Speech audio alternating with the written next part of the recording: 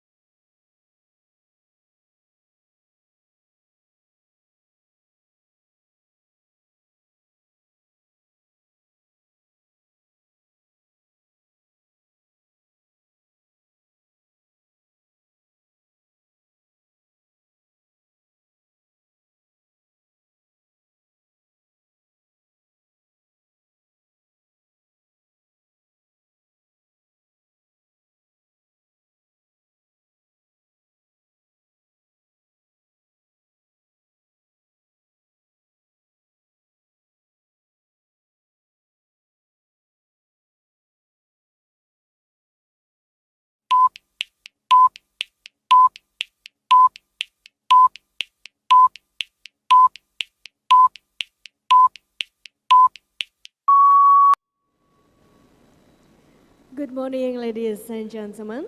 We kindly inform to all our distinguished guests and all the participants to get ready. Our event will be start soon.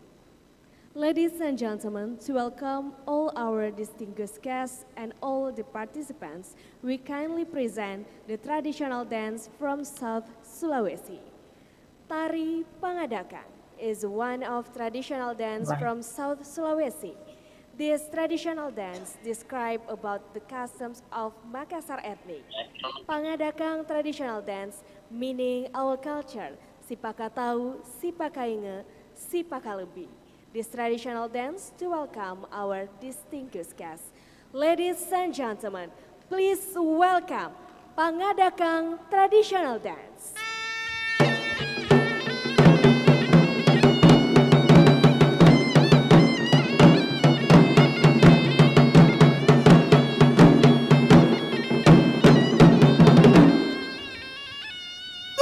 Karay, kipa mo mama, rida lekang labirito, risa rikaratuanta, riempoang matinggita.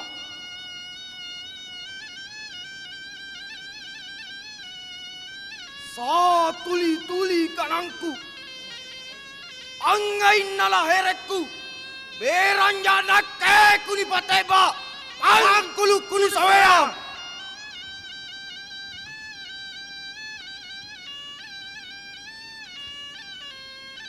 Ikate angin kerai, ay kamele ko kayu, omiri ko angi, nama runan leko kayu, iya sani, nama didi aji narunan.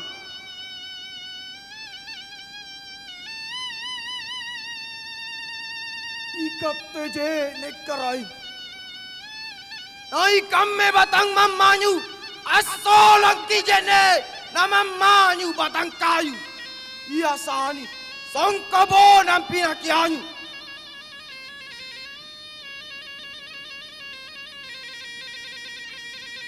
Maka na mama ki mai kare, naikam me apa jari, menyabu mama ki mai kare, naikam me maparupa.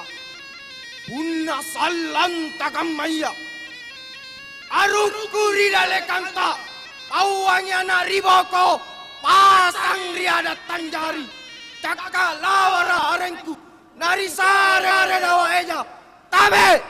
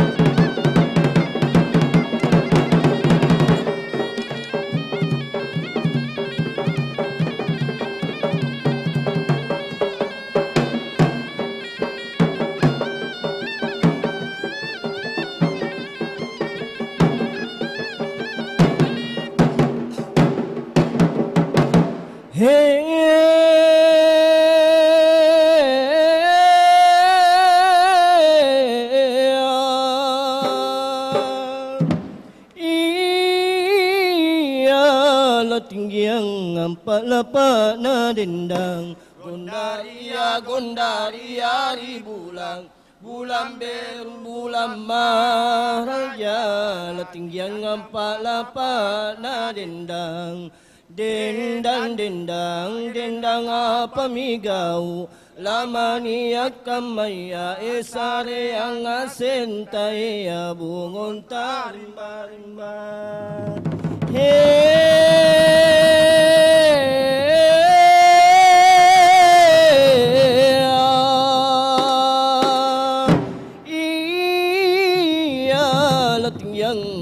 Lapa na dendang, gondaria, gondaria ribulam, bulan beru bulan maharaja, latinggiang lapa na dendang.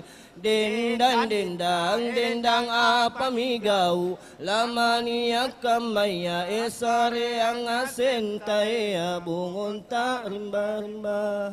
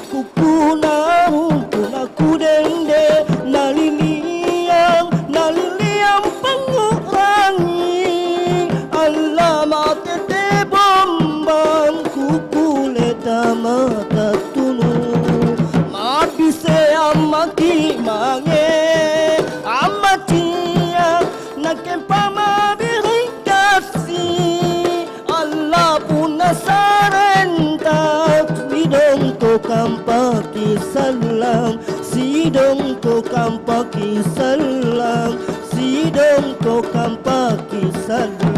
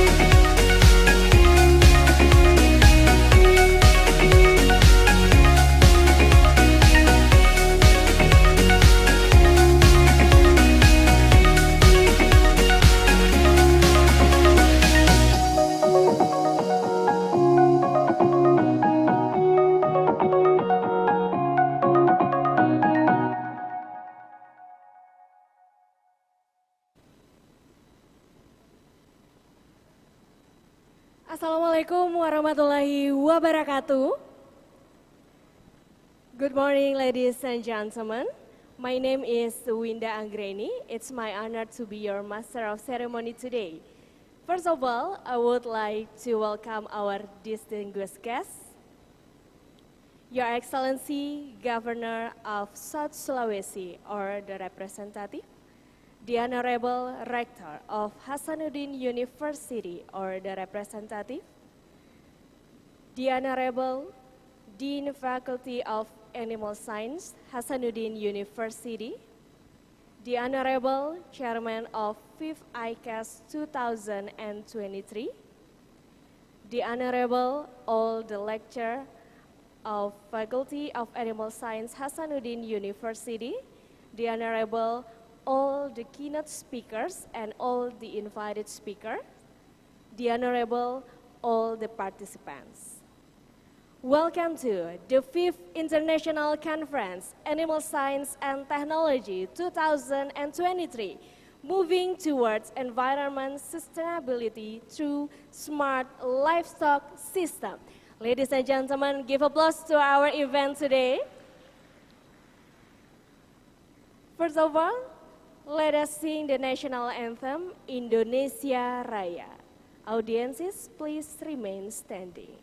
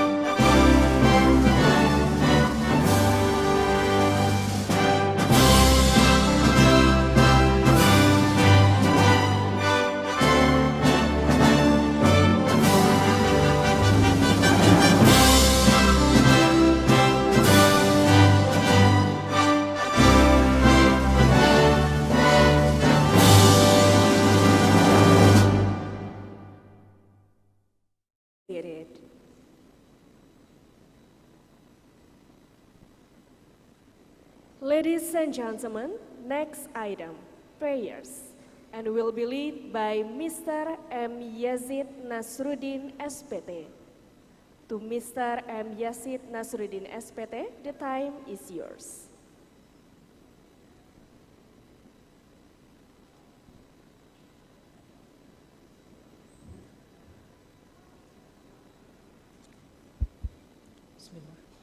Assalamualaikum warahmatullahi wabarakatuh.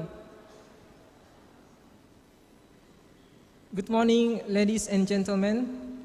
Let's bow our head for a moment, pray to God, Allah subhanahu wa ta'ala, so that our international conference can be precious to all of us. Allow me to lead this prayer based on the teaching of Islam. And my brother, not Muslim, you are please pray according your belief. Bismillahirrahmanirrahim. Alhamdulillahi Rabbil Alamin. Wassalatu wassalamu ala asrafil anbiya'i wal mursalin. Sayyidina wa maulana Muhammadin wa ala alihi wa ashabihi ajma'in. In the name of Allah, most gracious, most merciful, may Allah blessing and peace be upon Rasulullah Muhammad sallallahu alaihi wasallam, his family and all his companions. Hamdan syakirin, حمد النائمين حمدا يؤافي نعمه ويكافئ مزيده. يا ربنا لك الحمد كما ينبغي للجلال وجهك الكريم وعظيم سلطانك.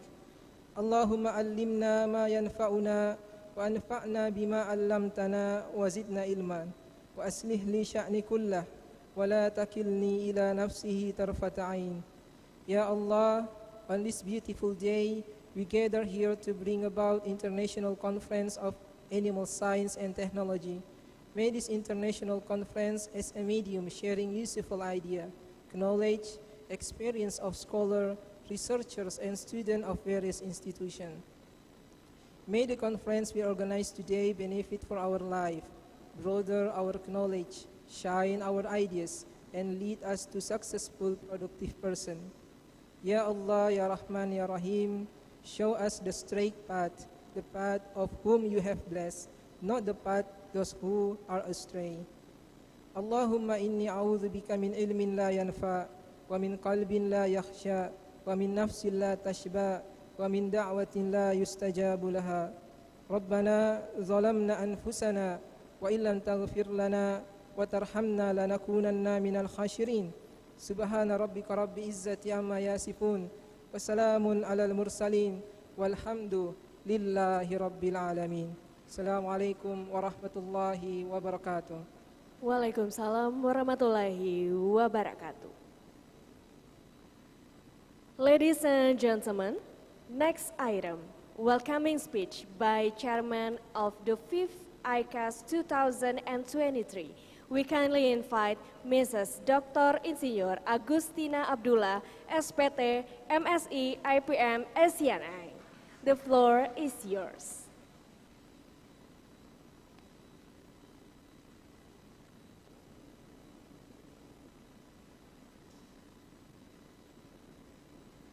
Bismillahirrahmanirrahim. Assalamualaikum warahmatullahi wabarakatuh. Alhamdulillah wa syukrillah, la haula wa la quwata illa billah. Honorable Rector and Vice Rector Hasanuddin University, Governor of Provinsi South Sulawesi, all deans of Faculty Hasanuddin University and all participants.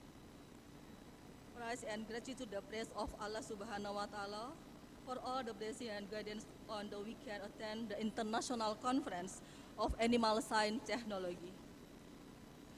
On behalf of the organizing committee, I wish to welcome all the keynote speakers and participants, paper presenters, and delegates to the 5th International Conference of Animal Science Technology ICAST 2023, who attend offline.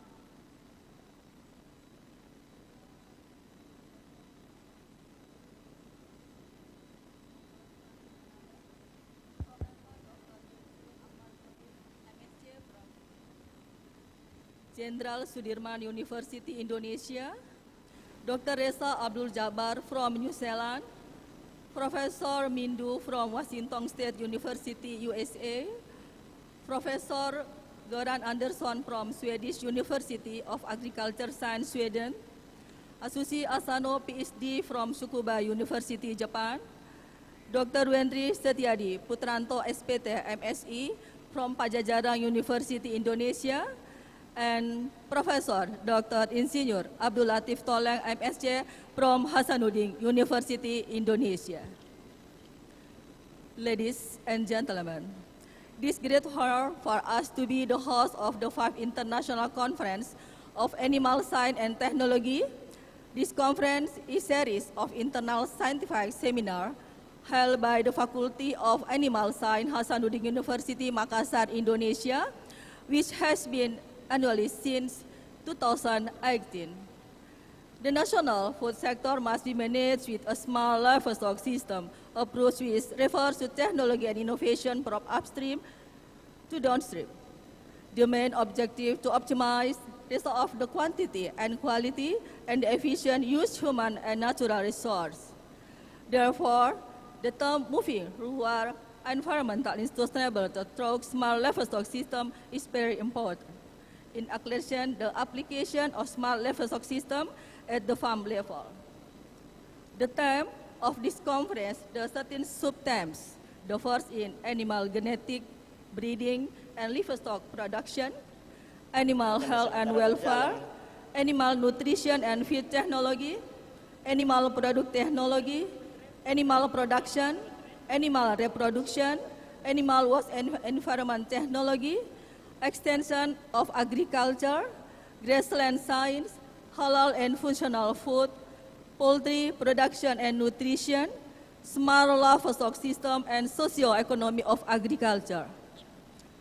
Ladies and gentlemen, this international conference is being attended by around 177 participants from 10 countries: USA, Japan, Canada, New Zealand, Australia, Malaysia, Sweden, Thailand, Vietnam, and of course from Indonesia including keynote speakers, oral presenters, and participants.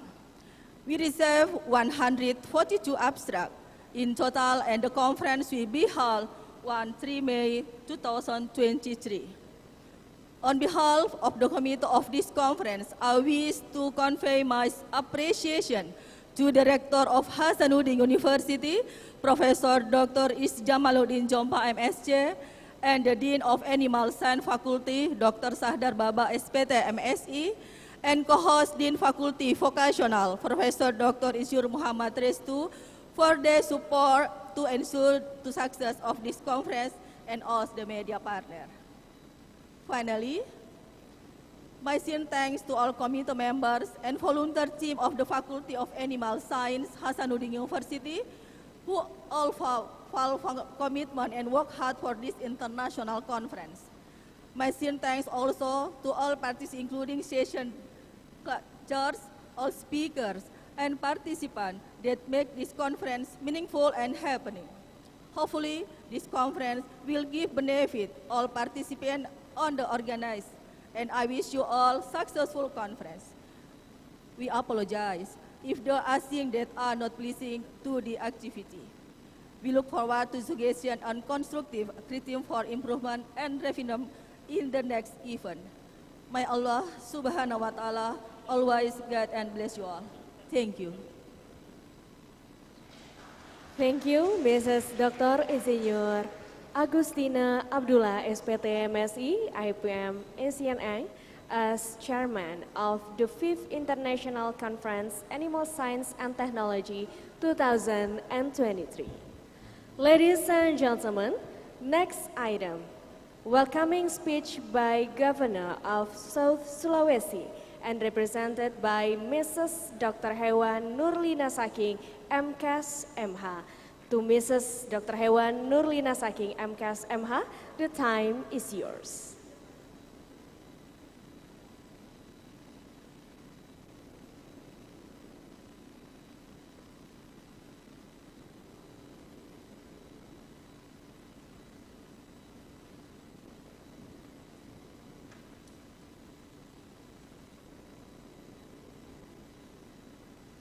Bismillahirrahmanirrahim. Assalamualaikum warahmatullahi wabarakatuh.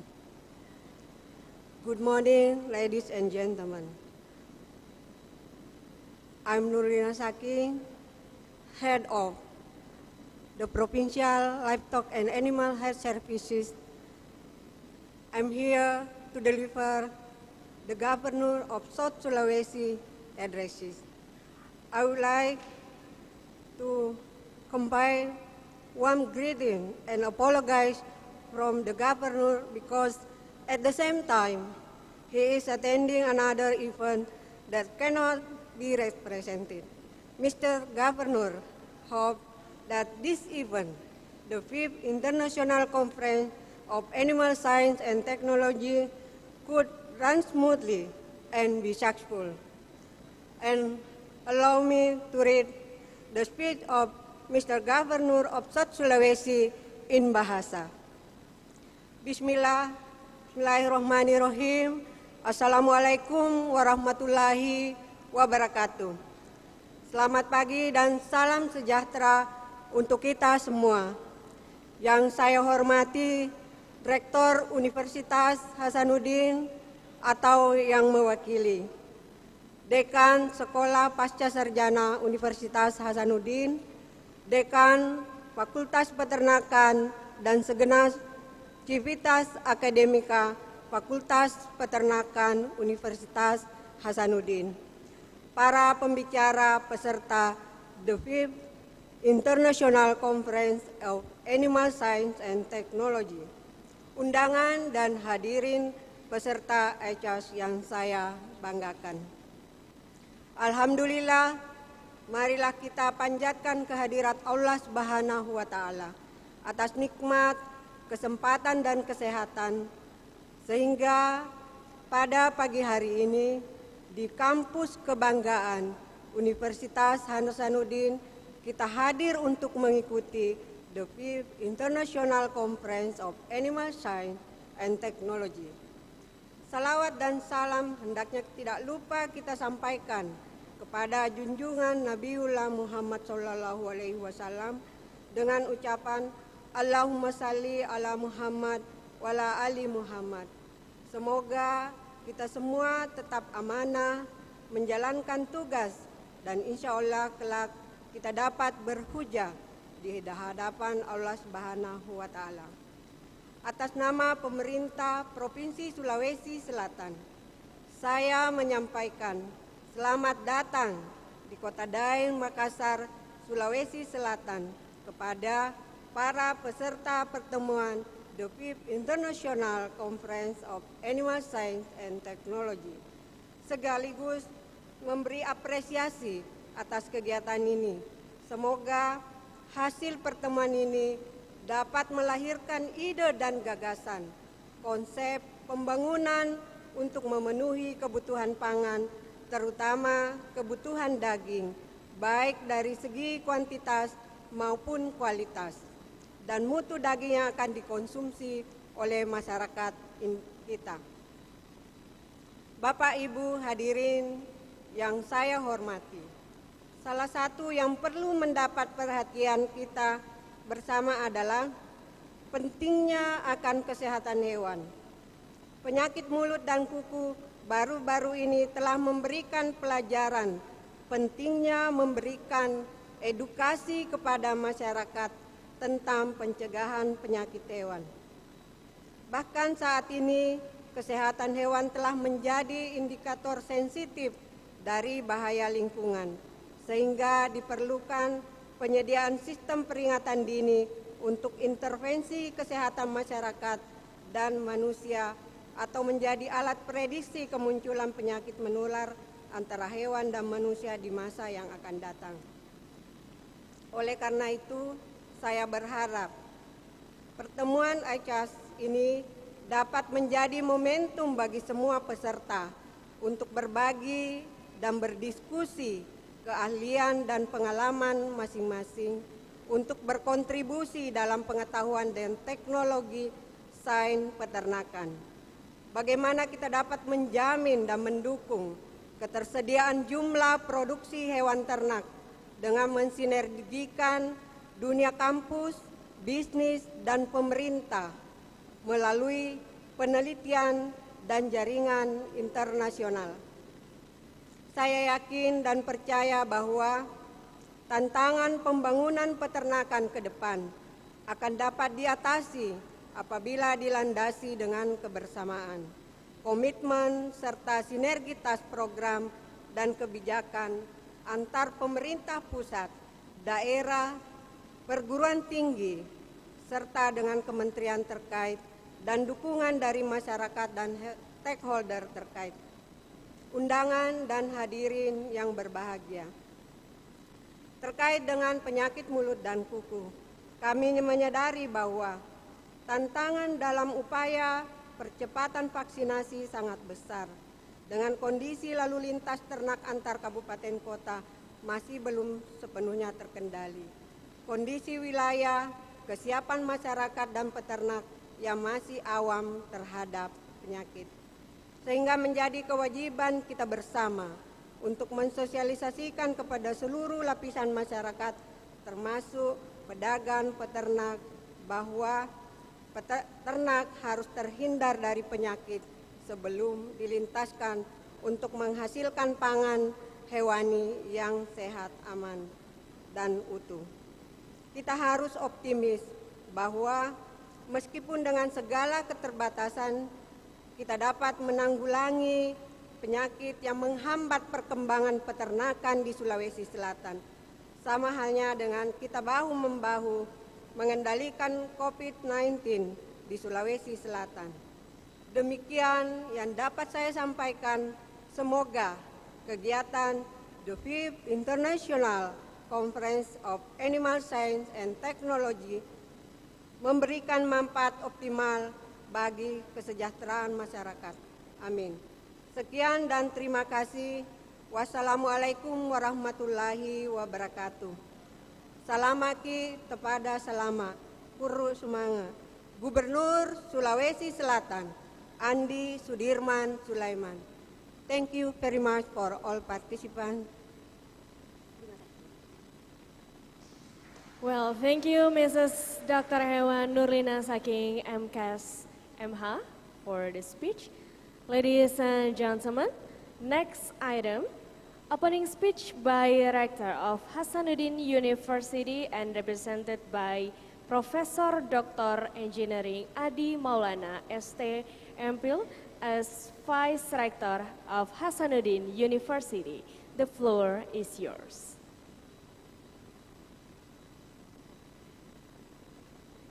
Thank you. Bismillahirrahmanirrahim. Assalamualaikum warahmatullahi wabarakatuh. A very good morning for everybody in this room.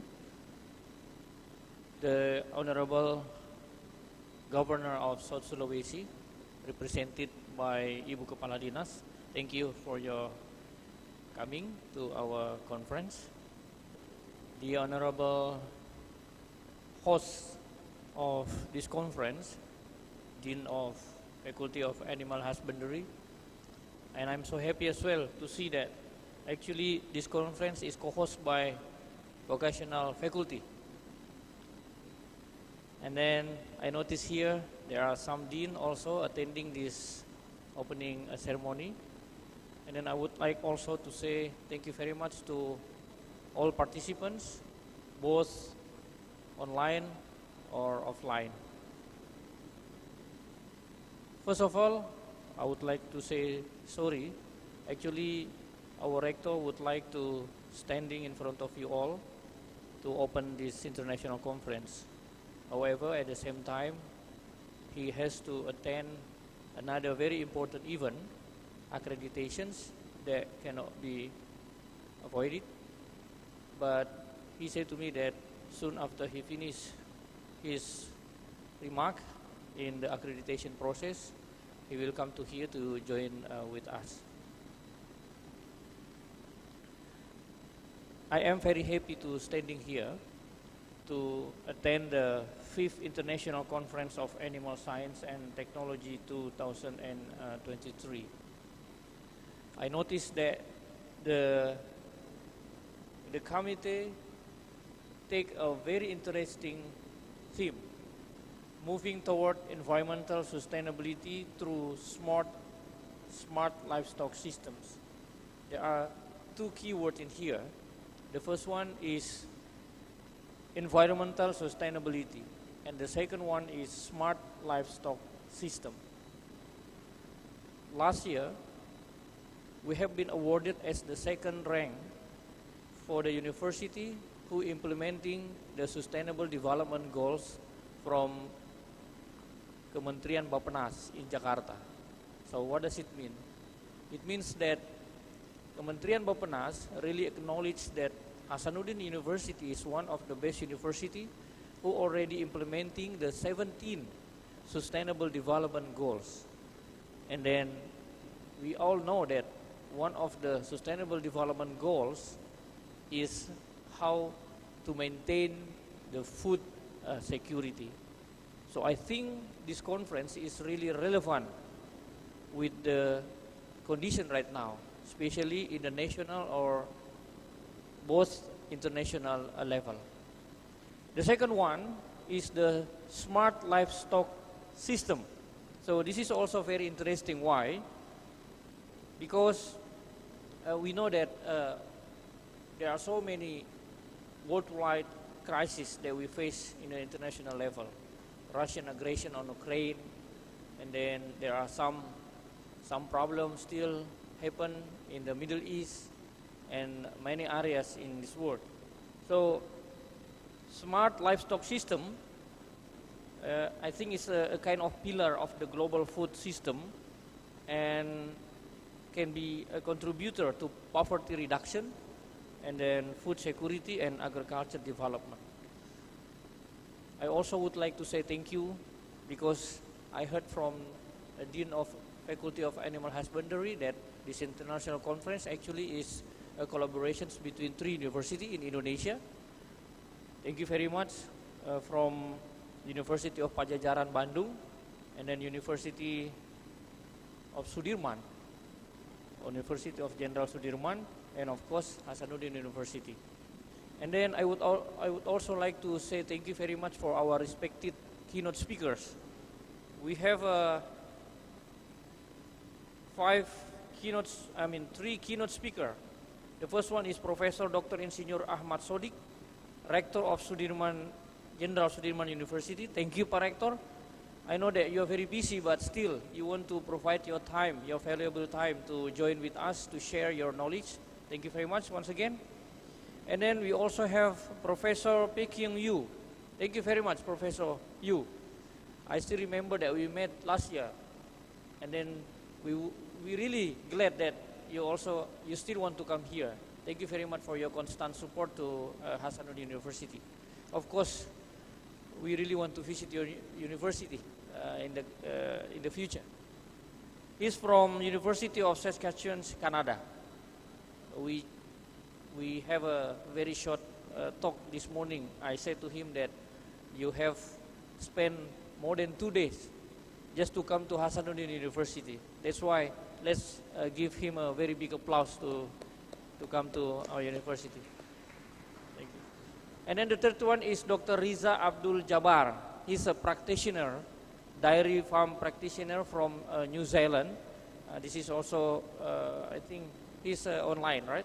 Okay. Thank you very much, Dr. Riza, for your support to our international conference. And then we also have 5 invited speakers. I'm very happy because the speaker is come from many different countries. The first one is Dr. Atsushi Asano, Ohio gozaimasu, from Tsukuba University, Japan. And then Professor Dr. Insinyur Abdul Latif Toleng from Hasanuddin University. Thank you, Prof. He's my senior actually. Thank you very much for your time. I hope you are in a very good condition always. And then Professor Goran Andersson from Sweden. And then we also have Wendy Setiati from University of Pajajaran Bandung. Thank you, Pak Wendy, for your time to join with us. And then last but not least, we also have Professor Windu from Washington State University. Thank you, Professor Du, for joining with us. Yeah. I think I don't want to spend more time because we also want to see all the keynote speakers sharing their knowledge to us.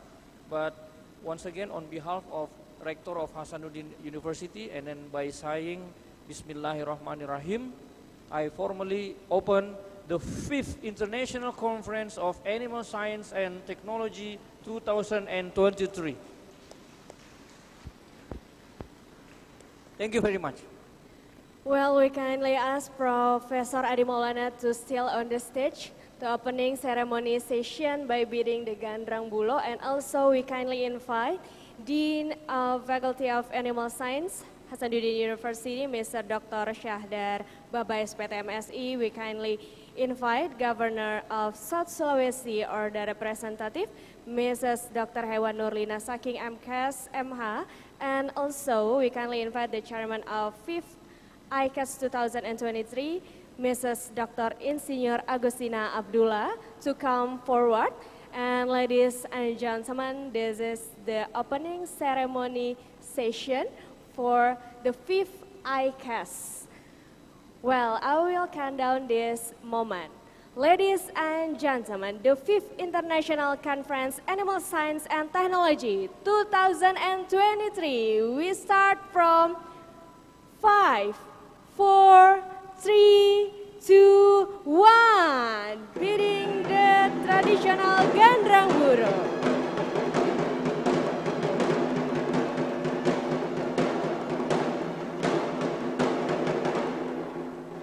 Ladies and gentlemen, once again, give applause to the 5th International Conference Animal Science and Technology 2023. Well, photo session. Photo session, sir.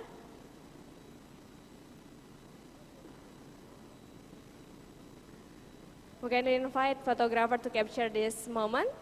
And after this, we kindly invite our keynote speakers and invited speakers to come forward to photo session.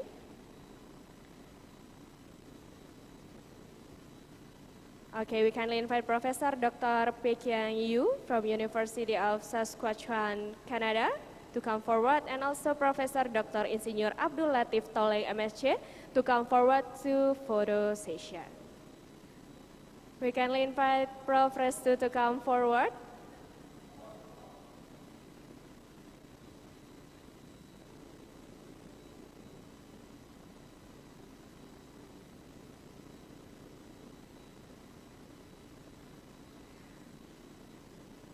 So please, the photographer to capture this moment.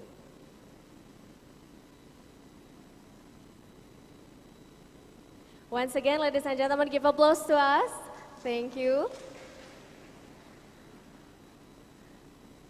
So all our distinguished guests may be seated. And ladies and gentlemen, it means the 5th International Conference Animal Science and Technology 2023, moving toward environment sustainability through smart livestock system, already open officially. Ladies and gentlemen, that's all the opening ceremony of the 5th International Conference Animal Science and Technology 2023. Before we start the first session of the international conference, we will break about 10 minutes to coffee break before we are going to the first session of this international conference.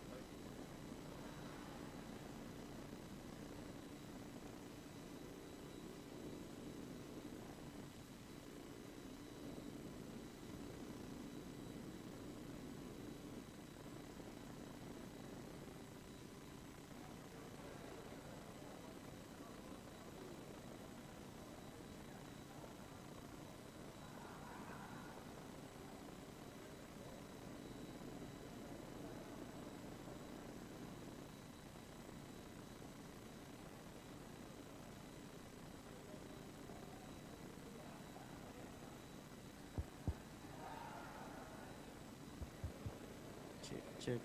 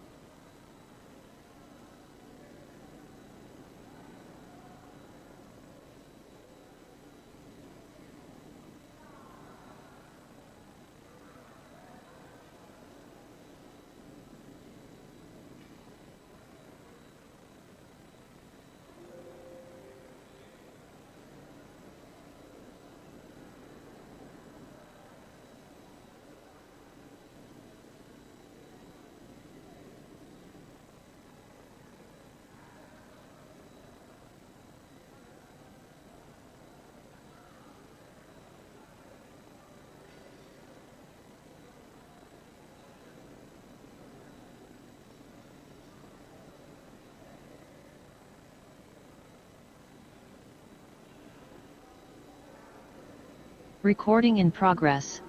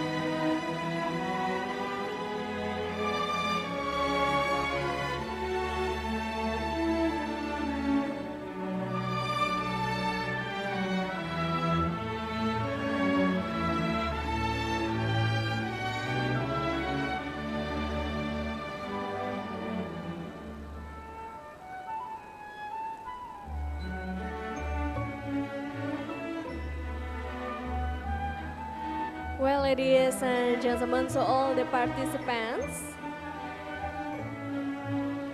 we kindly inform that the cafe break session will be end soon. So we kindly invite so all the participants to get ready because the first session will be start soon.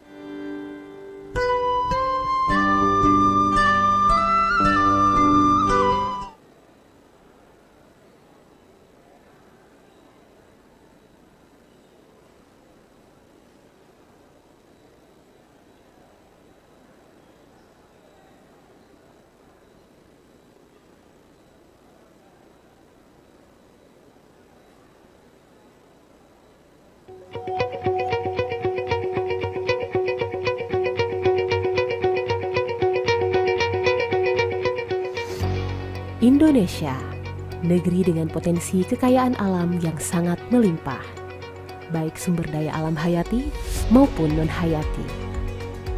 Kekayaan sumber daya alamnya meliputi pertanian, kehutanan, kelautan, dan peternakan, yang menjadi tumpuan perekonomian serta pangan nasional. Sektor peternakan memiliki peranan penting dalam mewujudkan bangsa yang sejahtera dalam bidang perekonomian dan ketahanan pangan. Fakultas Peternakan Universitas Hasanuddin hadir menjawab tantangan dalam mewujudkan sumber daya manusia yang berdaya saing, memenuhi kebutuhan pangan hewani masyarakat, dan kesejahteraan peternak. Fakultas Peternakan Universitas Hasanuddin didirikan pada tahun 1963 dengan nama Fakultas Kedokteran Hewan dan Peternakan, yang pada saat itu masih berstatus swasta, dan telah memulai perkuliahan pada tanggal 10 Oktober 1963 dengan staf pengajar dari Universitas Hasanuddin, Dinas Kehewanan, dan instansi lain.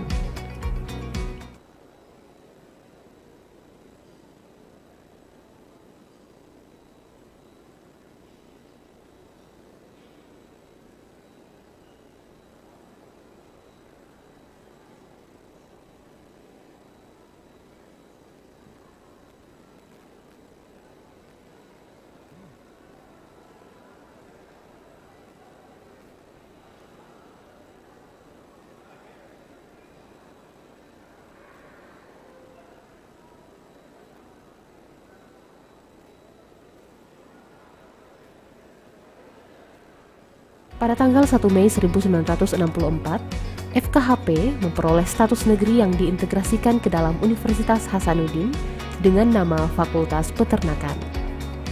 Pada tahun 2010, berdasarkan surat keputusan Dirjen Dikti, keempat program studi Fakultas Peternakan melebur menjadi satu program studi, yaitu Program Studi Peternakan.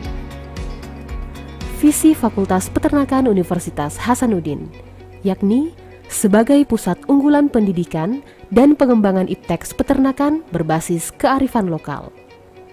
Misi Fakultas Peternakan Universitas Hasanuddin yakni mengembangkan sistem pendidikan yang adaptif, kreatif, dan fleksibel dalam pengembangan ipteks peternakan, mengembangkan penelitian dan kajian teknologi yang berkaitan dengan ilmu dan industri peternakan, menerapkan dan menyebarluaskan ipteks dalam mendukung pembangunan peternakan, dan mengembangkan kemitraan atau kerjasama yang saling menguntungkan dengan pihak luar.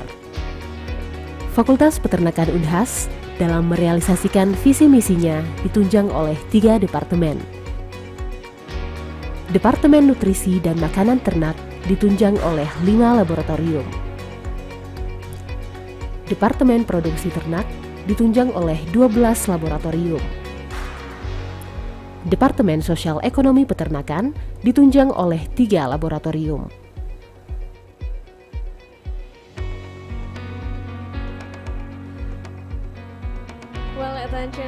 Fasilitas yang disediakan oleh Fakultas Peternakan Unhas meliputi aula, ruang kelas, perpustakaan, musola, sistem informasi, kandang, dan pengembangan riset. Fakultas Peternakan Unhas juga memiliki unit bisnis, di mana produknya dihasilkan dari Maiwa Breeding Center, laboratorium produksi, laboratorium unggas, dan closed house yang bekerja sama dengan Charon Pokpan. Komposisi tenaga pendidiknya sebagian besar merupakan lulusan S3 atau doktor dengan jumlah 56 orang, profesor dan guru besar berjumlah 21 orang, dan lulusan magister sebanyak 14 orang.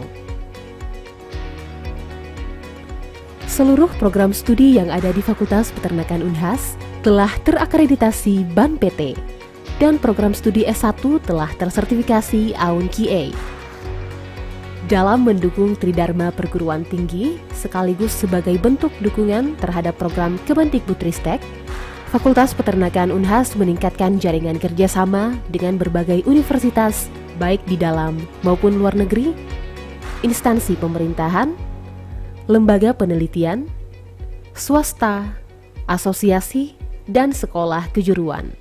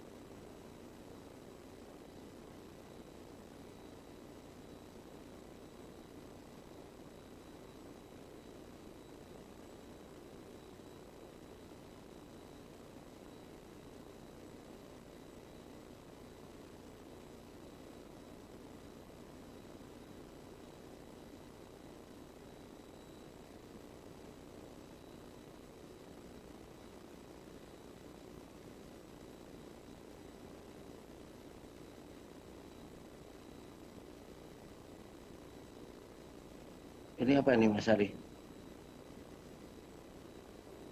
Apa ini? Alhamdulillah Rabbil Alamin. Wassalatu wassalamu ala asrofil anbiya'i wal mursalin Sayyidina Muhammad wa ala ali Muhammad. Bapak Ibu sekalian yang saya muliakan, all the participants for this the fifth international conference for ICAST 5. We are going soon to start our first plenary session with 4 speakers for the first one. And there are 4 speakers for the first plenary session. The first one is Professor Dr. Ahmad Sodik. The second one is Dr. Wendy Setiadi Putranto. The third one is Professor Pei Kiang Yu, and the last speaker for the first session is Dr.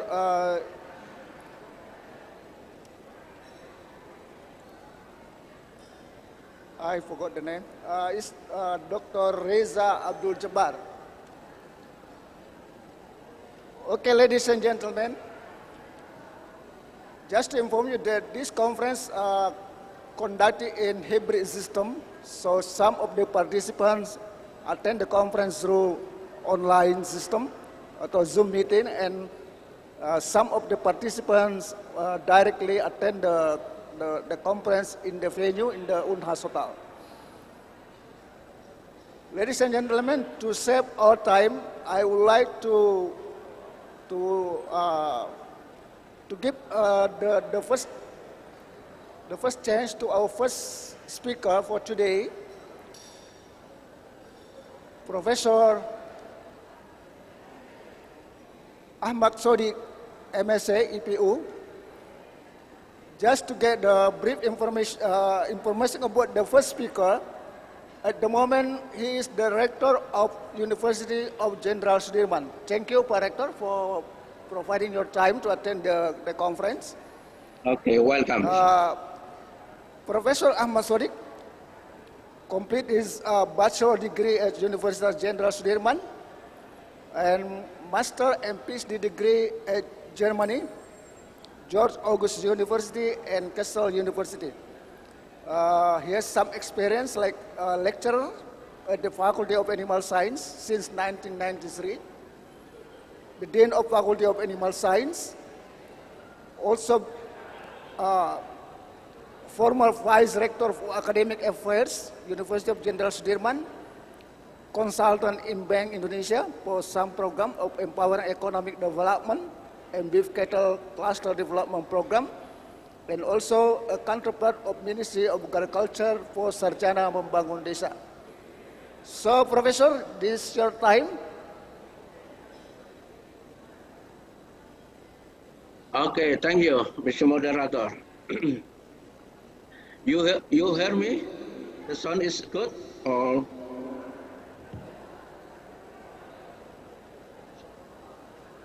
hello? It's okay, my son? Yeah, okay, yeah, we can hear you. Yeah. Okay, thank you very much. Assalamualaikum warahmatullahi wabarakatuh. Waalaikumsalam warahmatullahi wabarakatuh. Selamat pagi, salam sejahtera untuk kita semua. Salam, Om Swastiastu, Namo Buddhaya, salam kebajikan. Good morning, ladies and gentlemen. First of all, I would like to say thank so much for the organizing committee. I have the opportunity to share my experience in this great moment, International Conference of Animal Technology. You saw my screen? Okay, let me introduce my university. Our university is Jenderal Sudirman University. It's located in Central Java, in Purwokerto City. It takes about 5 hours from Jakarta and 3 hours from Yogyakarta by train. I have 20,000 students and active for study program at the moment. We have the 3 main obligations like in UNHAS University, the education, research, and also the community services. The largest number of the village found in the Central Java province, about 8 million villages. They are in agricultural sector, dominated mostly in animal farm and agriculture. At the moment, we have the 12 faculty, so this supports my vision on sustainable rural development and local wisdom. So come to our large and small ruminant in surrounding area of our university. We have beef cattle with the local breed, namely Peranakan Ongol, Sumba Ongol. It's dominated in our village. Also, we have all the Simmental and the Limousin, and near 90-80% found in cow-calf operation. Farmer keeping cow for producing the calf. So, on the other hand, farmer also keeping beef cattle for the fattening and producing meat, mostly using Simmental and Limousin breed.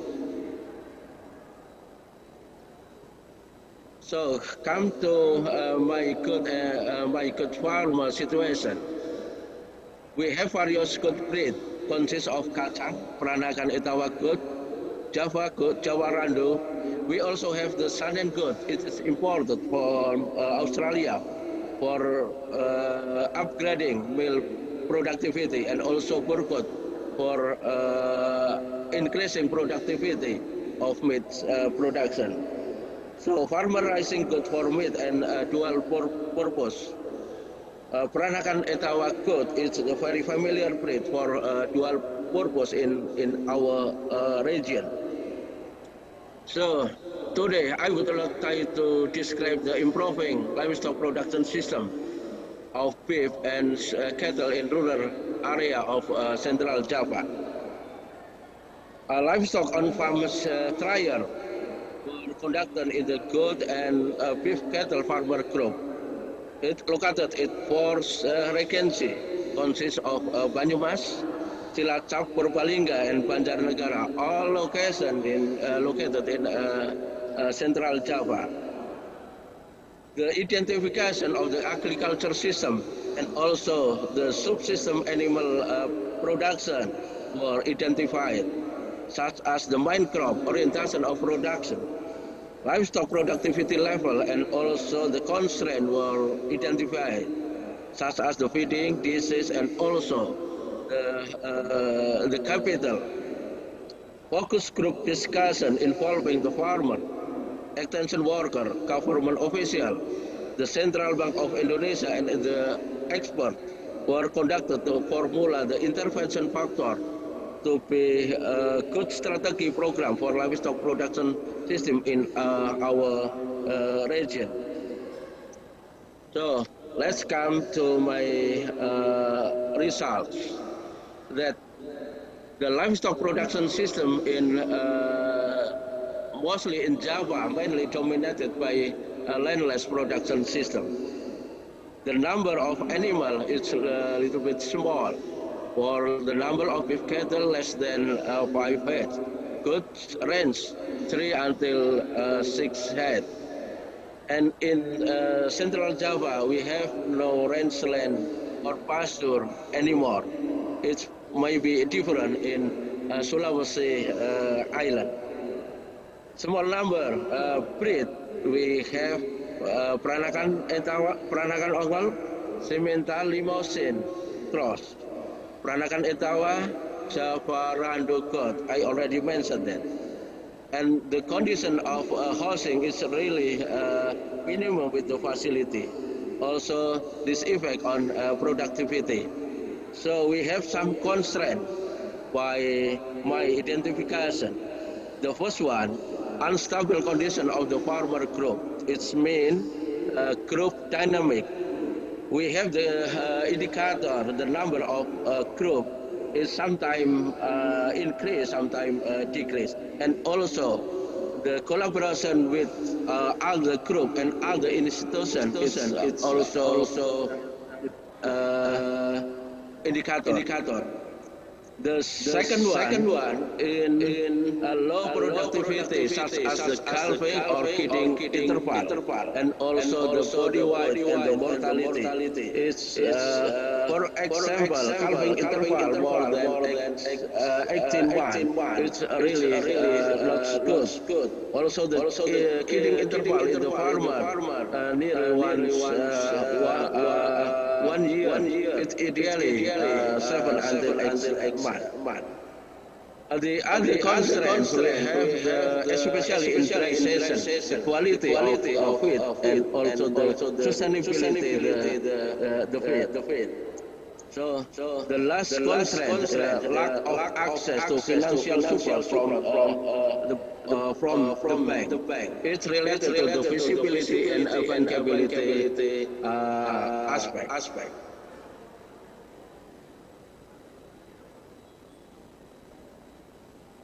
So come to our program. It is related to our responsibility. How to improve the livestock production system. Our university, in terms of the Faculty of Animal Science, getting solution by joint program collaboration between local government and also the Central Bank of Indonesia. We have in the picture, this is condition, the signing agreement, MOU between for the program beef cattle development is called clusters program for beef cattle development. The situation conducted during the national seminar in our Faculty Jenderal Sudirman University.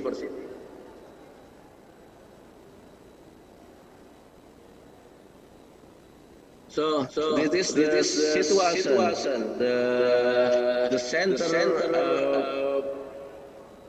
for beef cattle development. This action program creating the center and also the mitra, or we call the plasma. the center for beef cattle development, providing the training for the farmer and also providing feed mill, trading, fattening, also cow-calf operation. This program supported by local government and also by Central Bank of Indonesia. The university, of course, providing the experts for improving, increasing technology regarding the improving livestock production system in that area. This picture shows that how to improve farmer group dynamic. It's conducted in our university in Faculty of Animal Science. This is involve all the experts in our university, especially for improving technology and also improve the social economic in related to improve the livestock production system. This is the training for empowering group dynamic farmer. So on the other hand, you can say the training in the farm is conducted also in our university in farm animal science faculty. All of the member, the group, it come to our university and getting some knowledge and also the technology can be applied in the farm. So come to the next picture. This is the situation of the plasma on beef cattle group in Jatimulyo. It's name of the farmer group. It's located in Purbalingga Regency. It shows that in that program supported by Bank Indonesia, the improving, especially in infrastructure, especially for the kandang, for the beef cattle. On the other hand, this is also example for the plus in Cilacap beef cattle group of Ngudimulyo in Cilacap. In this group, we support that feeding, especially for concentrate. It's supported by Jenderal Sudirman University and also by a bank.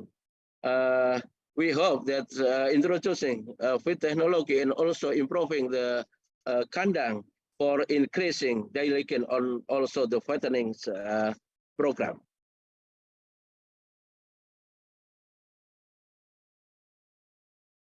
So we have farmer group in Sari Widodo and Tunas Widodo. It's located in Banyumas, in Banjarnegara Regency.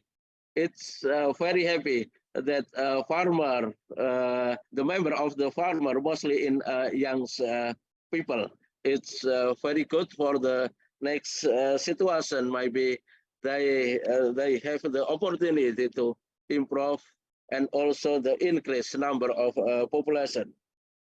In that farmer group, we have the program for giving compost installation, for improving quality of the manure, for fertilization, and also the support by Bank Indonesia. So the other one, in Bina Karya Sejahtera in Banyumas, we give the support balance, which is very important for the fattening program to identify and to monitor the body weight of beef cattle. It is very important for the fattening program. So come to the other situation. We have here that in center, we have the center for the training It is located in Cilacap.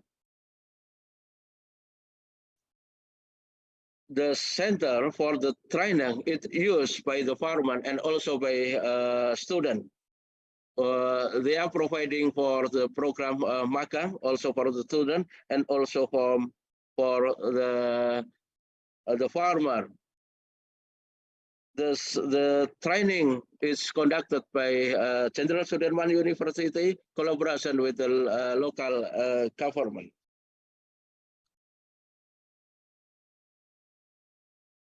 So next to condition of good production in our region, the goods could be improved by the new technology and also by improving the number of population. How to improve good production system?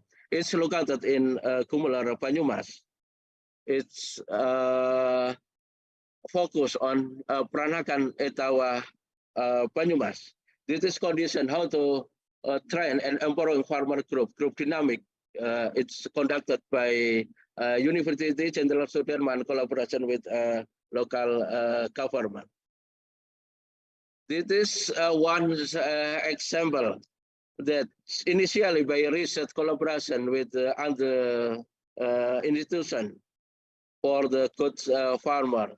The trial intervention factor, especially for feeding trial. I hope that farmer can adapt the technology, especially for the complete feed technology in this research. We try to identify the partial size, test palatability, and also it's very important that we found that complete feed technology can assure feed availability throughout the year, particularly in dry season. It's very important to improve productivity in our region. So this is the impact of the optimizing local research that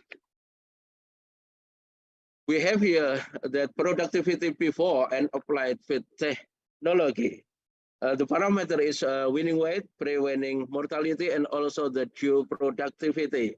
We have the result that after applied feed technology, the due productivity significantly increase. So it is very very happy for the farmer that the number of kid or dam it's increase.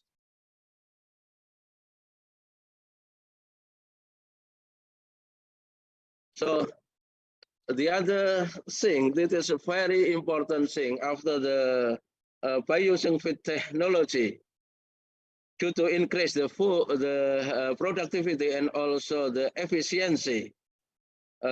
Besides increase good productivity and efficiency, the most important thing that's good effect are the trust.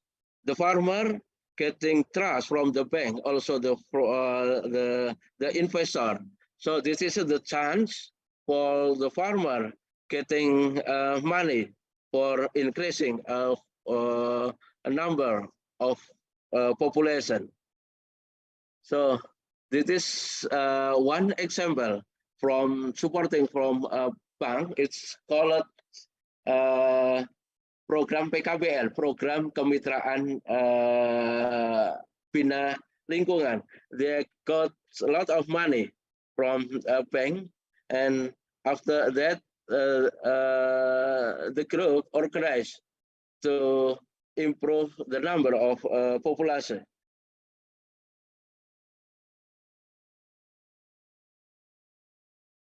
So this is a very important thing that I have the experience that this situation of Simon contract between farmer and the bank. This is conducted in our campus, in our adhesion in Faculty of Animal Science. I'm really happy. See the farmer getting money for the bank. So I hope this is a very good program. If in another university or another region, there is a collaboration between university, bank, and also the local government for increase the productivity and also the livestock production system. So come to our conclusion that the improving goat and beef cattle production system in rural area of Indonesia conducted by following program. The first, empowering group dynamic of goat and beef cattle farmer program.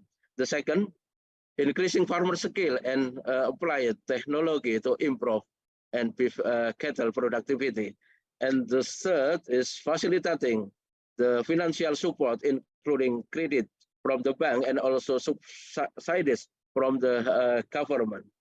I think this is my experience and thank you very much for your kind attention. Terima kasih, saya kembalikan ke Pak Moderator. We give a big applause for our first speakers. You use your time efficiently, 20 minutes. Thank you very much. Okay, let's move to the second speaker. Our second speaker for today also conducted through online by, let's see, Dr. Wendy Setiadi Putranto, and is going to talk about renin-like protease from lactic acid bacteria for cheese production, for cheese processing.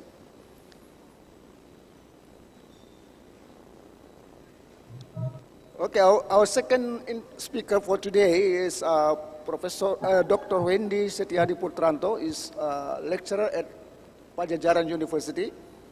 He completed bachelor degree at Pajajaran University and then master degree in IPB University in biotechnology and also doctor degree in IPB University in the field of food sciences. Some experience is secretary of the Department of Animal Product and Technology, Faculty of Animal Husbandry, UNPAD.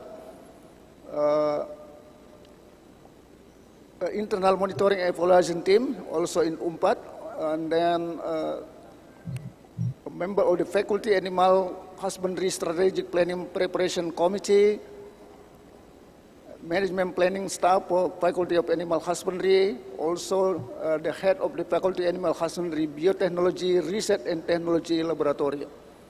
So please, your time, Dr. Wendy Setiadi. 20 minutes for the talking. Okay. Assalamualaikum. You can hear my voice, Prof? Yeah. Clearly. Clear and clear. Okay. Assalamualaikum warahmatullahi wabarakatuh. Selamat pagi. It's very great for me to join the conference. And thank you for committee and all participant. Salam dari Bandung di West Java. Today I want to share about my research. The topic is renin-like protease from lactic acid bacteria in cheese processing. We know that cheese is very popular in the world, and the type of cheese in the world have been identified. There are 750 varieties. There are two types of cheese. We can divide it into base of coagulating agent. The first is rennet coagulated cheese. This is the majority of cheese in the world, and the second is acid coagulated of cheese, for example, cottage. Today I want to share about rennet coagulated cheese. We know that cheese processing of coagulation need renin or rennet.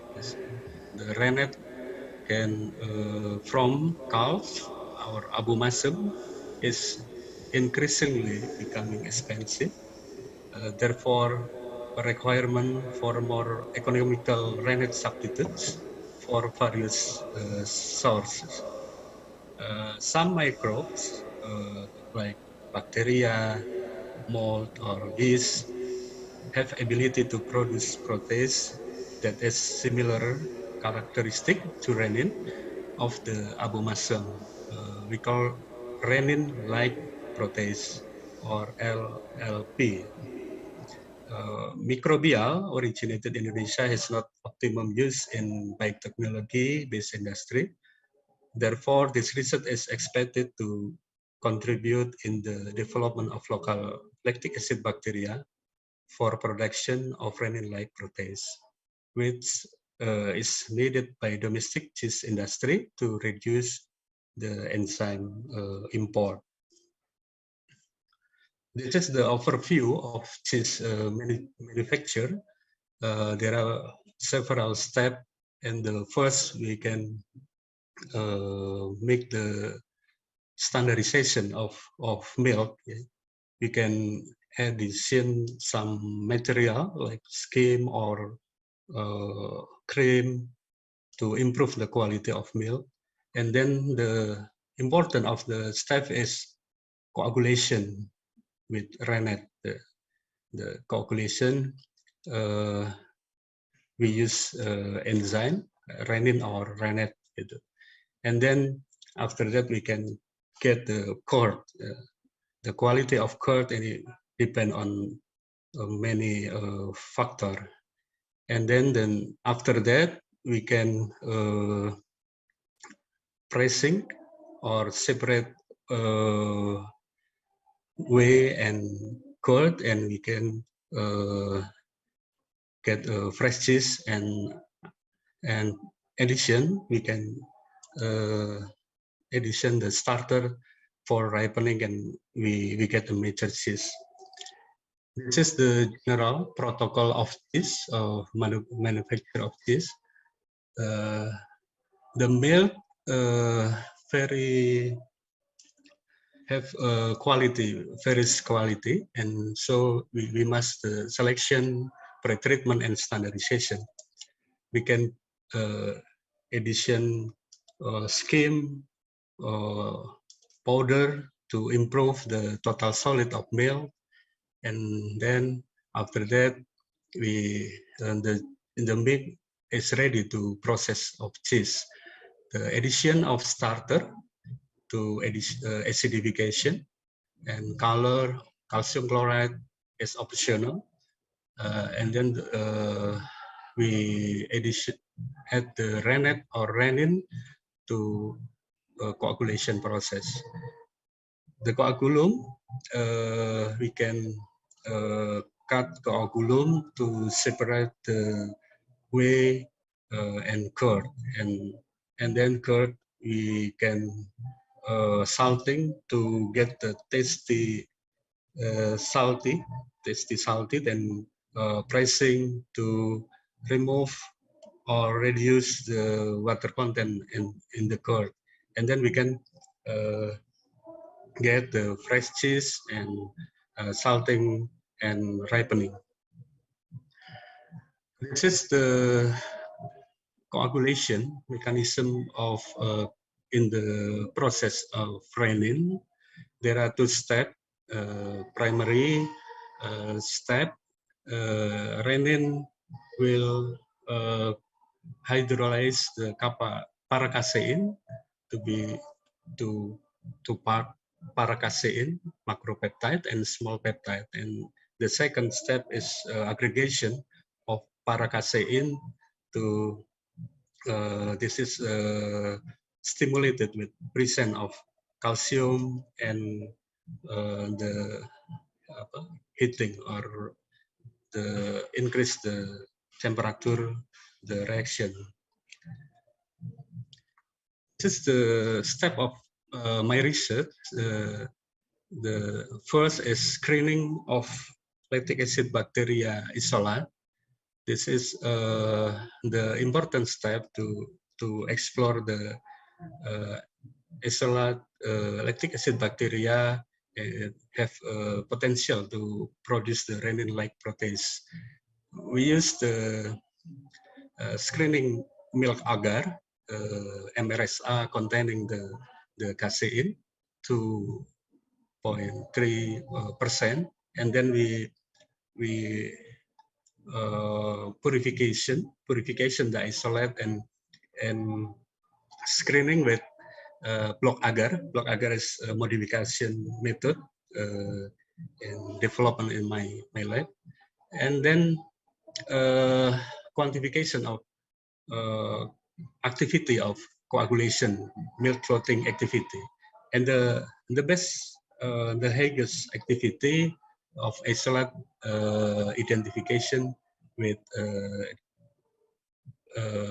DNA approach. And the second step is fermentation, is production of renin-like protease. We observe the growth and production the growth enzyme, and we analyze the optical density, turbidity, and pH, and glycolytic activity and proteolytic activity, and presentation of curve. And the third step is purification. The first is precipitation with ammonium sulfate, and the next is dialysis to reduce the salt in the process of ammonium sulfate to improve the quality activity of milk clotting activity. And the last of purification step is gel filtration using Sepadex G50, and this is we can get the purified of enzyme renin-like protease. And the characterization, we know the pH, temperature, and cofactor and inhibitor of the enzyme. Then molecular weight, we use SDSPH, and to confirmation of activity, the enzyme, we use the seismogram. And MGA per PA is the indicator. The enzyme can potential to substitute the renin. This is the result of my research, and we find some colony of lactic acid bacteria so exhibit the have ability to hydrolyze casein around the colony. This is indicated that the isolate can excretion extracellular of renin-like protease and have the ability to milk clotting activity. The protein hydrolyze the substrate in the media, and we have this is the modification method to know the isolate. We screening block agar. We have two media A, and we culture swab on MRSA and incubation 24 hours, and then we have media B prepared with substrate in the media, and we make a plug. And so this is the illustration block agar. Then with isolate with activity renin-like protease, there are precipitation around the isolate. This is the summarize of strategy to explore to get to find the potential isolate. The first we screening with skim milk agar, and then purification and confirmation with block agar, and to quantification activity with milk clotting activity, and we check the conformity of the cord, and the best isolate we identification with DNA 16S ribosome DNA. This is identification the best tree of isolate.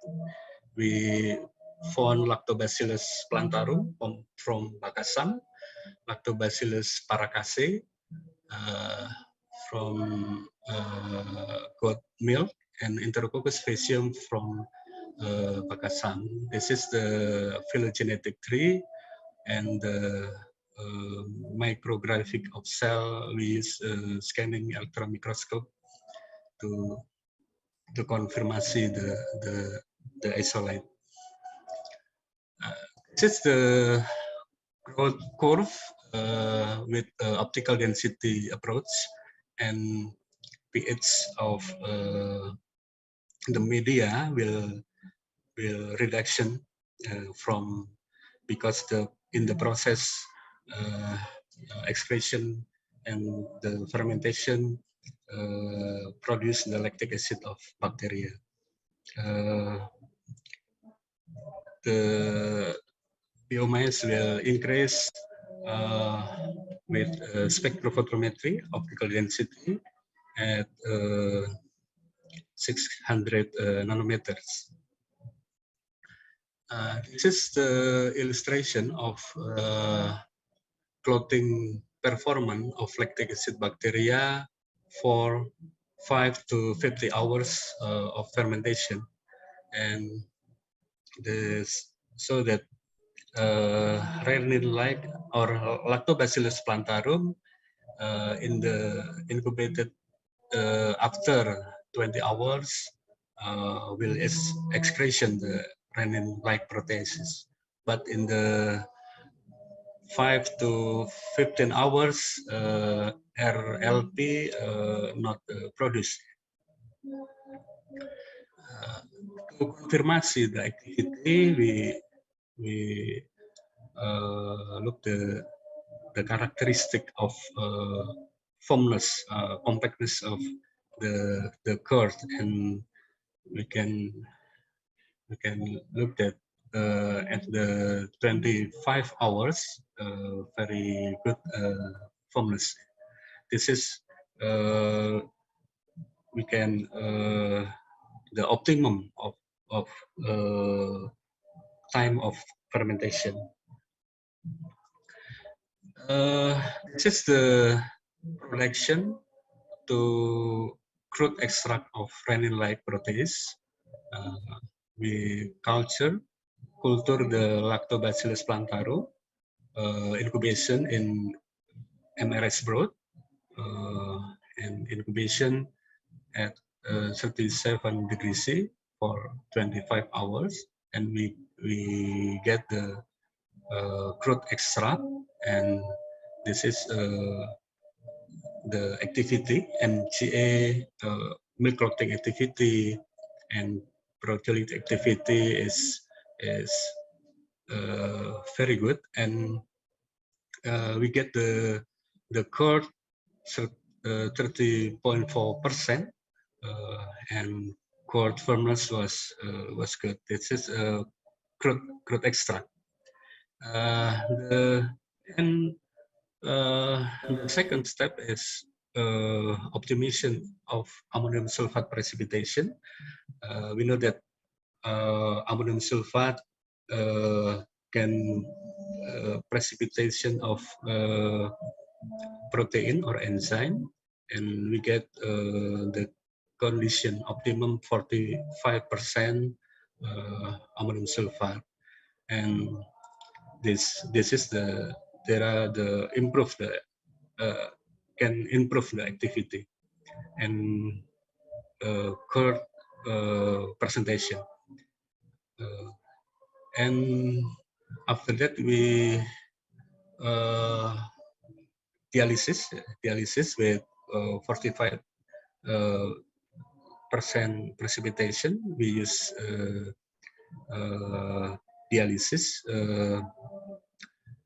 can improve the activity and the cord firmness to remove the salt residue. That's I think the salt residue can inhibit activity of milk clotting activity. This is the last of purification step. We use the gel filtration Sepatric G50, and we get the fraction 4 have the highest milk clotting activity and production of curd and very good formless. This is a summary of purification step, and in this step we can get purity, improve the purity of the enzyme 15.84 times, and this is a very good condition, and we get the percentage of curd very high, 36.8%.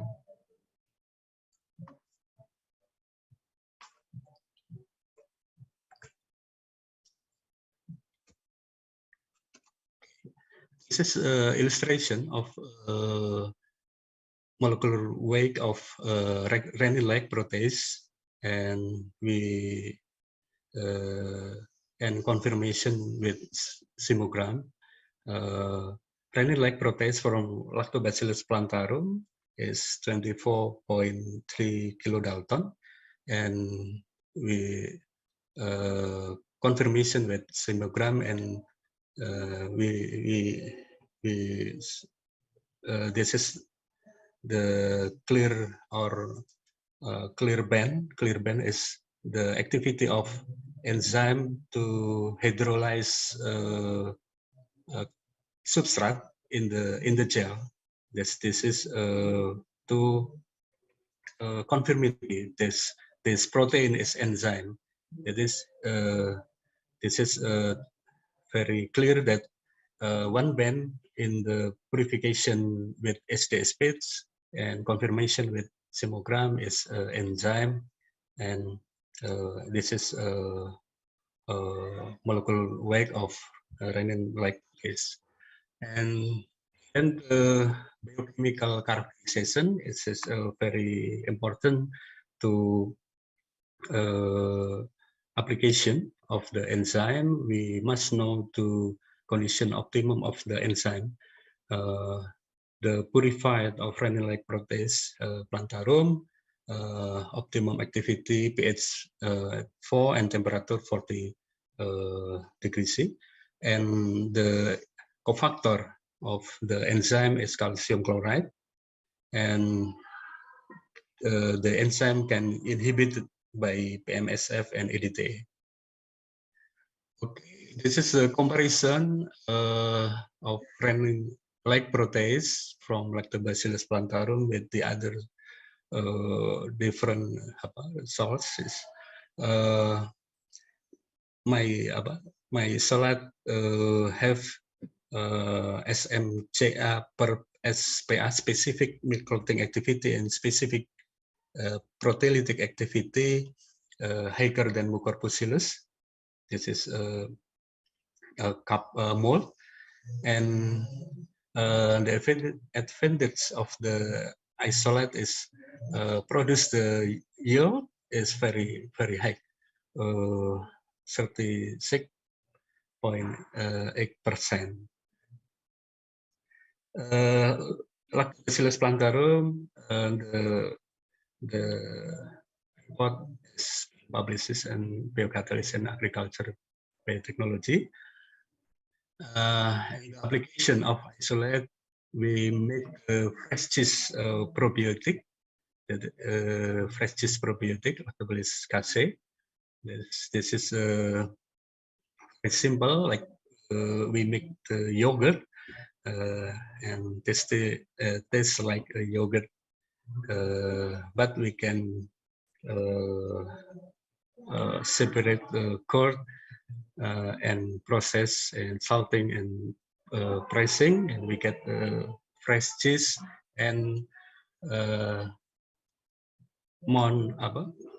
total plate count of casei is very high, so this is a potential to production of probiotic or functional food.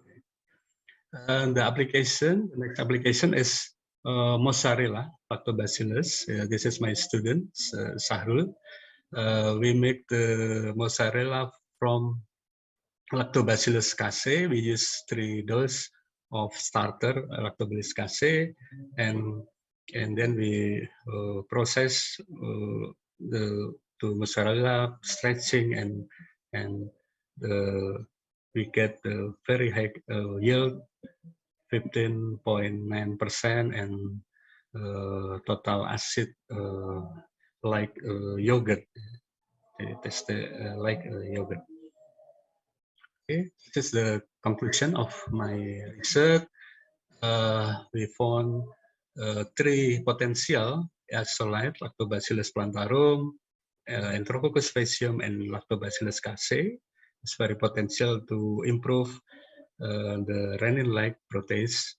The characteristic of biochemical characteristic of this enzyme, Lactobacillus plantarum, pH 4 and temperature optimum 40, and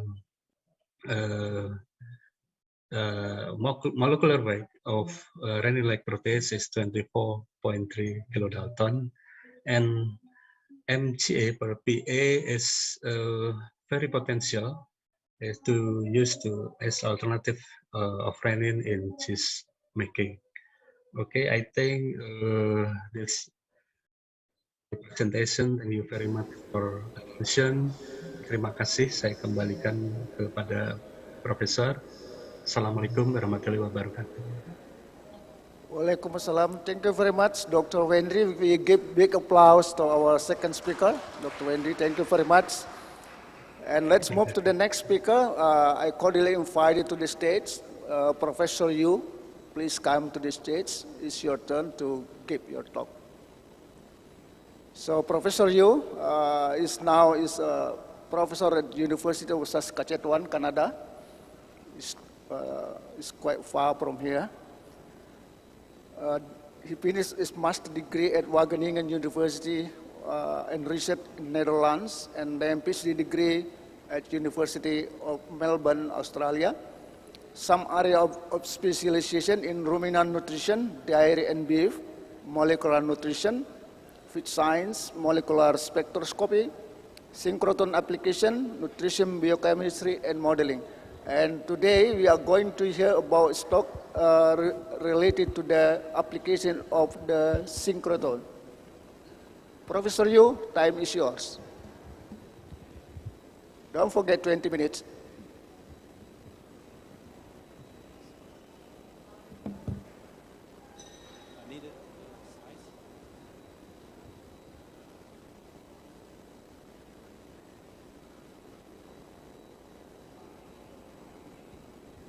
Okay, thanks for your invitation.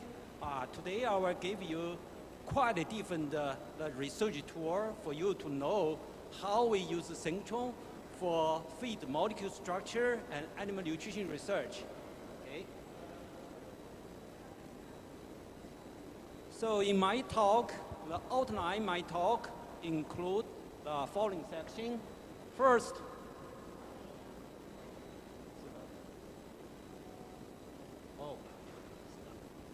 pointer not working.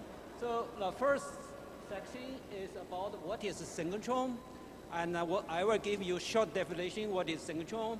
Then the synchrotron major component. Okay. Then second section I will talk about the synchrotron molecule spectroscopy, the principal advantage, why we want to use synchrone for feed and nutrition research. Then I will give you the applications, how we use the synchrone.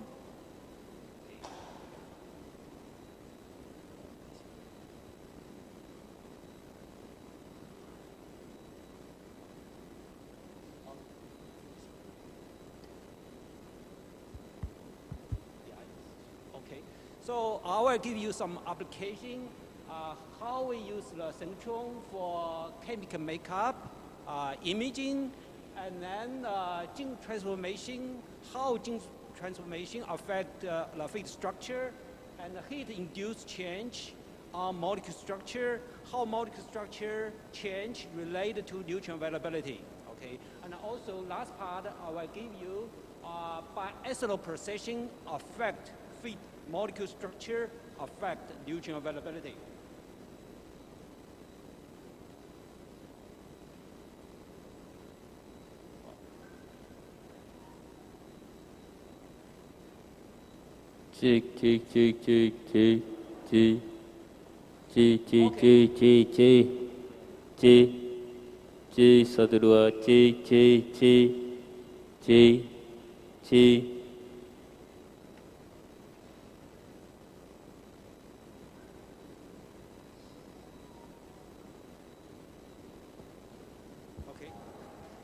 So what is the synchrone? Synchrone, it is the photon beam. It is a giant particle accelerator.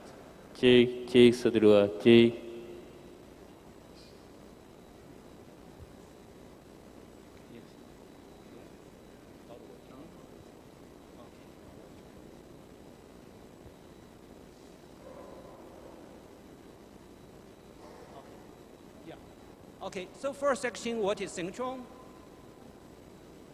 Synchrone is a photon beam. Okay, it is the giant particle accelerate. The particle accelerate turn electron into light. So synchrone light is a million times brighter than sunlight. Very, very bright light. Okay.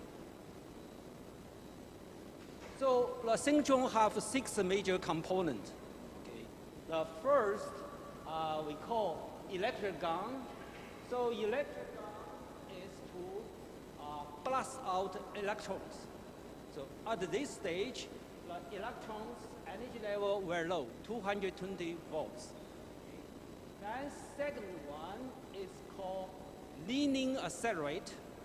Okay, leaning accelerate. Here you can see this is a leaning accelerate. Okay. So leaning accelerate, it is used to increase the electron speed to speed of light. So at this stage, it is 300 millimeters per second. So speed very, very fast. Okay. Then the inside ring. So here you can see this is the inside ring. That's called boost ring. So boost ring is to energy is highly increased. Once reach target energy level, so different synchrone center have different target energy level. So once reach target energy level, then transfer to storage ring. Okay. So here you can see this is outside ring. That's the storage ring. Okay. Storage ring beam intense is further increase. Okay, increase. You can see the speed in 1 hour. Electron can travel 1 billion kilometers. Okay, very, very fast. The last one, it is the beams line and experiment station. So you can see here, this is hatchet, this is hatchet. This is hatches is for scientists to do research. Okay, to do research. Okay, so what do we do with synchrone light? Okay, one high speed, high energy electron accelerate, it produces the synchrone light. Okay, so scientists usually select we call wavelengths of synchrone light, then to investigate the structure molecule. So synchrotron is used for us to study molecule, okay? Plant molecule, feed molecule, tissue molecule, disease molecule. Okay? So what they do, usually direct the synchrotron light onto sample, okay? Use a spatial detect system to collect data, then measure amount of light absorbed, reflect, and scattered by molecule. So in this way, we determine the structure molecule. Okay, you just remember, synchrotron light is used for us to detect molecule structure. Okay, here I give you, show you the third generation synchrotron.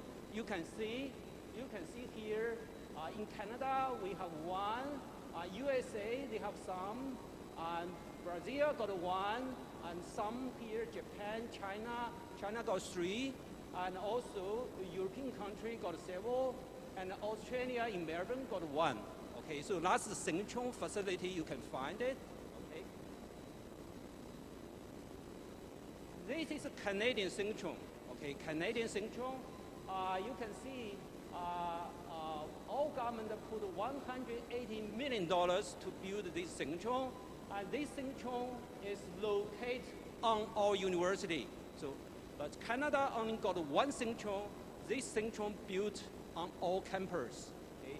So I work in the college of agriculture from my building to this synchrotron center, 5 minutes walk. So very convenient for us to do the synchrotron related research. So also before Canadian built the synchrotron center, I also work in USA. That's in Brookhaven National Lab called NSLS, National Synchrotron Light Source. Okay, it's a part of the U.S. Energy Department lab. So my students also work in this lab. Also, in very recent year, we also use advanced light source, okay, ALS.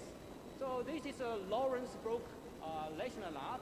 That's in California, in Berkeley campus. We're also doing synchrotron work in this lab.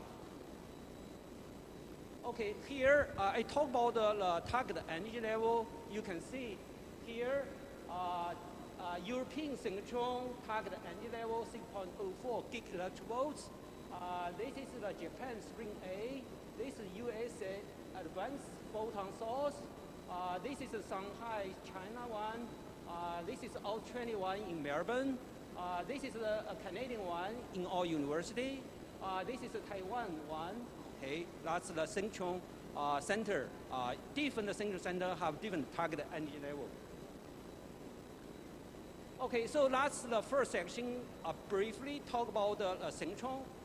Next section, I will give you the principal advantage why we want to use synchrotron for the molecule structure research. Okay, you see the molecules have energy. So molecules have 4 kinds of energy. First one we call translation energy, rotational energy, vibration energy, electronic energy. So that's the molecule have 4 type energy. Then different radiation EM spectrum usually result different energy transition. Okay, energy transition. So the plant-based tissue or feed tissue have the organic molecule. So this organic molecule usually have bonding, have function group, normally vibrate independently at the equilibrium stage. However, when we apply synchrotron radiation, so and this organic molecule break down molecule equilibrium stage, okay, then cause 2 energy transition, promote transition molecule between rotational energy, vibration energy. So sometimes why we call vibration spectroscopy, it is because the reason here, okay? And when this happened, it results in unique absorption of IR radiation. So unique chemical structure will result unique IR absorption. Okay, so that's a little bit of principle about the central radiation and then IR absorption. So this figure just shows you the chemical features of the biological component. Okay, so here I just show you, this is the left side, that is the molecule structures. For example, protein. Protein got amide 1 due to C double linkage, and amide 2 NH linkage. So one protein have this amide 1, amide 2, so it will show here amide 1, amide 2, these two peak. So when these two peak come out, we know that's the protein. Okay. Then amide 1 band 1650, amide 2 band 1550. So we know the protein tissue, we know the spectrum. Okay. So same principle for allos, for lipid, nuclear, and carbohydrates, they have the unique band. Okay, so now why we want to use a synchrone for feed structure and nutrition research? Okay, so the feed quality, nutrient utilization, and the digest behavior are close related to chemical composition, so feed chemical composition, and also very close to related to feed intrinsic structure, and also the feed biological component matrix. Okay, so the problem is here. We usually use the traditional weight chemical analysis. Okay, but the weight chemical analysis fair detect the structure, fair detect matrix. Okay, so current model, NRC model, it is the chemical composition model. Okay, we just look at the chemical composition, or we don't look at the structure, we don't look at the matrix, but actually the structure matrix are highly related to feed quality, nutrient availability. Okay, give one example. This is a very early work we did.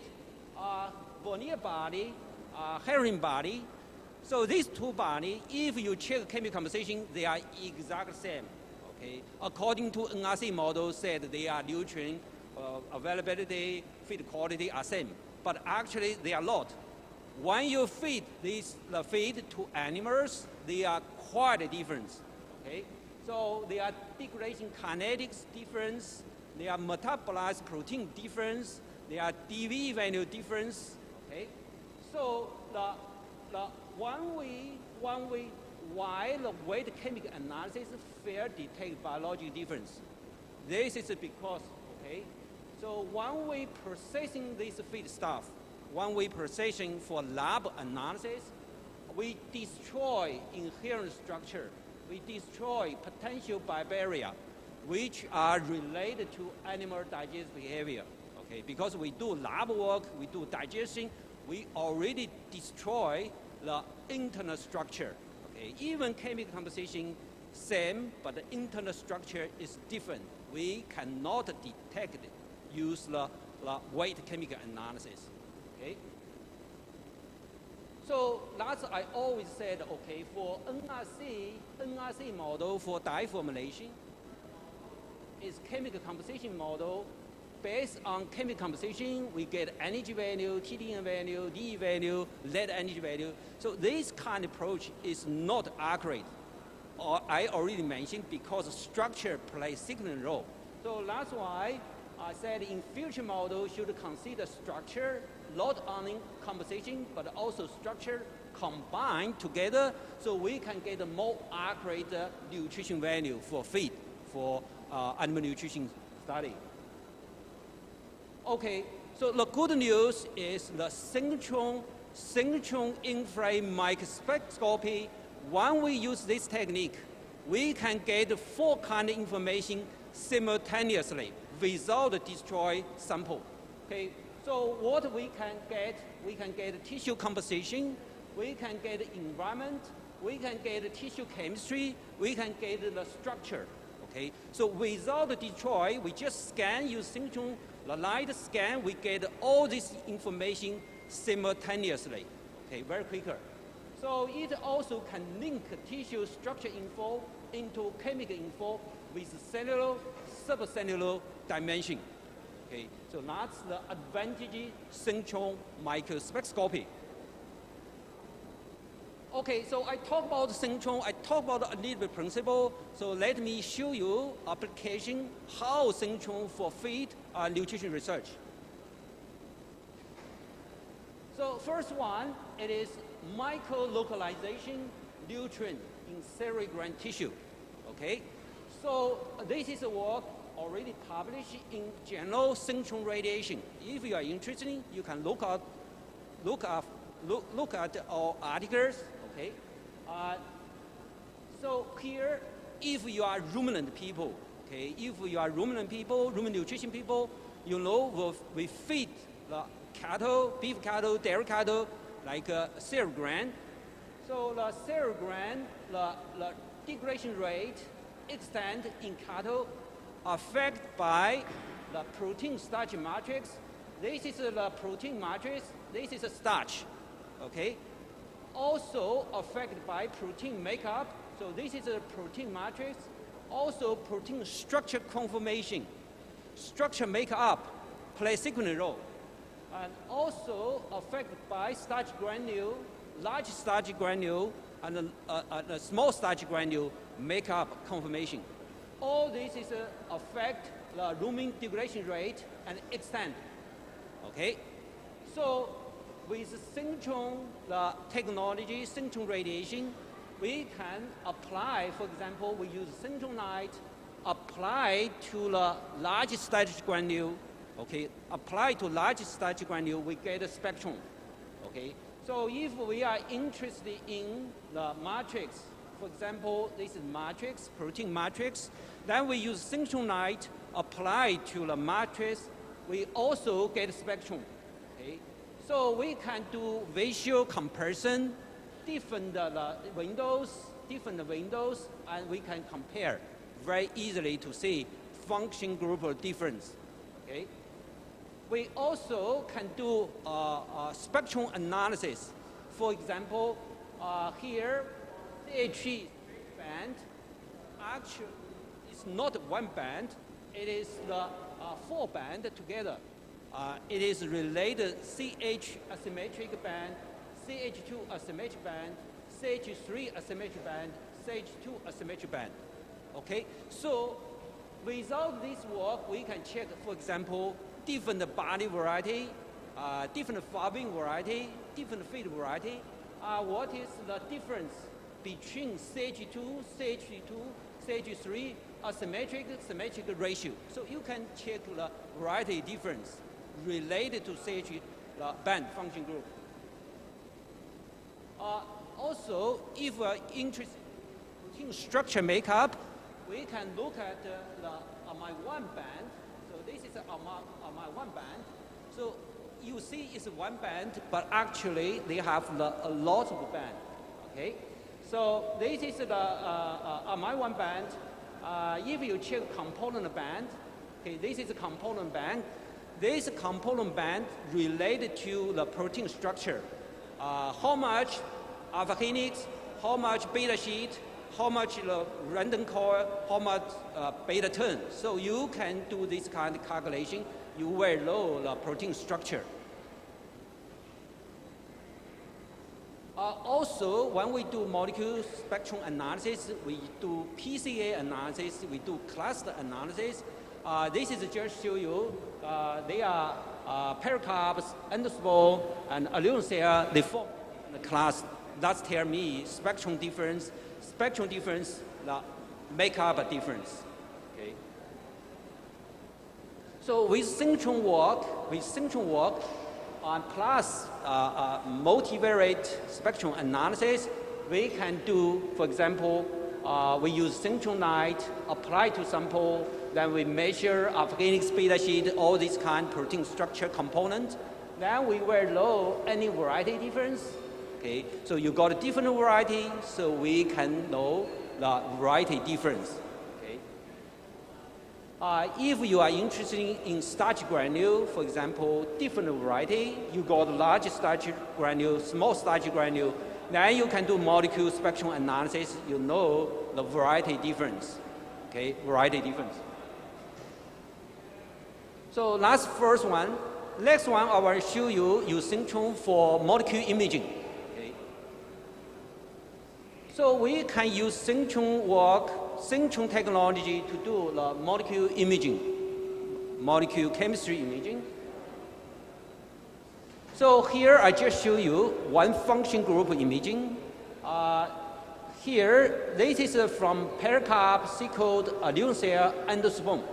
So that's visual imaging. So if I want to know the chemical imaging in this tissue, I can do a lot of different function group imaging. So in this example, I just show you amide-1 to CHO ratio imaging. So from this imaging, you will see immune cell, we got 3 immune cell. You got very, very high. That's tell me this tissue contain very high protein to carbohydrate ratio. Okay, so why we want to do this research? Why we want to do this imaging research? Okay, so we can do check the feed damage. For example, the damage, highly damaged, severe damage. So we can check a immune cell. This is a chemical imaging, function group imaging. Are there secret difference? According to their imaging difference, we know the feed, seeds, damage, the degree. Okay. So anyway, if you are interested in molecule chemical imaging for plant-based feed tissue, you can look at our articles in structural biology. Okay. Next section, I want to show you if we do gene transformation, how gene transformation affect the feed structure. So we do quite a lot of work with alfalfa. Okay, single gene, double gene, gene silencing make alfalfa more nutrient availability for dairy cattle, for beef cattle. Okay, but also we're doing a lot of work how gene transformation affect molecule structure. So here I just show you. Okay, this is we use the synchrone. This is synchrone. Now we use the synchrone light. Apply synchrone light onto the tissue, the gene transformation, the tissue, and the normal tissue. Now we can compare the structures difference. Also, we can compare nutrition difference. Also, we can compare chemistry difference at the same time. So very, very quickly, we can get this information. The transgenic alfalfa, normal alfalfa, what is the nutrition difference, what is the structure difference, what is chemistry difference. So we use synchrone to do. So also, why we want to do this synchrone study? For example, if I want to know gene transformation affect the protein molecule structure or not, I need to get amide-1, amide-2 band. But if you use the conventional FTIR, the spectroscopy, then you cannot get the amide-1, amide-2 band. You cannot do protein structure study. So, however, if you use synchrone, we can use synchrone light, go through tissue, find a pure protein body, then analyze the pure protein body spectrum. Then we can analyze the amide-1 band. So according to amide-1 band, we know protein second structure conformation. So check alpha kinase percentage, beta sheet percentage, random coil percentage, random beta turn percentage. So we can do this kind of analysis.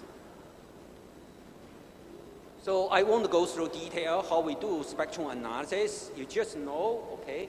And if the gene transformation, single gene transformation, double gene transformation, gene silencing, we expect the structure change. So we use the synchrone technology to check the structure change.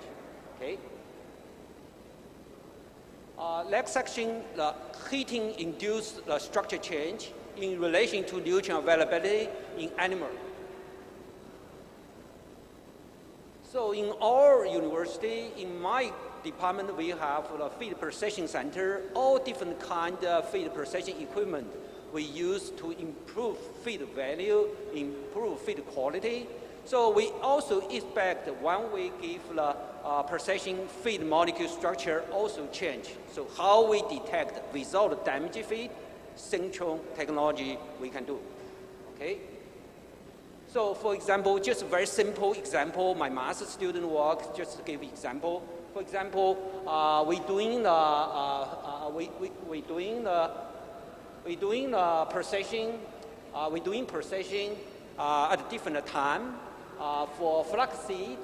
Okay, so we're doing conventional rumen nutrition study, in situ digestibility, intestinal digestibility, modeling nutrient supply, or we can get normal rumen nutrition research. But also, we're doing molecule structure study. We use drift spectroscopy, so it's another kind of molecule spectroscopy. We also use the synchrone-based FTIR microspectroscopy to do. We also do multivariate analysis. So you can see we're doing normal feed quality study and then rumen nutrition study. Then we're doing the feed molecule structure research. Then we're doing relationship study. Okay. So this is my student work. Because time very limited for me to talk about detail, you can look at in detail if you are interested. Okay. Last one, I will show you if we're doing the biaxial processing, how biaxial processing affect feed quality. So here, if we do biaxial processing, the cell grain will go through all different kind of processing. Okay. For example, grinding, fermentation, then we will get the DDGS. So this is a feed, DDGS. So if I want to know origin grain, then DDGS the feed, what is the structure change after all kind of processing? So we can do, okay? So we can use the synchrone technology or drift technology to check, okay? Then last slide I want to show you, with synchrone technology, with drift spectroscopy, we can predict the nutrient supply. Okay? So this is the pelleting-induced molecule structure change. Use this molecule structure change predict the metabolized protein in dairy cattle. So for ruminant people, you know, we get metabolized protein very difficult for each feed. So time-consuming, expensive. So what we need this kind of animals, rumen fish-led animal, duodenal animal. So in this animal, we can get the digestibility, we can get the degradability, and then we can get the metabolized protein. However, if you use molecule spectroscopy, so what we can do? So what we can do is we measure feed molecule structure parameters, then put the molecule structure parameters, put into model, then let model select which parameters is most important to explain the metabolized protein in their cattle. So you can see here, we just use the two parameters, molecule parameters, we can predict the NP value. With very good, we use this equation, we can predict, give the R square very high, 0.96. You can see, just measure feed molecule structure, we don't do animal trial, we can predict the metabolized protein in animal. This metabolized protein is very important for us to do dye formulation, okay? So summary, if you got a feed, you got the different treatment, heating, variety difference, processing, gene transformation, we expect the structure change, nutrient availability change. So how we detect? We can use the synchrone spectroscopy or drift spectroscopy to do the molecule spectrum analysis, univariate analysis, multivariate analysis. In this way, we can determine structure change. So we can answer how, what is molecule structure affect mostly? If you give treatment, which treatment which structure affect mostly, so we can detect. how good of treatment, even or better, or sensitivity different structure to the treatment, relation to nutrient availability in animal. So here today I just show you Centron infrared microspectroscopy, but also we're doing a lot of work with X-ray, soft X-ray, hard X-ray. So we can do mineral study, we can do oxidation stage study, we can do speciation study for use X-ray. Okay. So acknowledgement, this is the funding, this is Central Center we use for our research, and this is a graduate student doing work, that's my team. Okay. This is my collaborators when we do project. Okay. So without further, thank you for your attention. Okay. Thank you very much, Dr. Yu, Prof. Yu. We give a big applause for our third speaker, Prof. Yu. Very interesting and very expensive equipment. 1.9 trillion if you want to buy. Ladies and gentlemen, we move to the last speaker for this session. I invited Dr. Reza Abdul Jabbar. He's a dairy practitioner in New Zealand. Dr. Jabbar, are you in the Zoom? Right, I am. Assalamu alaikum wa rahmatullah. How are you? You well? Assalamu alaikum. Yeah, I'm here. Wa alaikum salam. Yeah, we can hear you very clear. So, Dr. Jabbar is at the moment in New Zealand, born in 1975 in Pontianak, Indonesia, but now I think is become a permanent citizen in New Zealand. Current trust involved in the curriculum and syllabus coordinator of Southern Institute of Technology, Trustees of New Zealand National Zakat Foundation, Secretary General of New Zealand Board of Imams, National Coordinator of Dawah for Federation of Islamic Association of New Zealand, Imam and Chairman of Southern Muslim Association, Imam of Invercargill Mosque, Coordinator of Islamic Education and Research Academy New Zealand, and also Coordinator of Voice of Islam in South Island. Before we hear the presentation of Dr. Jabbar, I invited all the participants to watch a short video about his activities in New Zealand.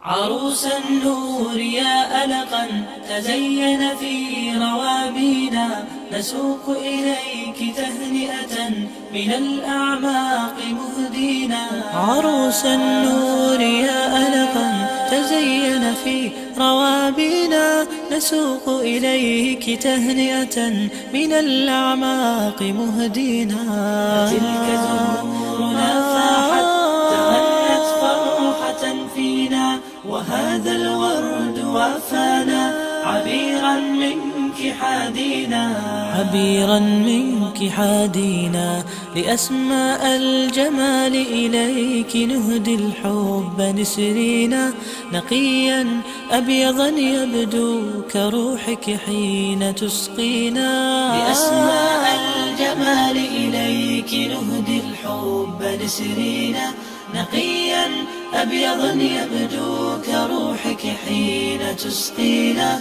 تسقينا تسقينا عروس النور يا ألقا تزين في روابينا نسوق إليك تهنئة من الأعماق مهدينا تلك زهورنا فاحت تغنت فرحة فينا وهذا الورد وافانا عبيرا منك حادينا عبيرا منك حادينا هنيئا يا مناة القلب ترقي في معالينا عسى الله. Okay, thank you for the videos. So this is your time, Dr. Jabbar, to present your talk for 50 minutes. Time is yours. طيب أعوذ بالله من الشيطان الرجيم بسم الله الرحمن الرحيم Alhamdulillah Rabbil Alameen, as-salatu was-salam ala Rasulillah wa ala alihi wa sahbihi ajma'in wa ba'd. Assalamu alaikum wa rahmatullahi wa barakatuh. I welcome you all with the Islamic greetings of may peace, blessings, tranquility be upon you all. That's present on this ICAST, ICAST 5. All praises belongs to Allah Rabbul Alameen, Lord of all that exists. To all the speakers, you know, that's been presenting, it's a pleasure to have met you all, even though it's online. Looking forward to seeing you all. To all the facilitator, director, the dean, and everybody that's been involved here from the universities, all universities, Hasanuddin and others. You know, I believe this is a step in the right direction. Anyway, alhamdulillah Rabbil Alameen. Ladies and gentlemen, wherever you may be, I'm Reza Abdul Jabbar. As a family, we run 1,000 hectares of dairy farms operations in Southland Province, which is in the last or the southernmost province in New Zealand, where the climate is microclimate, subtemperate, and we run about 4,000 cows in between the dairy stocks, the breeding, the milking cows, the in-calf heifers, the dairy stocks, and the young stocks, and all the bulls in calf. All stocks, lock, stock, and barrel anyway. What we're going to talk about today is, we've seen Professor Yu and others talk about the science of it. Now we're going to see the science in practice. We're going to see how those science, you know, taking effect into us producing the best milk that the world has ever seen. That's New Zealand products, and in the sense that we are talking about pastoral, you know, rotational grazing. So what we mean by this is that, how do we put rotational grazing into practice? Yeah. Can I have the next slide, please? Grass is the cheapest feed. No conflict, no contest whatsoever. That if you want to be a successful farmer, if you want to become the most successful dairy farmer, it is about presenting the best feed at the cheapest price. And as far as New Zealand is concerned, grass is the cheapest feed. So you want to push that cheapest feed as much as you can, and then plug in at the start of the season or in the shoulder season, at the early spring and early until the late autumn, by using other feed of the best quality at the next cheapest price, like cropping. Next slide, please. Here is a actual historical data with regards to the grass growth curves that we see and observe in Southland, right? When you see this, you're gonna see the mark and the trending mark, where we are today in 2023 and where we have been in comparison to last year, the year before, and the previous year again. We can see that on average, we are going to grow certain numbers of tonnage. Other year, we're going to be 12 tons, 13 tons. And this data, ladies and gentlemen, it is a natural growth rate without the boosting of nitrogen or urea. So this is a natural capacity of the grass or farming land in Southland Province, taking into account all the districts that is growing the grass. And we can see that if you were to put an application of 200 units of N, which translates to 430 kilos of urea or 450 depending, we are going to see a boost of 1 to 15 kilogram response rate. And at other time, we're going to see on top of this growth rate another 1 to 20 response rate. In another word, when you see grass growth curve like this, you are looking at products or the natural capacity of the land without any boosting of urea. And because urea is a growth multiplier, you are only going to see the response rate of the urea in the forms of nitrogen only in the season when the growth rate is at the most, meaning in the spring onwards until the early starts of the autumn. Next data, please. Here you can see exactly where the month by month grass production curve in Southland. This is using the data at the Woodlands Ag Research Station. Ag Research is the agriculture research station facility run by the Dairy NZ and all the New Zealand research organization that takes independent data. And this data is measured on a regular interval and tells us exactly where the grass that is grown in the different parts of the season and how much variation we're seeing it from season to season, as well as district to district in Southland, New Zealand. Next slide, please.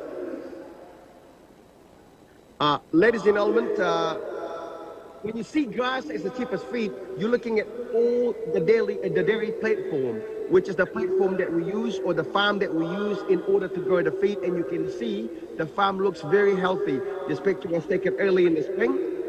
It is an aerial shot from a helicopter. And you can see that things are looking green, and you can see that it is not lacking in urea or in nitrogen. The grass is healthy.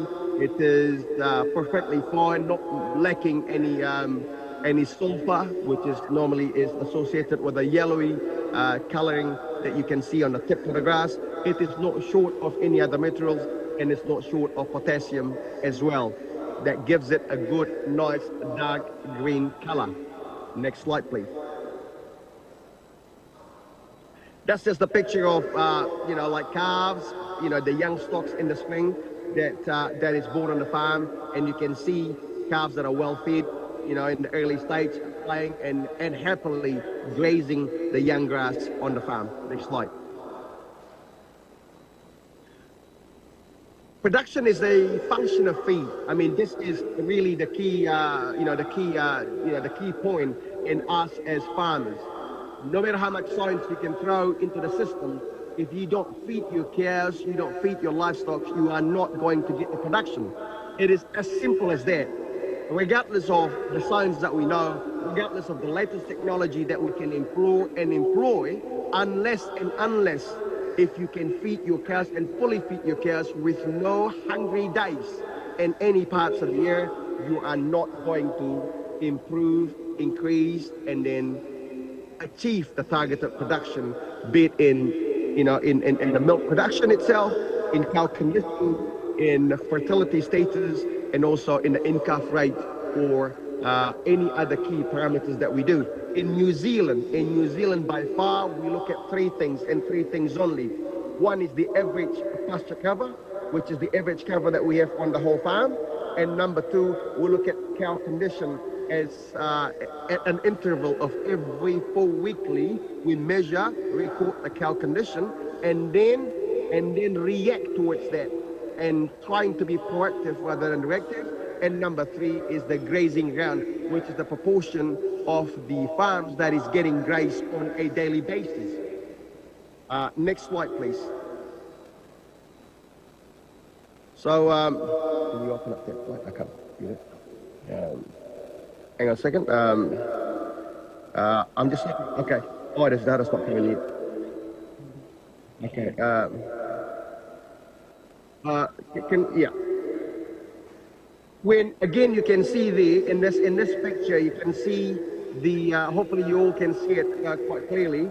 That this is an overview of the farm taken in the afternoon, with a line of 600 cows walking into the cow shed. This is just one of the operations where the cows are walking in, and you can see from the start of where the cows until the very end of the cows, you could see that it is a nice, long, steady walk, and the cows are not pushed, and the cows are happy and contented, and then walking in nicely. Next slide, please. Production is a function of feed, and you can see now that these are the cows, dairy cows, they're finished the afternoon milking, where we start milking at about 2 o'clock, 2:30, and then you can see at about 4 o'clock when everything's done, you can see the cows are complacent, fully fed, happy, and you can see the majority of the cows are ruminating. The process known as regurgitating, and you can see they're chewing the cud and throwing it back and making sure that these cows are actually hitting their life weight potential and achieving milk production matching the life weight. So the new thing now, it's not about how many liters or how many fats, percentage of fat and protein, and how many kilos milk solids we can produce from each and every one of these cows, but what is that proportion of that milk solids in comparison to the cow's life weight?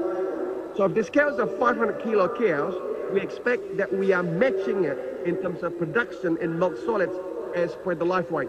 So cows 500 kilos, we expect to produce about 500 kilos of milk solids per cows, and continuing to push so that these cows can eat at any given time up to 4% of their body weight in kilogram parameters. And that's a lot, ladies and gentlemen. So if your cows is 500 kilos, and these cows are, and they're able to eat 20 kilos dry matter per day, and even pushing it up to the point of 22 kilos dry matter per day, we are going to achieve the production based as per the life weight and beyond. So contrary to some of those of you that may see it and then look at production at other level, when you see that, or some other countries may produce at 600 kilos or 650, but at what cost? Being able to produce this at the cheapest feed is what actually matters. Profit cannot be made unless you are able to fully feed your cows at the world's cheapest feed, and being able to carry on doing that and not achieve any hungry days in every single days of the year. Next slide. So now we are expecting, being in the sub-temperate climate, we're going to see cold spring. August can still be cold, September still be cold. We're not going to be able to achieve the balance day. The balance day in Southland is not going to be until the 15th of October. And we would probably just finish calving then, being a seasonal system. We will probably just finish calving around the 10th or the 5th of October. So plug in the shoulder period using crop, silage and baleage. What sort of crops? Next slide, please. Yeah, these are the seedlings of the kales and the summer crops turnips, yeah? Next slide. The next one, please, yeah. You can see here, kale crops for the winter.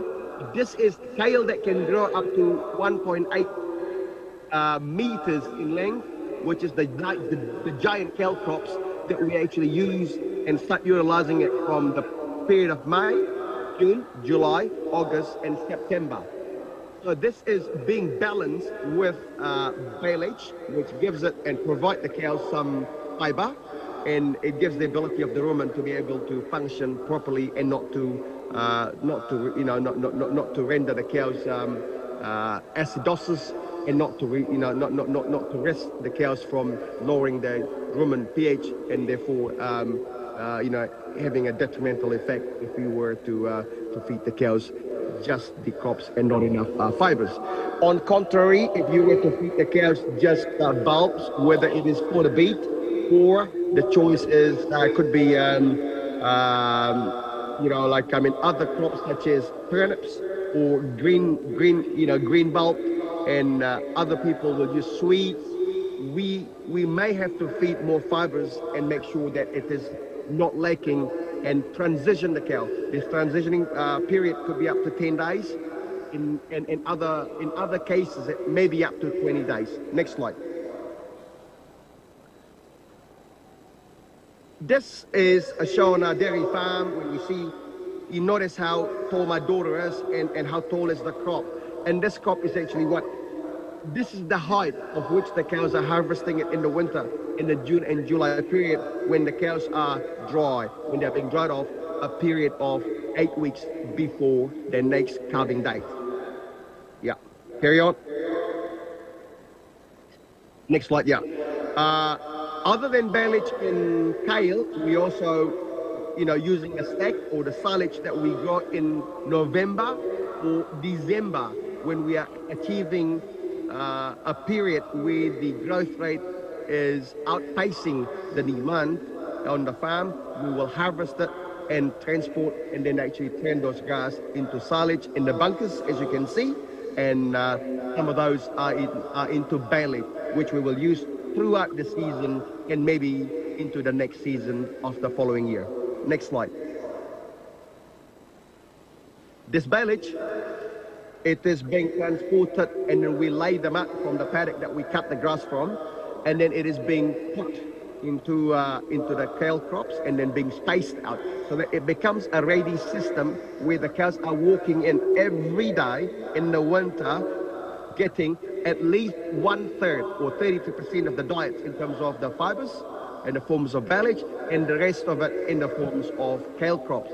So we aim to feed our cows about 15 kilogram dry matters per day for every cow, of which 5 kilos is baleage or silage, and the other 10 kilo dry matters in the form of kale crops, which we believe will have an average dry matter of about anywhere between 12 to 16% dry matter in the winter, depending on how high and how fresh and how old is that kale crop is.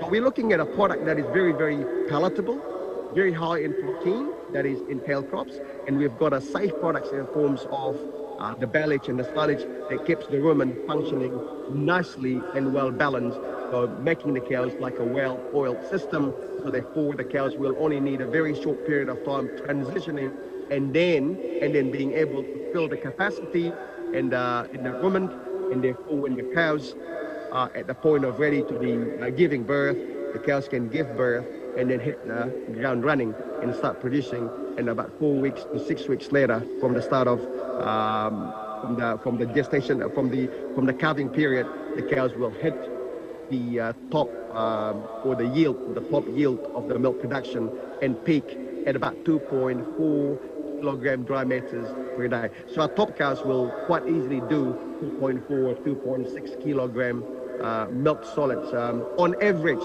What it means with 25% heifers, our cows, our top cows will do 3 kilos, whereas the younger cows, the heifers, would probably be about 2 kilos of milk solids per day.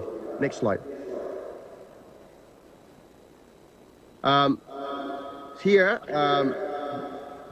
next slide, please. Next, yeah. No, the next one. You're going back. I need you to go forward. One more. Yeah. Here is, you see the setup of the baleage in the crop. So this crop, we measure them and we make sure that each of this bale is about 250 kilogram dry meters of spring grown grass that's harvested in either November, some in October, others in December, right up to the January period when we are growing more grass than the demand on hand. So as you can see, as soon as the crops are being planted, and then we will start laying all these bales forward almost 6-7 months ahead.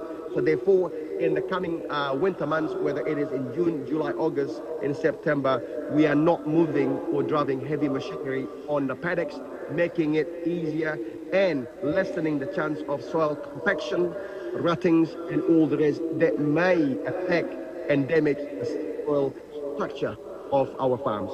Next slide, please. Again, all this technology that we see, that all the speakers are talking about, that everyone and each and every one of us, we can all talk the science. We all can talk the talk, but if you can't walk the talk, we are not ever going to produce the product. Production level, generally we see, will be very much in line and based on how well we feed our cows, how many days the cows, are able to experience fully feed and not experiencing any hungry days in any lactation period. So if we aim to have a lactation period of anywhere between 300 days to 310 days or thereabout, we want to make sure those 300 days of lactation periods are superb.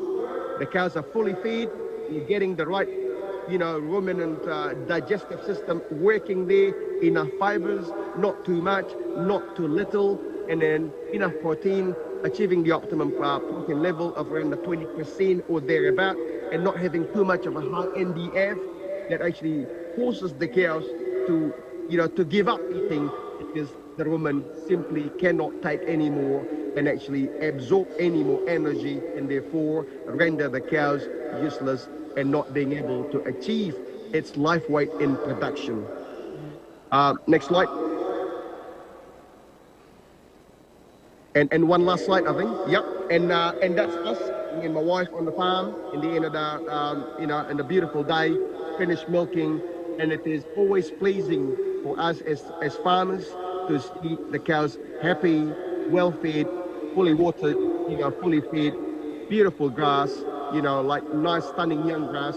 They're actually achieving the production level that we wish, and we hope to actually take this production level into another level once again, and perhaps pushing through the life weight, the life weight boundaries that now becomes the standards that we practice. So if the cows are 500 kilos, we would like to think that one day we will push through that boundary and perhaps produce 520, 550, or even into the 600 kilograms of milk solids per 500 kilograms life weight, that makes the cows very efficient, very effective, and becomes such a unit that we are proud about. I thank you very much. Abillahi Tawfiq wal Hidayah. And if there is any questions, I don't know whether there is any time for that. If there is any time at all, I'll return you back to the moderator. Thank you. Assalamu alaikum warahmatullahi wabarakatuh. Waalaikumsalam. Thank you very much. Give a big applause for Dr. Jabbar. Thank you very much. Ladies and gentlemen, we actually run out of time. We already late about 1 hour, so I prefer not to give the discussion session. If you have to have a question, maybe you can put it in the chat room, in the chat session of the Zoom, and we'll provide it to the what you call respected speakers.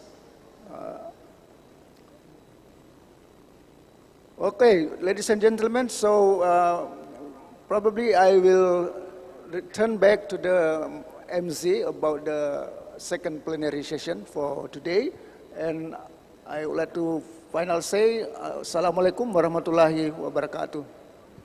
Waalaikumsalam warahmatullahi wabarakatuh. Well, ladies and gentlemen, give applause to our moderator, Profesor Dr. Insinyur Asmudin Natsir, MSc. Thank you, sir, for lead the first plenary session for today. Well, as the host of this international conference, Faculty of Animal Science and Technology 2023 will give appreciation to all the keynote speakers. Well, so we will give the certificate of appreciation, but before we give the certificate of appreciation, we will continue the second plenary session for today with all the keynote and invited speakers. So for this session will be led by our moderator, Profesor Dr. Insinyur Joni Prawira R, MSc IPU. To Profesor Joni Prawira, the time is yours. Ladies and gentlemen, please welcome our moderator, Profesor Dr. Insinyur Joni Prawira R, MSc IPU.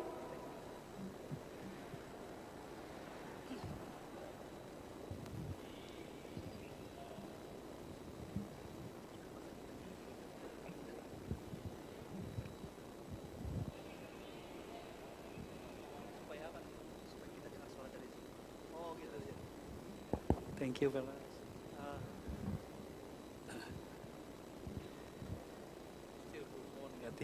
Good morning, ladies and gentlemen. So I will start this second session. First of all, I want to invite first speaker, Professor Latif Toleng, Abdul Latif Toleng from Hasanuddin University. Oh, Prof. Mindu. Oh, sorry. Prof. Mindu yang pertama katanya. Oke.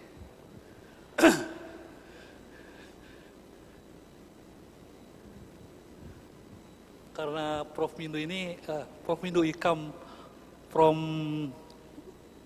Washington State University. So I will try to read his CV.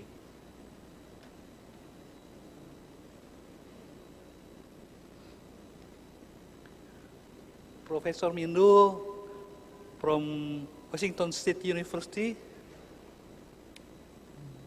His first time in 2001, 2003, postdoctoral fellowship in the Faculty of Medicine, University Canada, University Alberta in Canada. His PhD in 2001 got distinction in Iowa State University MSAA. 1993, master degree in college food science nutrition in China. His professional experience 2023 now, he's present a region professor, highest rank offered by Washington State University, and limited to 30 Washington State University system. In biology, Department of Animal Science, Washington State University, Pullman. In 2013, till now, affiliated professor, School of Food Science, Washington State University. And since 2011, 2023, he's professor and endorsed chairman in growth biology, Department Animal Science, Washington State University, Pullman. That's all. Okay, it's already. Hello. Good night, Mr. Mindu, Professor Mindu. How are you? Yeah, long time good. not to see you. Thanks for introduction. Oh. So it's my turn to give a presentation? Yeah, I think I don't want to take more time, just directly to give to you your presentation. Okay. Yeah, thank you. Because I'm in the schedule, there are two more speakers before me. Okay. So anyway, thanks very much for the opportunity to give the presentation. And this is a topic we have been doing for many years in the lab right now. So why we are talking about the embryonic development? Basically, up to now, most studies was focusing on the fetal development or the postnatal after the animal is born, then how that develop could impact meat quality and production efficiency. And for beef production specifically, it's most important is the marbling or intramuscular fat and the tenderness. So it's our most important thing. And if we look at the formation of marbling, actually is the intramuscular fat. They are developed initially during the fetal stage. But if you trace back, actually the initial differentiation or the formation starts from embryonic stage, so very early during the pregnancy.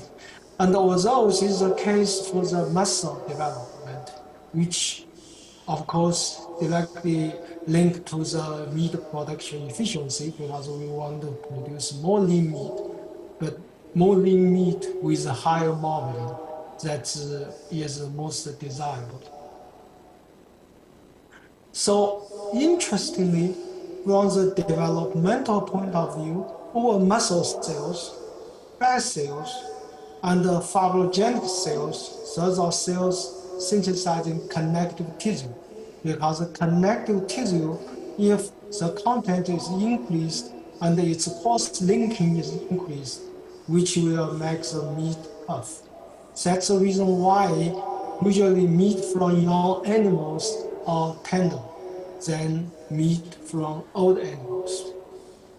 Right? So because all these cells are from the same group of those progenitor cells in the early embryo, there is an opportunity to change their differentiation to improve muscle development, improve fat development, and reduce connective tissues.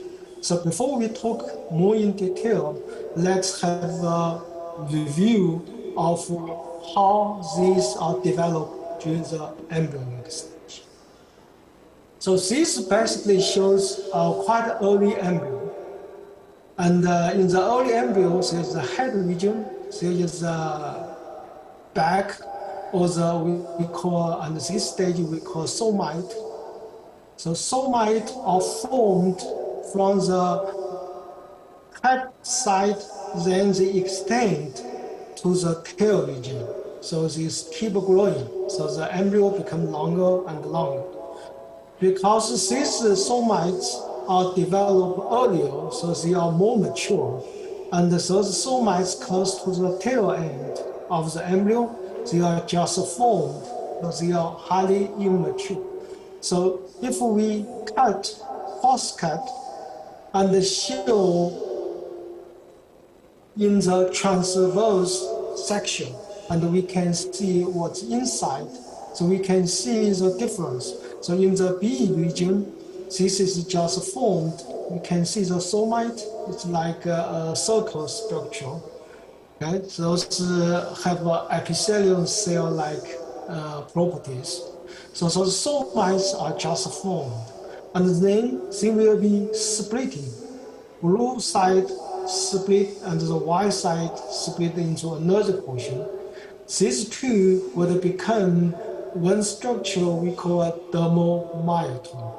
And on the front side, we call dermomyoton lips. So for the this side too. So both sides we call dermomyoton lips.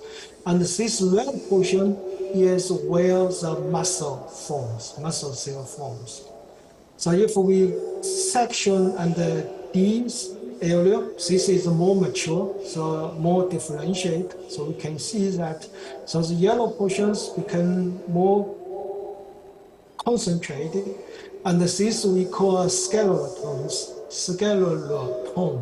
This is where the bone forms. And those are the forming muscles, so we call myoton, myo means muscle. And this is the dermatomes in the blue portion forms the subcutaneous structure. So skin, part of the skin are formed from this portion, so we call dermatomes. And these cells, newly formed muscle cells, they also migrate, they move, and they become body cell, muscle cells. And they also move to the limb, as shown in the E sections. So these cells they move to the limb, so these form limb muscle. Okay? So all this, if we trace back, they start from the same somite. And if we even trace back, they come from the pre-somatic method. So these are the same group of progenitor cells. They are forming muscle cells. Adipose tissue actually are formed from cells in the dermatome, and also some are formed in the uncommitted cells in between. Okay? So if we look at another picture, this is actually a real picture of an early embryo. So we can see this notochord where the spinal cord is going to form. And this is a somite I just showed. So these two portions will differentiate to form muscle and the dermis, so the structure under the skin, and the bone structure too, the bottom portion. And these two sides actually, one portion in this side forms the mesenchymal fat, so fat surrounding visceral fat. And in this portion, in the future, forms body wall structure and some other structures, including limbs, are also formed from this portion of the embryo. Okay, so right now we can separate how these are formed. So let's look at another picture. So this is just a diagram showing the same structure of the embryo. So notochord, where forms this is neural tube, where forms the central nerve system. Notochord is here. So endoderms forms the intestine, and these portions will develop surrounding intestine to develop into visceral fat. And this intermediate mesodome in the future develop into some internal organs, okay, including pancreas, including not pancreas, including the kidneys and other organs. And this forms the body wall structure. Okay? So if with this, we link to the fetal, this is a calf, fetal calf. So we can show that the dermatocyte, this is the muscle, is formed in the lip. So these cells form the back muscle on the back. And also some cells in between, actually some uncommitted cells, central dermatocyte area, they form intramuscular fat and connective tissue. And those cells migrating to the limb, they form limb muscle. Okay? So we can see they originated from the same region in the early embryo.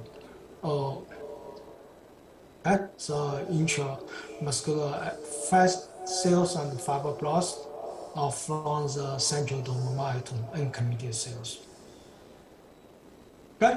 So we can see that those progenitor cells, they can separate into the muscle cells, differentiate into fat cells, or fibroblasts, which synthesize connective tissue. So this actually provides an opportunity for us to change their differentiation. So if we summarize this even better, so those are the stem cells or progenitor cells in the early embryo. They can go become muscle cells and then develop into muscle fibers and satellite cells in the later stage. Or they can commit it to fibroadipogenic cells. These cells further differentiate into fibrogenic cells, since they are connective tissue, or become fat cells, which contribute to intramuscular fat. Okay?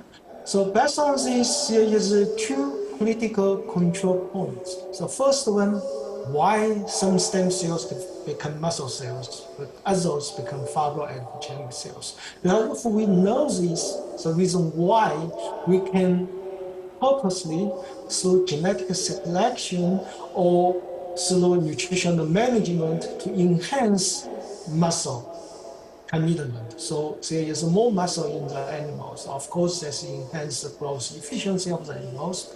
On the other hand, if in this stage, their commitment or their differentiation into fibroblasts and adipocytes can be changed so that more cells become fat cells instead of fibroblasts, then we can increase the tenderness of the meat because there's less connective tissue, but improving the marbling fat. So that's contribute to flavor of the meat. So that would be ideal. But what regulates the first commitment and the second commitment? This actually is one of the research focus of my lab. Okay? And to pursue this, we used Japanese Wagyu cattle. So some of you may not be familiar, but the Japanese Wagyu cattle have been selected for their high marbling for centuries. So they have extremely high marbling. So as shown here, they have lots of intramuscular fat, okay, and less muscle. So this beef or the Japanese cattle provide a very good model for studying mechanisms why marbling could be such high, okay, and the meat flavor and the tenderness actually are all quite good in the Wagyu beef, right? So we use this model, try to address those fundamental questions. And we first analyzed the difference in the markers of adipogenesis. We found that it's much higher in the Wagyu cattle compared with Angus cattle. Angus cattle is the most common cattle breed in the United States. So we have lots of Angus, but few Wagyu, but Wagyu compared to Angus was much higher. And pharmacogenic markers, however, are also higher. This actually was something we are not expecting, because we are thinking that Wagyu cattle have a high intramuscular fat, so should have a low pharmacogenic markers, but instead, they also have a higher pharmacogenic marker expression. That indicates likely is the first step. Commitment of adipogenesis and fibrogenesis versus myogenesis step was altered in Wagyu cattle.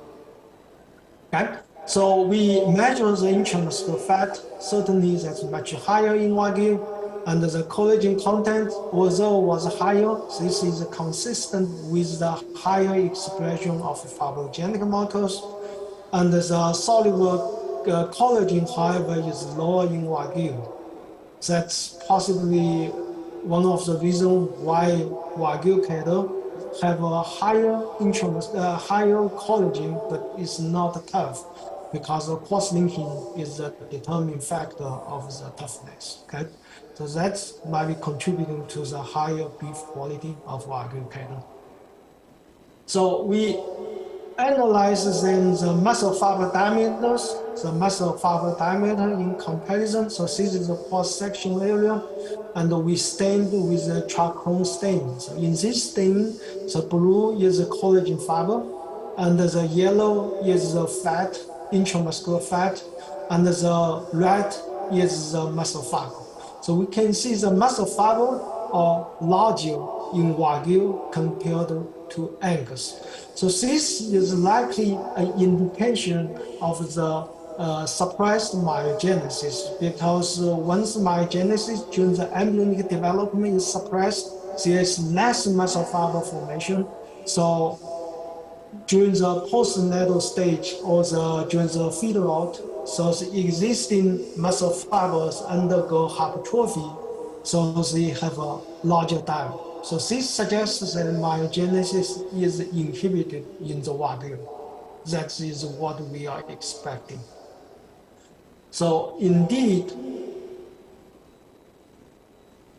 when we use another method to stain for the, this is a fluorescent stain, we still found that the muscle fibers are much larger in the Wagyu compared to Angus, so the average diameter, and we also counted the muscle fiber distribution, which was much larger in the Wagyu compared to Angus. Okay, that's consistent with reduced fetal myogenesis or embryonic and fetal myogenesis in Wagyu cattle. If there's less myogenesis, then we expect there's less satellite cells, because satellite cells are derived from myogenic cells during the fetal stage. So we stain these satellite cells with PAC7. This is the marker genes. You can see that there's more satellite cells in Angus compared to Wagyu, and the difference is quite significant. And when we separate satellite cells, pure satellite cells, then we undergo in vitro culture. We found the myogenic capacity of the satellite cells was suppressed. So that's consistent with our hypothesis that myogenesis is suppressed. And these are the myotubes, or the muscle fibers formed in culture, in dish. So we can see that there's more myotubes or muscle fibers formed in the Angus compared to Wagyu, clearly supporting the higher myogenesis capacity compared to Angus cattle. And these are just Western blotting. The myosin heavy chain content is quite a significant difference. Myogenin is another marker of myogenesis was reduced in Wagyu. Okay. So with this, we can say that Wagyu cattle have a more intramuscular fat and but also have a connective tissue, so that it appears that myogenesis was suppressed, but adipogenesis and fibrogenesis are enhanced in the Wagyu cattle. So this provides a quite good model for studying the muscle development and intramuscular fat development. So if we summarize this, the Wagyu cattle appears to have enhanced forced differentiation, but some evidence also show Wagyu cattle have the enhanced adipogenic differentiation too, but there is less effect. So major factor contributing to the enhanced marbling fat is mainly due to the first step. There are more cells to become fibroadipogenic cells compared to Angus cattle. Okay? That might be one of the major reasons. So we are continuing to define the mechanisms, some nutrients, some other factors which could affect the early differentiation of cells, which have a dramatic impact on the later performance of the animals and the meat quality. So this is the area we are highly interested in to study, the early development stage. Okay? So this shows the conception to harvest, the muscle development mainly occurs during the early to the about first 7 months of the beef cattle pregnancy gestation, and the development of fat and intramuscular fat. So they have a slightly different timing, but if we can understand better how these cells are differentiated from the same pool of progenitor cells, then we can manipulate them and to enhance the meat production efficiency and the quality. So the gestation period of the beef cattle is quite long. So this actually provides an opportunity for stage-specific nutritional management and also for other management to enhance muscle growth and meat quality. Okay? So proper nutrition during early development, especially if we can provide the stage-specific nutrients, can enhance livestock growth efficiency, which can maximize their genetic potential. So that's all I'm going to talk. So thanks for attending. By the way, this is the campus of Washington State University. So it's quite beautiful. We are on a hill. Okay, right now is actually one of the most beautiful time for the Washington State. Okay, so thanks. Thank you for Prof. Mindu. Your presentation is really interesting. Probably it can directly question or something to us or another speaker. Sure. Okay, Prof. Mindu, probably we can next to the next speaker. So okay. Probably for discussion like before, probably later the questioner will write a question to you. Okay. So, thank you, Prof. Mindu.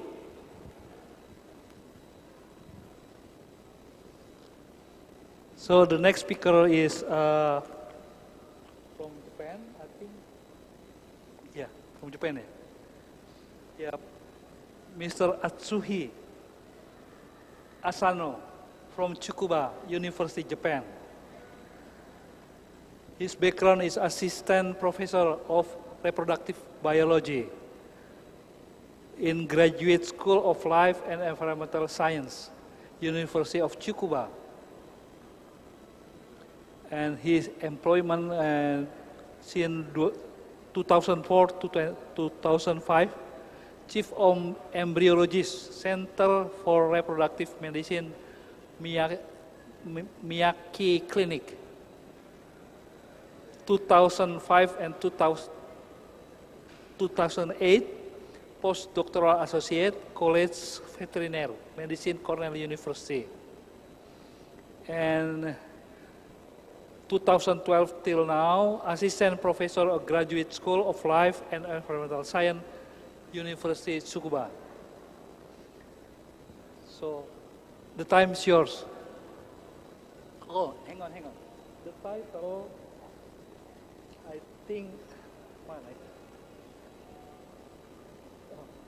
okay. So please, time is yours. Hello, this is Atsushi Asano. Can I start my presentation? Yeah. Okay. I hope you can see my slide. Is that? Yeah. Okay. Wonderful. Okay. So, nice to meet everybody. This is Atsushi Asano from University of Tsukuba, Japan. Today, I'm happy to be here to deliver my talk in regard our recent progress on semen cryopreservation in birds, molecular and cellular approaches. This picture is taken in our campus. You can see building and pond. All right, so I would like to start with question. 13%. So, is anyone any idea what is 13%? I'm sure there is no idea. I'm gonna tell you what it is. 1 in 7, actually 30% of the birds are threatened with extinction. This is in reality. World bird species are this number, and more than 150 bird species have gone extinct in the last 5 centuries. So, extinction goes very quick, and more than 1,400 bird species are threatened with extinction today. Even now, many bird species facing extinction. Okay, so there is another number, 49%, what this is. And actually, answer is 49% bird species continually declines population, not only species. 49% birds actually decrease their population, and that taking place in all over the world. And the reason why it happened is many. Actually, this number of the birds actually globally threatened under current context, and many reasons like agriculture or invasive or other problematic species, logging, and many reasons are involved in why it is happening in bird world. These are reasons. So now everybody knows it is very complex, and the reason it is very difficult to figure out how we can fix this situation.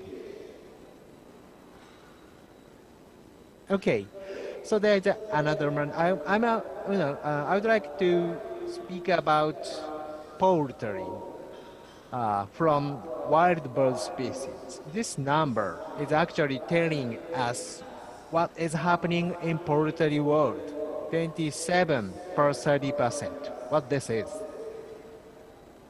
Here shows world breed diversity. This is in a percentile of these local mammalian and local avian breeds and regional and international. This percentile shows respective breed in mammal and birds.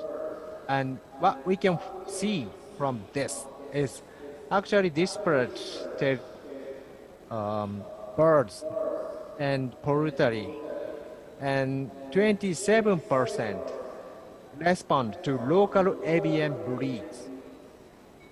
and 30% is overall avian breed.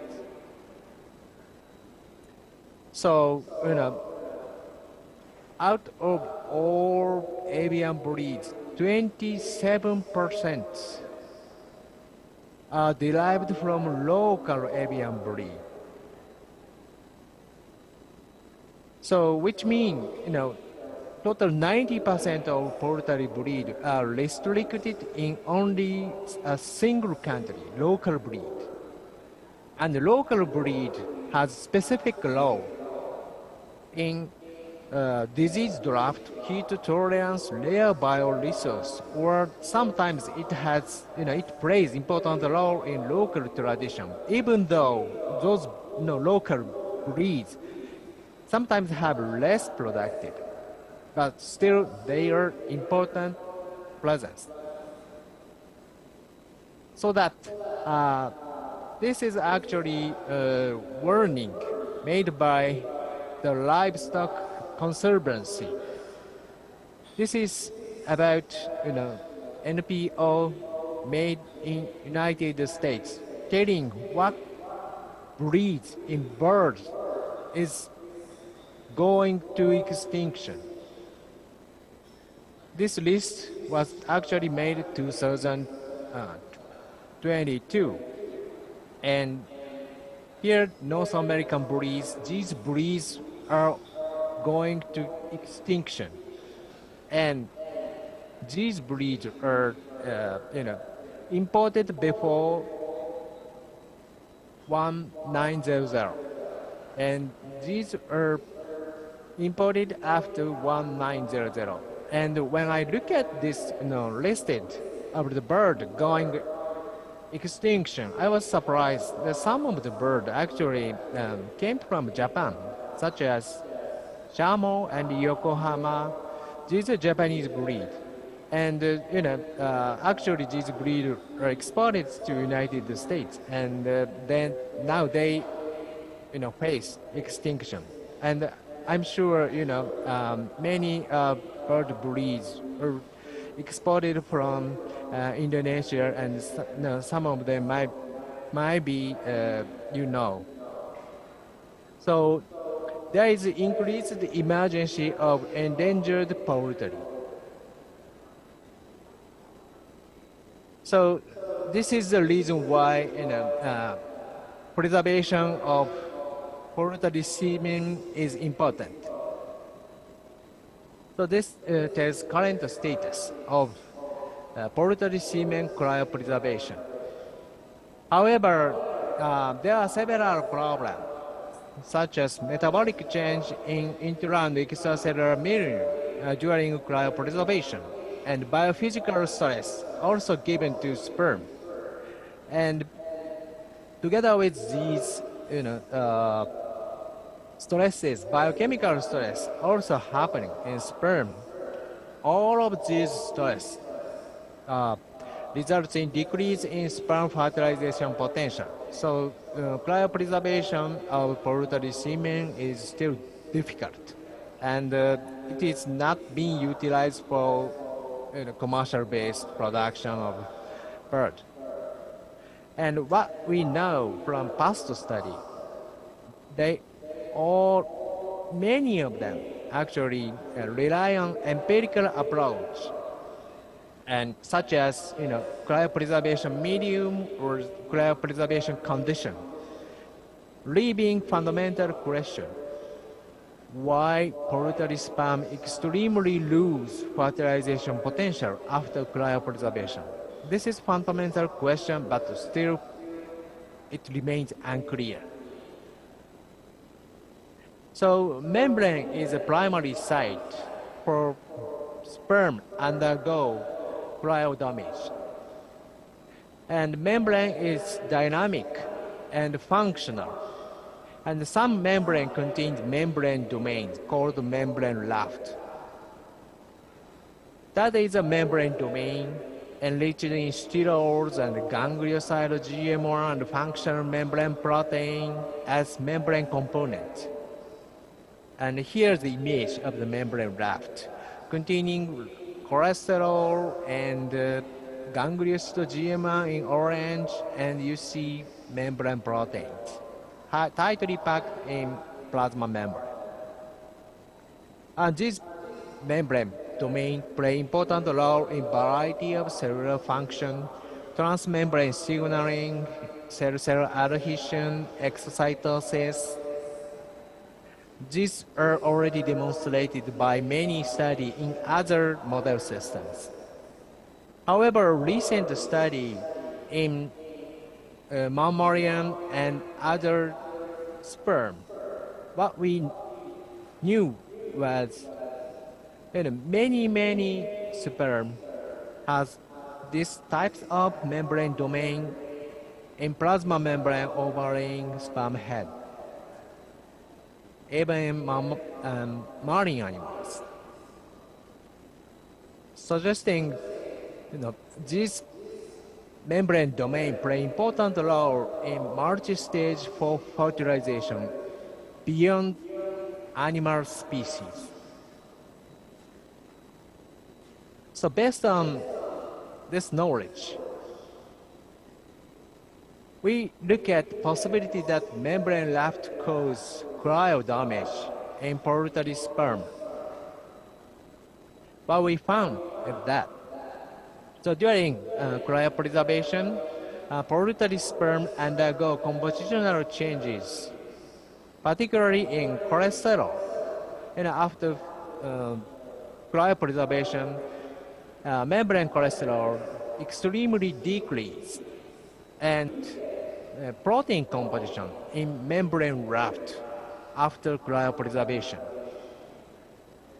You can see here fresh sperm and cryopreserved sperm. There's huge difference in protein species in membrane raft.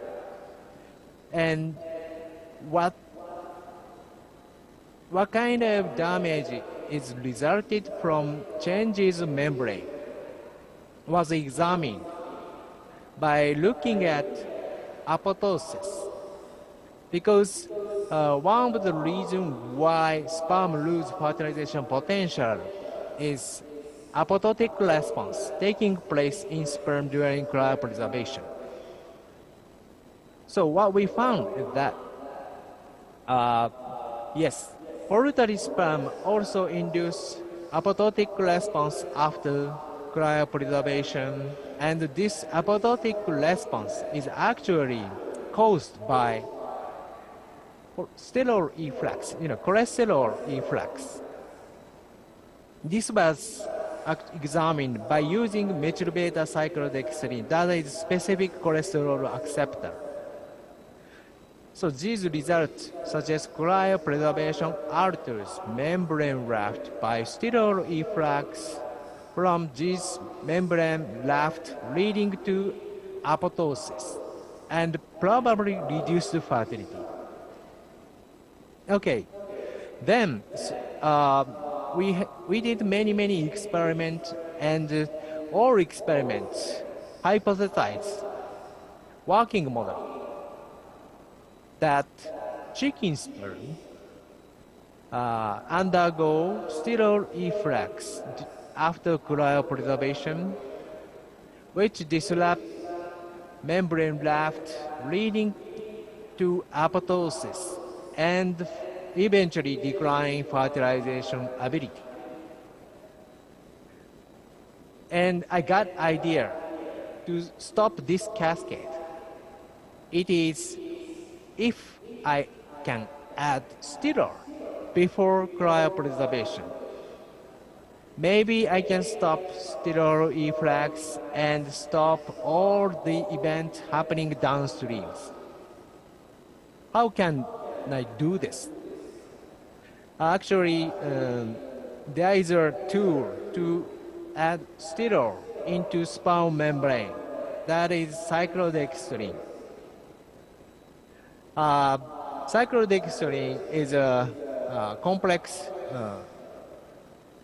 chemicals that absorb stellar and transport stellar into membrane. And there are couple of studies utilizing cyclodextrin showing cryotolerance increase and decrease with species-specific manner. So no one has done to test cyclodextrin complex steroid on poultry sperm. So then I got question, can adding membranes steroids prevent downstream events to happen post-out chicken sperm? First of all, I tried to introduce cholesterol into sperm membrane using cyclodextrin. And what we found is that when I use cholesterol-loaded cyclodextrin to treat sperm, cholesterol amount of membrane extremely increased. And when compared to cholesterol amount fresh sperm, we found 1.5 cholesterol-loaded cyclodextrin is appropriate to bring cholesterol amount up to fresh sperm. And this picture shows sperm loaded with cholesterol, exogenous. So yes, CLC treatment actually can elevate cholesterol amount in sperm. And then we look at cryotolerance of those sperm by checking viability and agrosomal status and motility. In fact, we utilize two different types of cholesterol for loading into sperm membrane. That is cholesterol and desmosterol. Desmosterol is one of the most largest amount steroid in sperm. So we tried both steroid to introduce into sperm and then cryopreserve, see what happened. And we found that viability increased at 1.5 CLC milligram per ml. This is what we expected. And desmosterol also showed similar results. And CLC loading actually decreased acrosomal status if CLC was utilized at a high concentration. And however, if CLC used at appropriate concentration, which is 1.5 milligram per ml, post cryopreservation motility was increased, similar to desmosterol. Yes, so 1.5 milligram per ml CLC and 3 milligram per ml DLC actually work very well, improving sperm quality after cryopreservation. We also checked apoptotic response in sperm treated with CLC and DLC. We found that both treatments actually decrease apoptotic response in sperm. So these results together suggest cholesterol and desmosterol addition into plasma membrane prevent post-tau apoptosis and improved semen quality. Okay, then I got a question.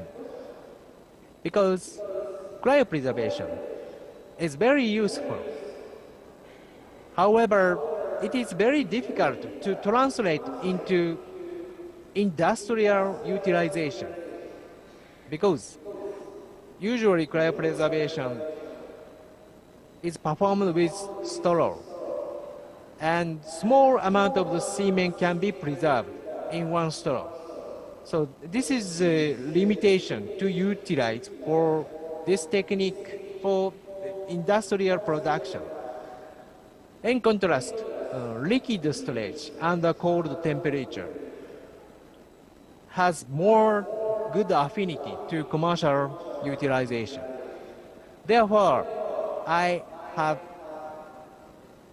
got idea to move on liquid storage of semen under cold temperature.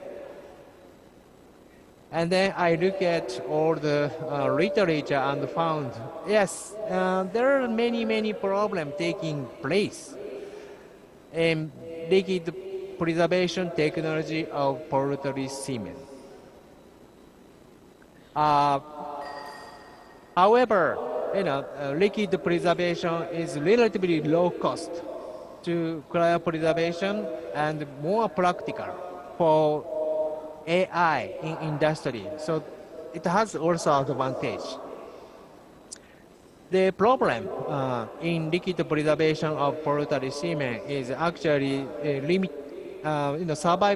fertilization ability is limited 24 hours in chicken and 48 hours in turkey.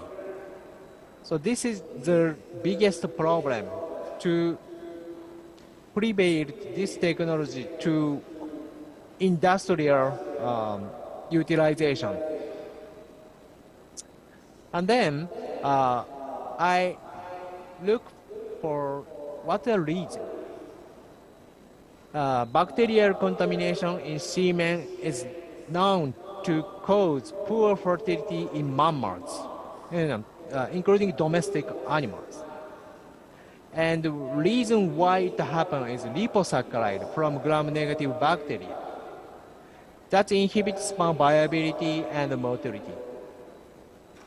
And previous studies show that in mammal, polymyxin B, which called PMB, as endotoxin neutralizer, alleviate LPS induces damage in cryopreserved sperm. This study was performed in boar.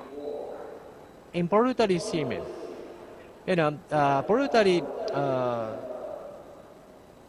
poultry seminal tract has unique structure because it forms cloaca.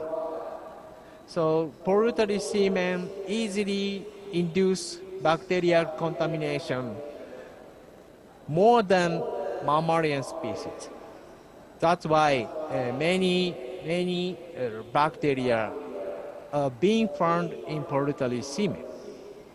However, there is no information in regard to relation between LPS and reduced fertility of poultry sperm in liquid storage and effect of LPS and PMB on sperm function at post-storage. Therefore, I performed the experiment to examine the effect of PMB on chicken semen quality during liquid storage.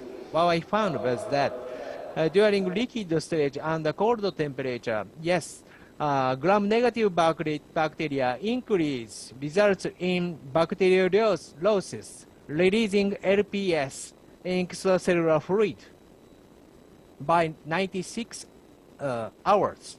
So yes, LPS increase during liquid storage poultry semen. And I checked effect of LPS on sperm viability and found that viability decrease LPS concentration depending manner. And then I utilize PMB together with LPS, see what happened. And I was surprised to see PMB actually neutralizes concentration dependent manner to LPS effect. So next, I look at in vitro sperm penetrability into inner peripheral membrane of sperm treated with LPS and PMB. This methodology to check sperm penetrability into egg membrane in vitro, and I found that LPS decrease sperm penetrability into the egg. However, co-addition of PMB improve sperm penetrability more than control. Okay, So PMB has a positive effect on sperm viability and IPBL penetration ability in vitro. I perform artificial insemination to check in vivo fertility of sperm preserved 96 hours under cold temperature. And then I found that PMB first week and second week successful rate of artificial insemination is pretty much improved. So this suggests PMB, which is peptide antibiotics, improves semen fertility at post-storage by neutralizing endotoxic effect derived from gram-negative bacteria growth.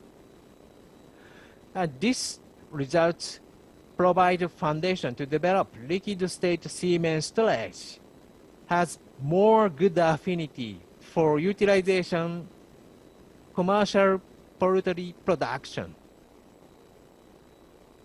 Okay, yeah, that's all I would like to show and share our recent study. And here I want to say thank you, my colleague, and thank you, my grant agency. And my lab is right here in Tsukuba Science City, and this is my lab, Livestock. Thank you very much for your attention.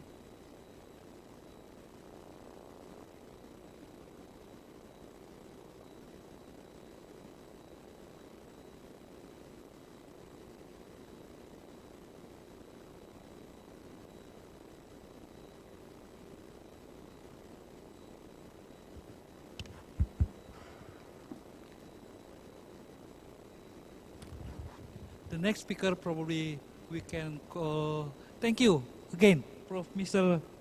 Asano. Thank you very much. For next speaker, I call Professor Latif Toleng from Hasanuddin University.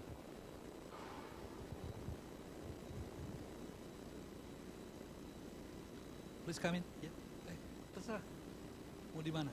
Mau di sini atau just standing?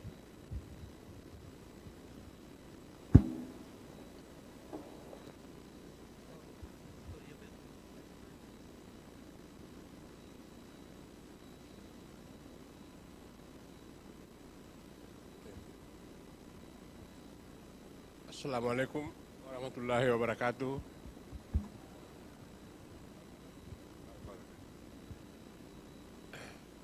Ladies and gentlemen, speaker and participant,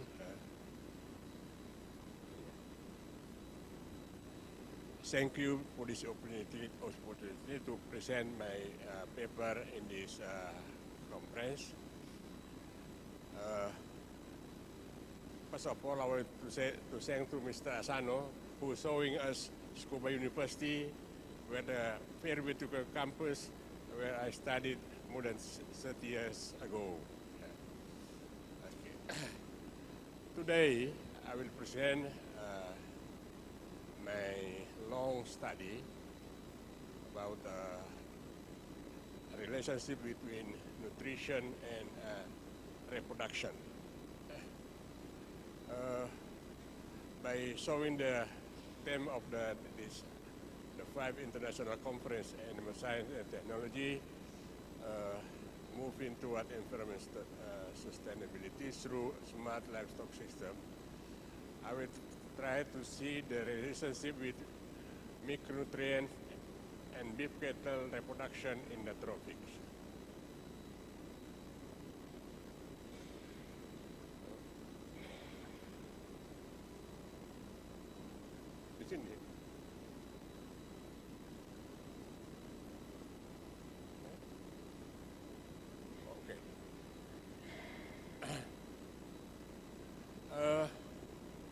I think since the beginning of 1980, I studied about the relationship between high environmental temperature and animal reproduction, especially goat reproduction. I found that high environmental temperature adversely affect reproduction directly through the physiological of the animal, and indirectly through low quality and quantity of nutrition. And finally, I found that the most seriously, not direct effect, but indirect effect of low quality and quantity of feed intake. And then if we see some literature, especially artificial insemination in the tropics, some research showed that even artificial insemination technology applied for many years ago, but until now, the efficiency of this technology is still very low.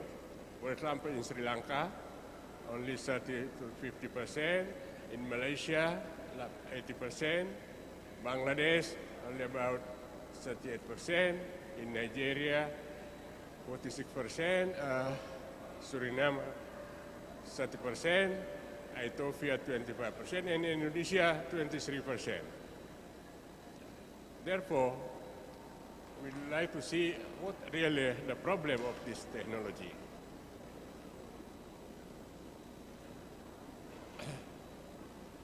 Until now, there are many efforts in showing the solution, how to improve the artificial insemination efficiency in beef cattle.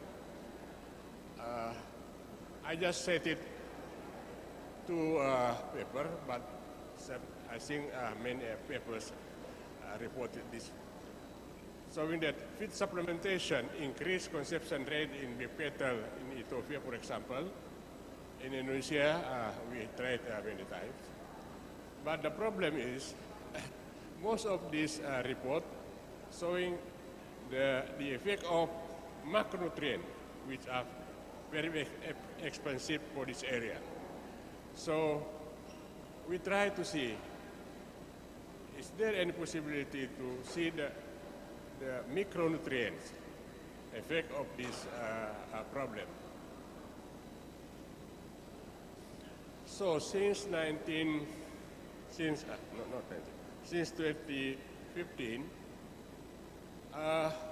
we try to see the effect of Moringa oleifera leaf supplemented to bulls, and to see the semen quality and libido. And we found that by supplementing 250 kilogram dry Moringa oleifera leaf could increase libido and sperm quality of Baliketa. And at the same time, we also try to do the same experiment to the cow. And then we saw that by supplementing oleifera leaf powder can increase estrus intensity and conception rate of Balico, and also the number of follicle and the size of follicle.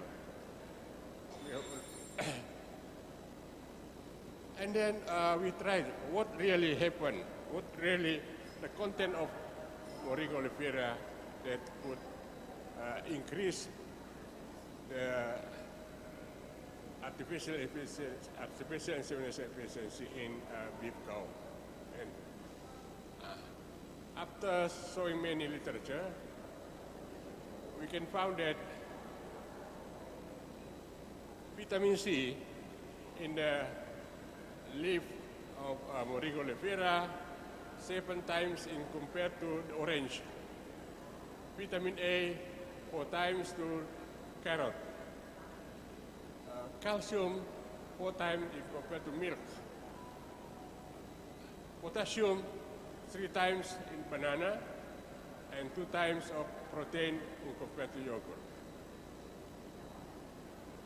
Then we can see also some selected micronutrient in Moringa oleifera, milligram per 100 gram, magnesium, calcium, potassium, iron, zinc, copper, sulfur, manganese, beta-carotene. Almost the composition,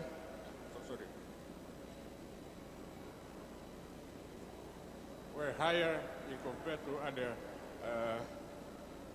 feed resources. And after showing many publications, the effect of this micronutrient, for example, we can see that the effect of zinc. The function is in ribonuclease activity, sperm maturation, enhance sperm motility. Selenium can act as antioxidant, folate, essential micronutrient for development germ cell, and some vitamin, for example, vitamin B12, B9, vitamin A, and vitamin C. And especially for vitamin A, related to the organogenesis, in fact, for example, vitamin A could increase litter size. Vitamin A increase oocyte quality. Vitamin A produce more transferable embryo in cow after superpopulation. Vitamin A directly work in the oocyte, and beta-carotene and vitamin A increase embryo quality after superpopulation in cow. Therefore, we continue our research by substituting Moringa oleifera with directly to zinc, and the result was similar. Supplementation of zinc also improve libido, sperm quality, and fertility rate in Bali bulls. So sperm from or semen from bull consume zinc has high fertility in compared to the non-supplemented.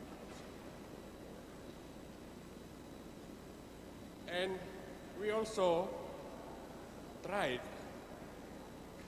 supplement vitamin A and beta-carotene in cow. So we supplemented for 1 cycle, and also we found a similar result, that supplementation of vitamin A and beta-carotene increase follicular size, estrus intensity, and conception rate in Bali cow. The increase of estrus intensity might be one factor that increase artificial insemination efficiency, because the problem nowadays is difficult to find the estrus sign in cattle, especially Bali cow. Therefore, our hypothesis, zinc as a micronutrient could increase libido and spermatid and sperm quality, and then increase fertility rate of the semen from bull consume zinc.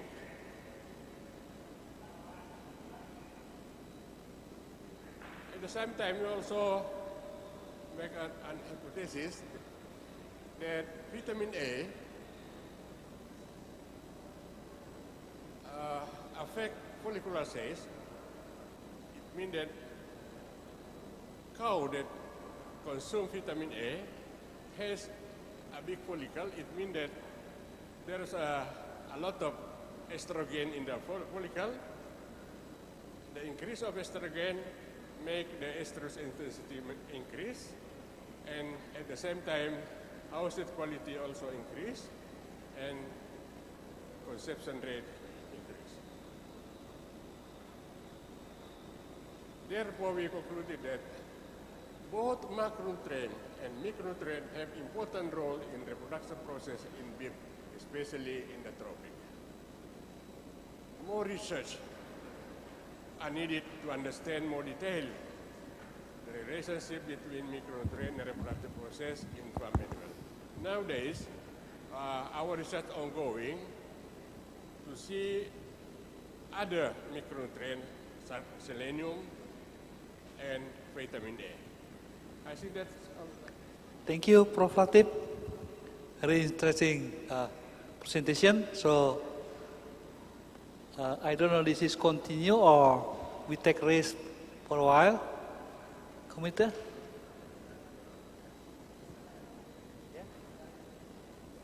Langsung. Oh, discussion. Langsung.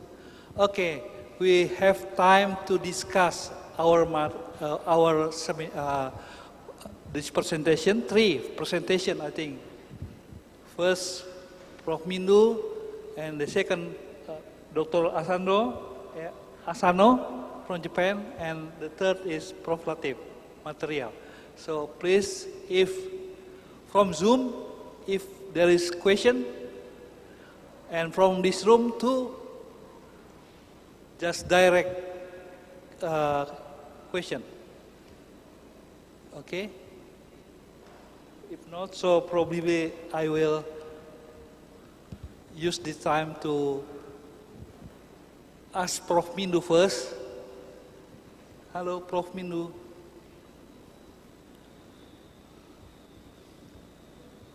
Is connected or not?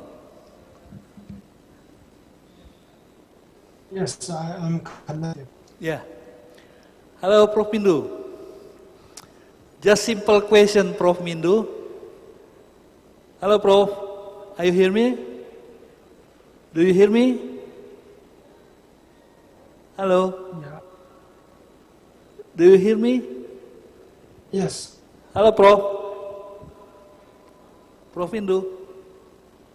Yes, I hear you. Hello? Hello, do you hear me? Yeah. Okay. Probably we just want to know about myogenesis, fibrogenesis, and adipogenesis. Do you think this is in the same time will differentiate between the 3 processes in embryogenesis? This is the same time, simultaneously, or what? Or actually, this is, not depend on nutrient. That's all. Yeah, it's not at the same time. So myogenesis occurs slightly earlier than fibroadipogenesis, so which is a little later. So not exactly the same time. So what the important thing we have to do to do? So the satellite the myogenesis will be the first up and the priority for us to develop in embryogenesis. Yeah, I just show the slides again. So basically, this myogenesis occurs slightly earlier.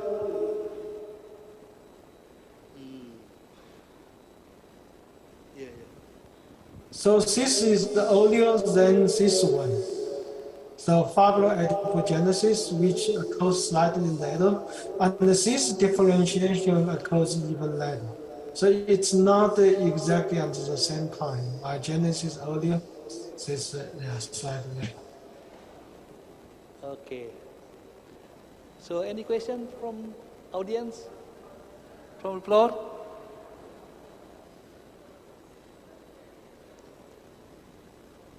Thank you, Mr. Mindu. Probably from the others, okay, please.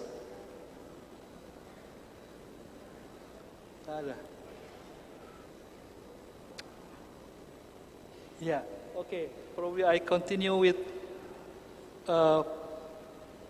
Asano from Japan. Prof. Asano, I read in the in article about using kispeptin in preserve cryopreservation from for chicken. What do you think about that? Cryopeptin, kispeptin. Kispeptin. Yeah. I think kispeptin is involved in regulation of gonadotropin secretion, and gonadotropin is highly associated with male fertility, particularly in sperm quality. So that I think there might be some positive relation between kispeptin and sperm storageability. That's all that I think. Okay, but I heard that kispeptin help to good preservative agent for avian, for poultry. It's different with the mammal, cryopreservation for mammal. Do you think this is? Are you agree with that? Yes, I haven't tested kispeptin. However, yeah, it is worth to try on poultry semen to see how viability posture improved. Yeah. Okay, Okay, thank you. And Prof. Latif Toleng, probably any question from the floor, or from the others from Zoom? Nggak ada juga. So I want to use this opportunity to ask Prof. Latif. Yes, now we already this is the we call many people talking about nanonutrient, Prof. Latif. Could you related with your article now you presented about nanonutrient? You present about macronutrient. Now about nanonutrient. What do you think? What's the difference between nano and micronutrient? I haven't studied yet, but I think it's also very important because as we know that reproduction is a very complex process related to macronutrient, micronutrient, and nanonutrients. I think. Okay. I didn't believe before that only put zinc in the supplementation and become a good result. So, I mean that only zinc, only vitamin A, only beta-carotene, and could increase artificial insemination efficiency. Okay. So therefore, maybe nanonutrient also have a good result. Okay. Okay. Thank you.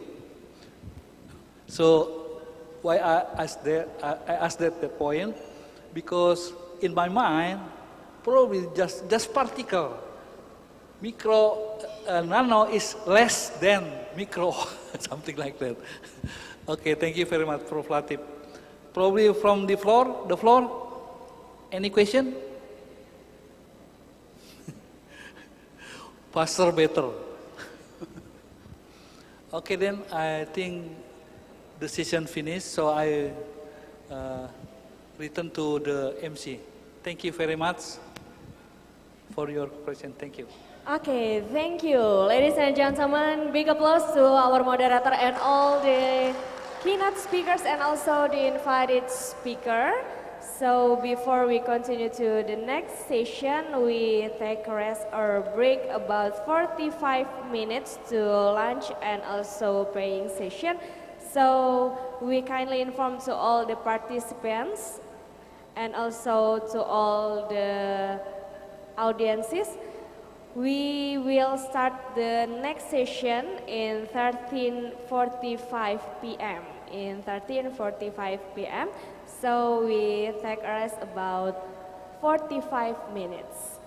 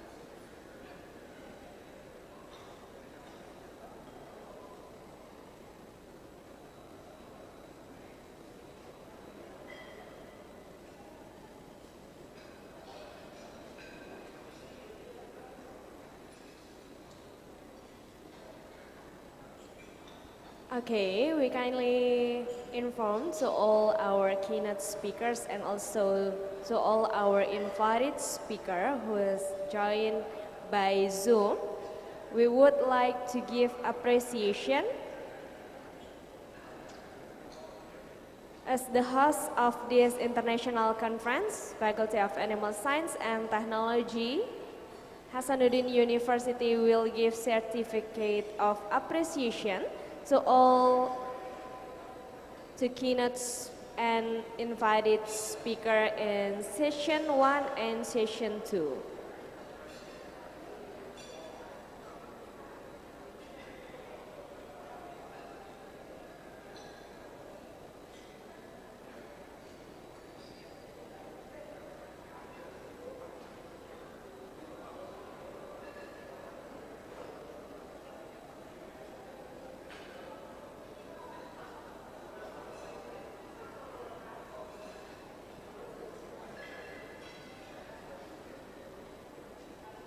Okay, we kindly invite Professor Dr. Insinyur Ahmad Sodik, MSc AGR, to join with us. Professor Dr. Insinyur Ahmad Sodik, MSc AGR, to join with us.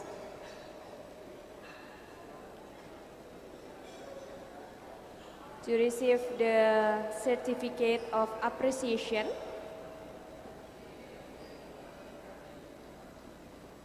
Already joined, Prof. Professor Ahmad Sodik.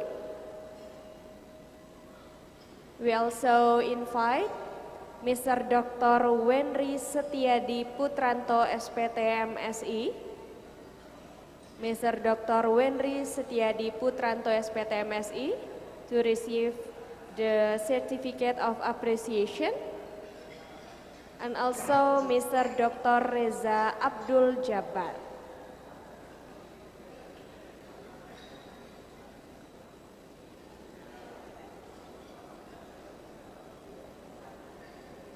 Okay, Mr. Dr. Wenry Setiadi Putranto, SPT MSI, already joined with us. Yes. So we will give certificate of appreciation to Mr. Dr. Wenry Setiadi Putranto.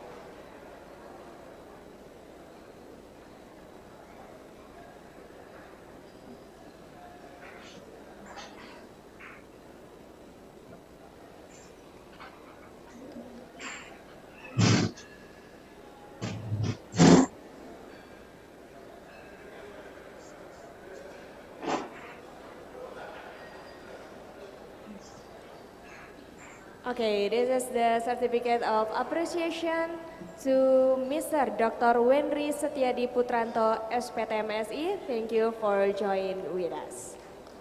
Thank you very much. Appreciation. Yeah. Thank you very much.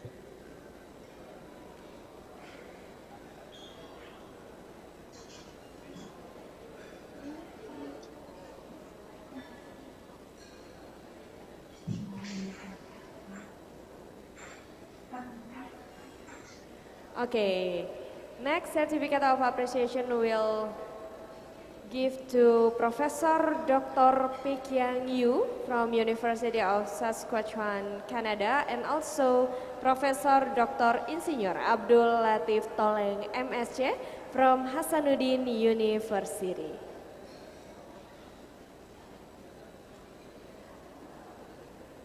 We kindly invite Vice Dean, Faculty of Animal Science and Technology, Hasanuddin University, to give certificate of appreciation to our keynote speakers. First to Professor Dr. Pek Yang Yu from University of Saskatchewan, Canada.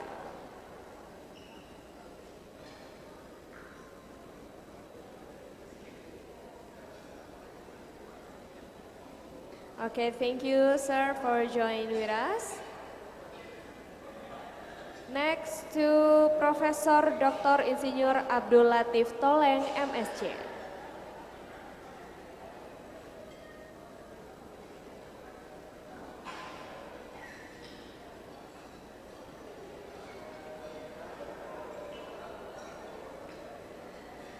Okay, so we also give certificate of appreciation or placard to our moderator. First to Professor Dr. Insinyur Asmudin Natsir, MSc, and also to Professor Dr. Insinyur Joni Prawira R, MSc, IPU. We kindly invite our chairman, Mrs. Dr. Insinyur Agustina Abdullah, SPTMSI, IPM SNN, to give the placard or certificate of appreciation to our moderator, Professor Dr. Insinyur Asmudin Natsir, MSc. Next to Professor Dr. Insinyur Joni Prawira R, MSc, IPU, as our moderator.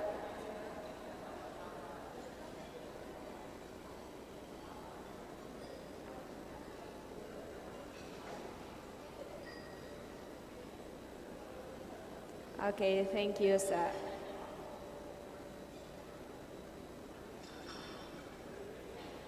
Well, ladies and gentlemen, we kindly remind to all the participants that we will start the next session at 13:45 p.m.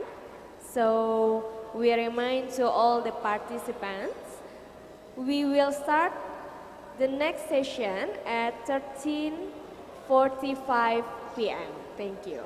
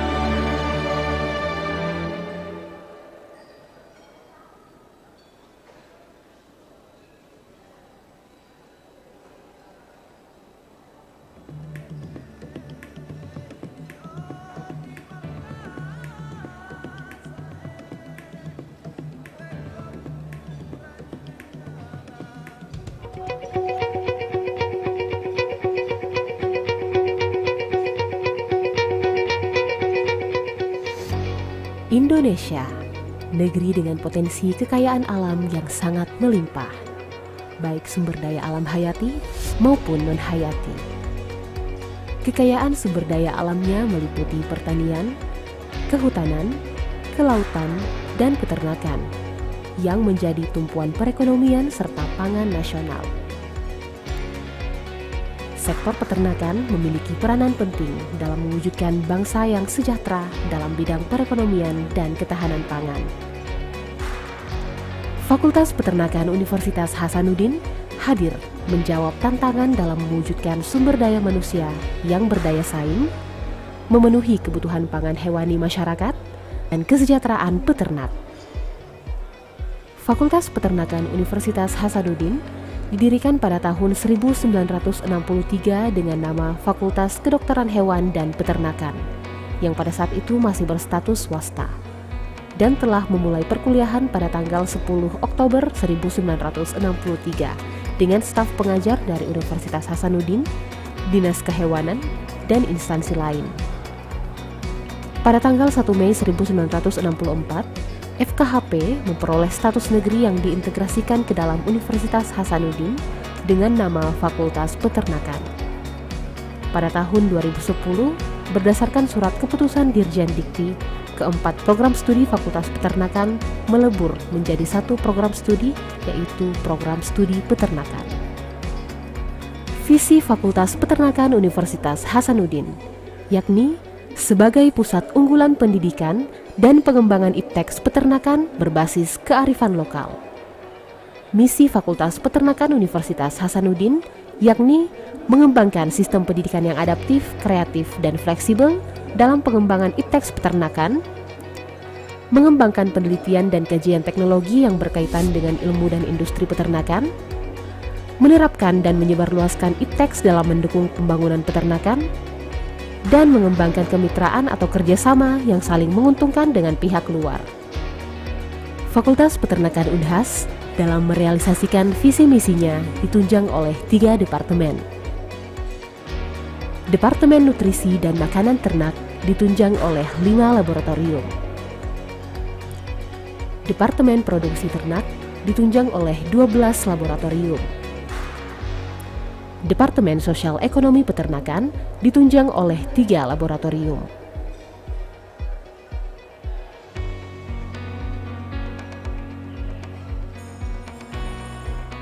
Fasilitas yang disediakan oleh Fakultas Peternakan Unhas meliputi aula, ruang kelas, perpustakaan, musola, sistem informasi, kandang, dan pengembangan riset. Fakultas Peternakan Unhas juga memiliki unit bisnis, di mana produknya dihasilkan dari Maiwa Breeding Center, laboratorium produksi, laboratorium unggas, dan closed house yang bekerja sama dengan Charon Pokpan. Komposisi tenaga pendidiknya sebagian besar merupakan lulusan S3 atau doktor dengan jumlah 56 orang, profesor dan guru besar berjumlah 21 orang, dan lulusan magister sebanyak 14 orang. Seluruh program studi yang ada di Fakultas Peternakan Unhas telah terakreditasi BAN PT, dan program studi S1 telah tersertifikasi AUN QA. Dalam mendukung Tridharma Perguruan Tinggi sekaligus sebagai bentuk dukungan terhadap program Kemendikbudristek, Fakultas Peternakan Unhas meningkatkan jaringan kerjasama dengan berbagai universitas baik di dalam maupun luar negeri, instansi pemerintahan, lembaga penelitian, swasta, asosiasi, dan sekolah kejuruan. Dalam mendukung kegiatan publikasi hasil penelitian, Fakultas Peternakan Unhas telah mengusung sebuah konferensi bernama International Conference of Animal Science and Technology yang bekerja sama dengan lembaga publikasi. Fakultas Peternakan Unhas juga memiliki 2 jurnal nasional terakreditasi SINTA, yakni Jurnal Ilmu dan Teknologi Peternakan bekerjasama dengan Pengurus Besar Ikatan Sarjana Peternakan, dan Hasanuddin Journal of Animal Science, serta Jurnal Nasional Buletin Nutrisi dan Makanan Ternak. Fakultas Peternakan Unhas telah memberi dukungan dan wadah untuk mahasiswa aktif berprestasi, baik secara akademik maupun non-akademik. Lembaga dan unit kegiatan Fakultas Peternakan Universitas Hasanuddin telah mendorong mahasiswa untuk berprestasi baik di tingkat nasional maupun internasional.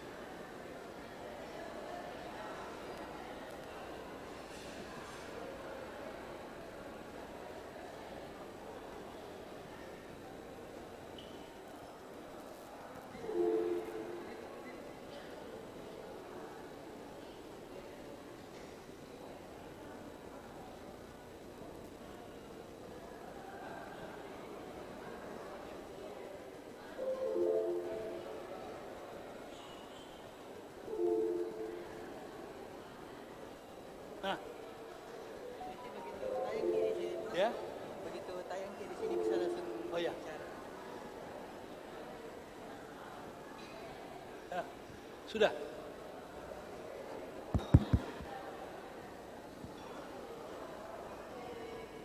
Hello, hello. Good afternoon, ladies and gentlemen. So we start again our session. This is the last speaker to present his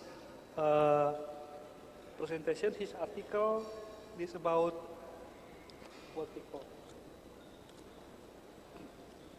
the title of Mr. Goran, Professor Goran, Domestic Cattle as Model in Functional Genomic and Epigenetic, Professor Goran Andersson from Sweden. I will read for a while his CV. He's a professor in molecular genetics. His research is focused on animal, mainly dog, as model for complex traits. So he's a professor at Department of Animal Breeding and Genetics, Molecular Genetics in Sweden, Uppsala University. So, Prof. Goran, are you ready? Yes, I am. Do you hear me well? Okay, thank you. The time's yours. Okay, thank you very much for your introduction, and thank you for inviting me to present some of my research activities.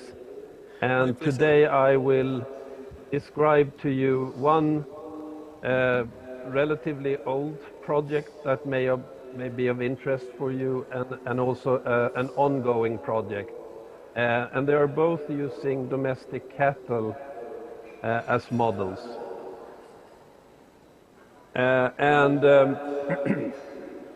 The studies exemplifies the power of using genetic approaches and also functional genomics and epigenomics approaches. And I will also give a very brief background to the power of domestic animal genomics and epigenomics. And the two studies are, the first one is on barley cattle, the genetic variation in barley cattle, and also study two on Bos taurus, domestic cattle that we have in Europe, on epigenomics and transcriptomics. So the power of genetics is illustrated here by 5 different projects where one have used association mapping and quantitative trait locus mapping and genome-wide association mapping to identify critical gene variants in dairy cattle, DGAT, that is a very important gene for milk yield. And in sheep, there are a couple of examples, the calipige and the myostatin, both important for muscling. And 2 studies that I have been involved in, the identification of IGF-2 in pigs that leads to a postnatal effect of increased muscle. And IGF-2 is one of the most important growth factor for various different tissues, including also the fetal growth. It's the most important growth factor for that. And illustrated to the right here, there is a schematic view of the role of a regulatory mutation influencing IGF-2 transcription in pigs. So what we did was an intercross between the wild boar, illustrated by the upper picture there, with a domestic pig. And the segregation of the factors influencing muscle growth is very important because the pigs have been selected for, the domestic pigs have been selected for many, many generations to give more muscle and less fat deposition, whereas the wild boar, the ancestor, has to be able to store fat under conditions where food is scarce. They're difficult for them to find food during winter, for instance.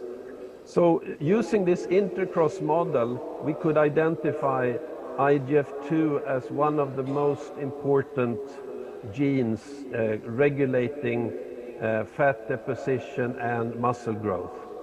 And this was caused by a regulatory mutation influencing postnatally transcription of IGF-2 gene in a muscle-specific manner.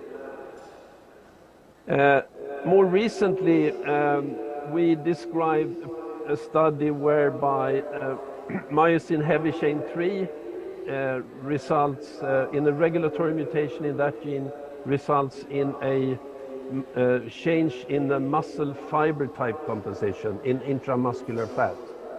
So the key with these studies is that the mutations influencing the phenotype of these complex traits are mutations in transcriptional regulatory sequences and also changes that results in epigenetic modifications. So the IGF-2 mutation is a change from a CPG to a CPA, removing one critical position for DNA methylation. And as you know, DNA methylation is one of the key epigenetic modifications, and I will come back to that in study 2. Okay, so using domestic cattle, we have a possibility to understand a lot of complex traits that we have selected these cattle for. But importantly, we also need to understand how the genetics of these cattle are, the nature of the genetics needs to be defined. So the purity, when I was introduced to barley cattle, it was because of the Indonesian government had funded a study together with the Swedish authorities and Dutch authorities to understand the principle of the Indonesian cattle, the origin of the Indonesian cattle. And in particular, I was involved in studying the barley cattle. So the two bovine species, as you know, in Indonesia, is Cebu from Bos indicus and Banteng, Bos javanicus. And there are very often hybrids between these, and the Indonesian cattle breeds are mixed origin, and the Indonesian government wanted to define the contribution of Cebu in the barley cattle. So the approach we took was to define the sequences of mitochondria, the Y chromosome, the male. The mitochondria, as you know, is transmitted only by the female. The Y chromosome, the male, and then also microsatellite DNA from the autosomal chromosomes. And the result was that there was introgression between Cebu and Banteng, and Banteng integrated 10 to 16% in Indonesian Cebu breeds. And illustrated by this picture is the locations of the cattle that we were analyzing.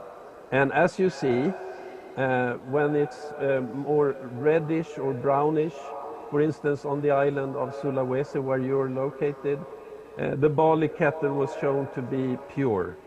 The barley cattle sampled on that location, as well as on the island of Bali, and also on 3 locations on Sumatra.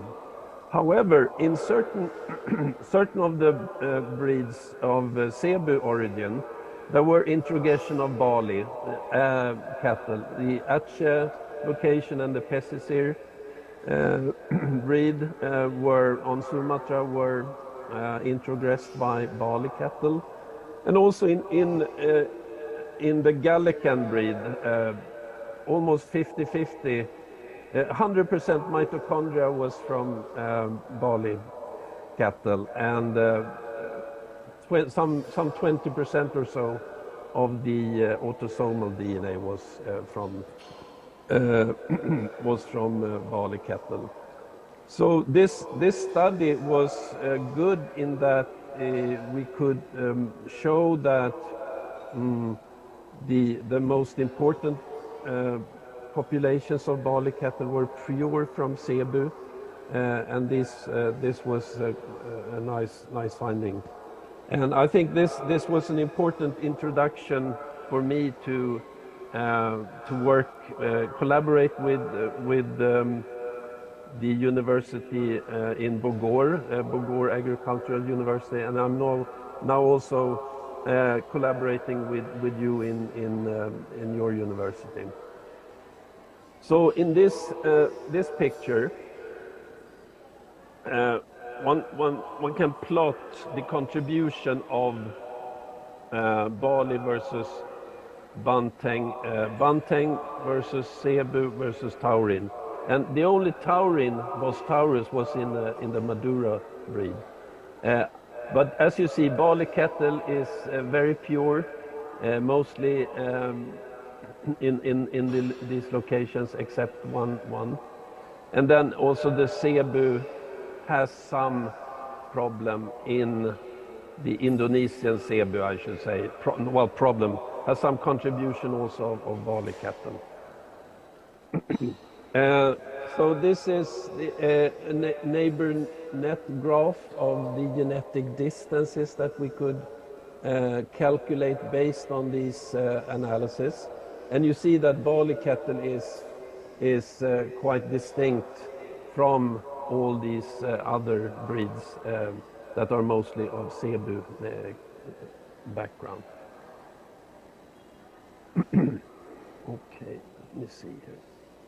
Next slide. For some reason I cannot change slides any longer. Okay, do it like that then. Okay.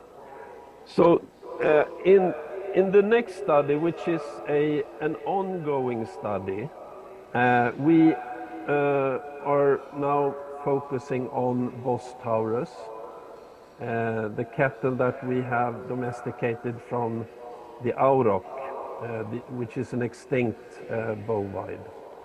And the reason we are studying this is that in milk-producing cattle, there is a high frequency of endometritis, causing severe economical losses and also health issues of the afflicted cows. So we have established an in vitro model system to study endometritis in cattle. And what we do at the slaughterhouse, we collect the tissue and then we isolate endometrial epithelial cells from these cows. And then we put these cells in culture, and we can show first that we have pure epithelial cells. So we remove a lot of fibroblasts when we prepare these cells. And then we keep them in tissue culture under very stringent conditions for a number of passages, whereby we can treat the cells with a model for bacterial infection.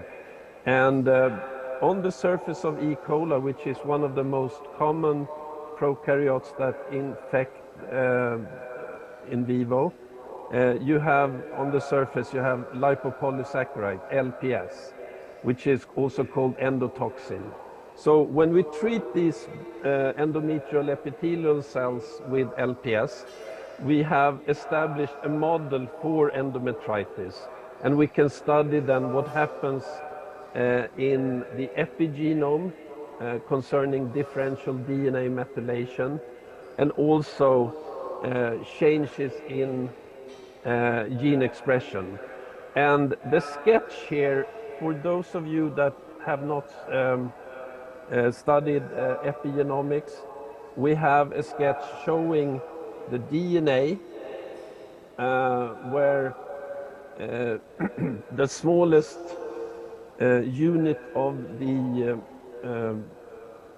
chromatin is called the nucleosome, and on the nucleosome you have 8 molecules of histones that can be modified on their tails by methylation or acetylation, removing positive charge so that the DNA molecule is the strength of the wrapping of the DNA molecule to the nucleosome is regulated by histone methylation and histone acetylation.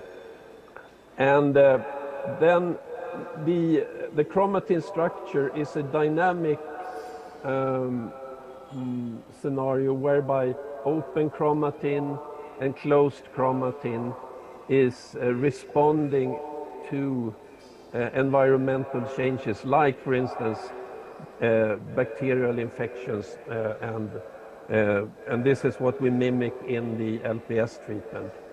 And we're focusing on DNA methylation. So what we do after we have treated the cells with LPS, we prepare genomic DNA, and we sequence, we treat the cells with bisulfite that modifies methylated CpG different versus unmethylated CpGs. So we can define how LPS leads to differential DNA methylation. And when we also, first we look at gene expression. How does LPS lead to a change in gene expression? And this is then plotted in a way so that you can see that in panel B, for instance, you have a lot of changes and the numbers there are genes that are differentially expressed. And we compare control cells grown in culture for 24 hours versus cells treated with lipopolysaccharide at 2 different concentrations. And when we established the model, we compared 2 microgram per milliliter and 8 microgram. And the changes between 2 and 8 were 0, so that we could combine these two. In total, we identified more than 2,000 differentially expressed genes in this study. And when we look at the gene ontology of these genes, and this is shown in this slide, the majority of the genes that were differentially expressed had something to do with the immune response. So immune response in panel A massively overexpressed a large number of genes. Antigen processing and presentation also, of course, very prominently overexpressed. But also many genes involved in the implantation of the embryo were differentially regulated. And a lot of genes in innate immunity. And the take-home message of this study is that the LPS treatment influences differential gene expression of genes controlling immune response, which is natural, as expected, but also negatively influence genes that are critical for implantation of the embryo into the endometrium. And when you look at, in another kind of presentation, the comparisons of differentially expressed genes after challenge with LPS, you can see that acute inflammation and innate immunity, but also cell adhesion is really, really critical. Genes influencing cell adhesion is also very well known to be critical for having an appropriate immune response. So we have, when you have a change in gene expression, you ask you can ask the question, how is the mechanisms influencing this gene expression changes? And this is, in this slide we show the certain examples of genes that are critical for the immune response, how they were changed in a time-related fashion. 6 hours in blue, 24 hours in red, and 48 hours in green. And you see that the response is the increase in changes, now defined by real-time PCR, was transient, so that it decreases over time. In this plot, we also, now we're moving into changes in DNA methylation. So changes in DNA methylation is well known to occur in promoters and enhancers and CPG islands. And these are regions that control transcriptional initiation.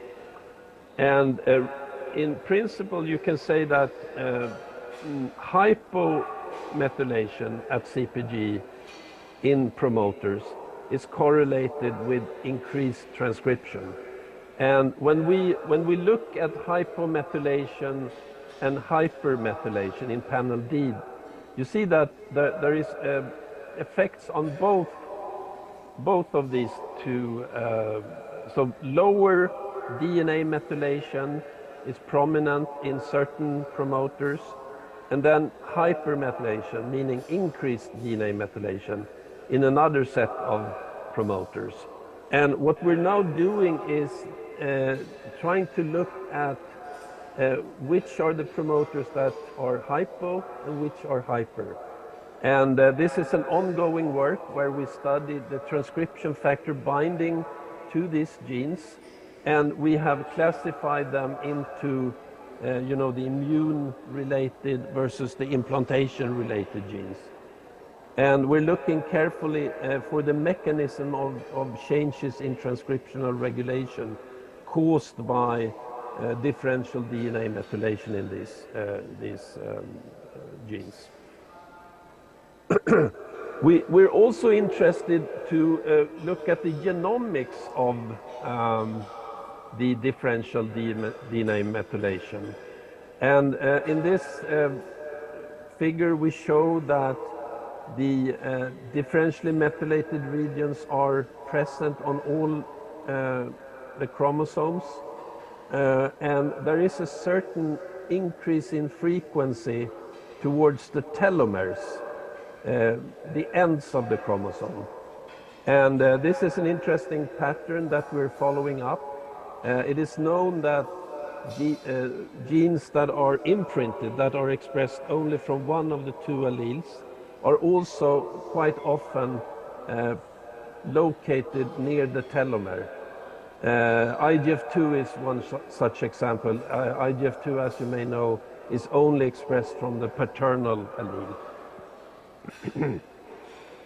Okay, so moving further, we can look at how the gene expression pattern and the DNA methylation pattern is correlated, and was a perfect correlation between hypomethylation of the promoters and increased DNA expression, mRNA expression.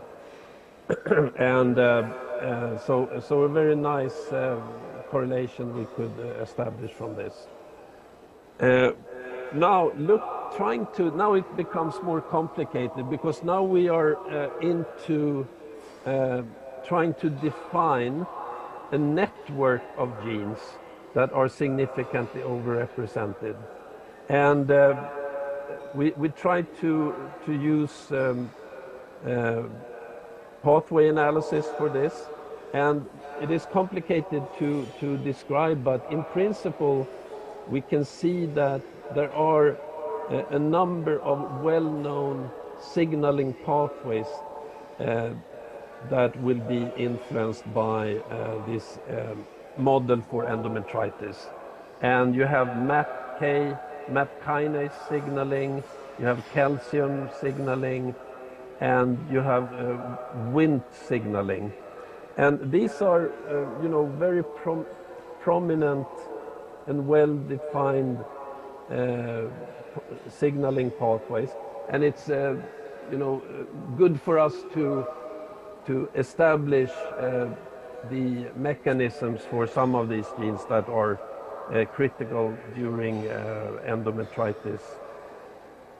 So the conclusions from these studies is that LPS treatment in vitro of these bovine endometrial epithelial cells cause a massive change in gene expression and alter DNA methylation in regulatory regions controlling gene expression. And these changes in gene expression and epigenomics of genes related to endometrial function confirms that lipopolysaccharides is activating a pro-inflammatory mechanism leading to a perturbed immune balance and cell adhesion, and at the time of recognition of pregnancy. We have also ongoing studies of in vivo studies that basically replicate our findings in vitro that I'm describing now. The in vitro model is now further challenged by other compounds like lipids and semen and other compounds to further understand the role of the endometrium and the role of different compounds in an endometritis. So this work has been done in collaboration between several people at the Swedish University of Agricultural Sciences, Erik Bonkam, Adnan Niasi, Navid Jamat, Maria Wilbe from my department, and in collaboration with Patrice Humblot and Yongqi Guo at Department of Clinical Sciences. And I thank you for your attention, and these studies that I described have several publications, and I have listed a few of them here so that you can further read about these findings. Thank you very much. Thank you very much, Professor Goran. Very good presentation and material too, and probably directly to invite the floor if anybody want to ask Professor Goran. Any question, please? From Zoom too.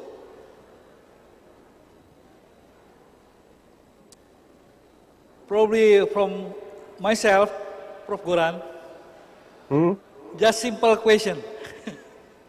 I'm not a geneticist. I'm not a geneticist. I'm physiologist. But I want to know about our cattle. I mean, Indonesian cattle, native cattle, Bali cattle, for example. How we can make that like double muscle, just epigenetically. Oh, okay. It's possible. Well, I would not recommend double muscling because it causes massive problems for the individual cow. However, I would encourage you to read our paper about the IGF-2 study that I mentioned.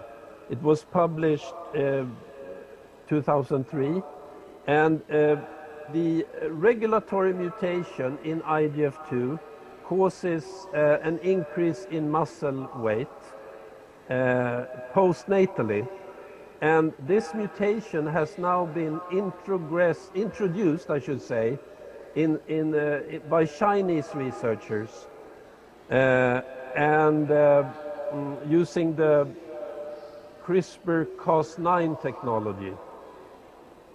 You know, the genetic modification methodology that was awarded the Nobel Prize recently. So you can introduce a specific single nucleotide mutation, and this has been done, and this leads to an increase in muscle weight in cattle and other breeds, other species. The project that we used was in pigs. In Europe, this is not allowed to genetically modified animals used for meat consumption, but in China this was allowed, so they are currently working on that. But double muscling, as in the breed, I forgot the name of now, the Belgian Blue, I would not recommend that you try to do anything about that. But this is also a loss of function mutation in the myostatin gene. And myostatin is a powerful growth factor for muscle, to prevent growth of muscle. And when you inactivate myostatin, you get the phenotype double muscling. But again, I would not recommend you to do that, actually, because it causes a lot of problems with delivery of the calf, for instance. Yeah, okay. Because I have tried nutrition in utero to bali cattle. I have tried to feed the pregnant bali cattle with nutrition in utero, and yeah, they increase body weight when birth, a calf body weight calf is really increased, but not like double muscle yet. So right. The IGF-2 mutation is a more subtle change. It leads to an increase in muscle by that is quite pronounced, actually. On the individual basis is 3%, which may not sound a lot, but it's economically enormously important to get slightly more muscle without negatively influencing health of these individuals. Okay, thank you, Prof. Goran. Anybody want to ask Professor Goran? Oh, nobody else, I think. We finished. Okay. Thank you very much, Mr. Goran. Thank you very much. Thank you. Thank you. So I return back to MC. Please, thank you. Okay, thank you. Give applause to Professor Dr. Insinyur Joni Prawira, RMSC IPU, and also to Professor Dr. Goran Anderson. Please stay with us, because after this we would like to give certificate of appreciation to our keynote speakers. We will show the certificate.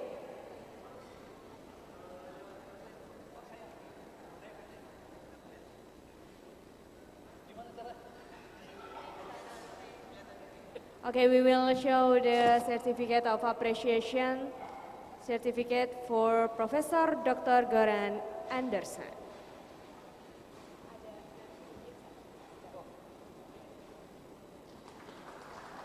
Give applause to Professor Goran Anderson. Thank you so much for Thank you very joining much. with us. Thank you very much for the certificate. I appreciate See you. it. Thank you very much, and good luck with your conference.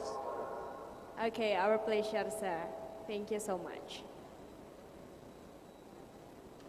Okay, ladies and gentlemen, that's all the second session for today. So I would like inform to all the audiences and all the participants, we will start the parallel session. So I would like to inform about the room.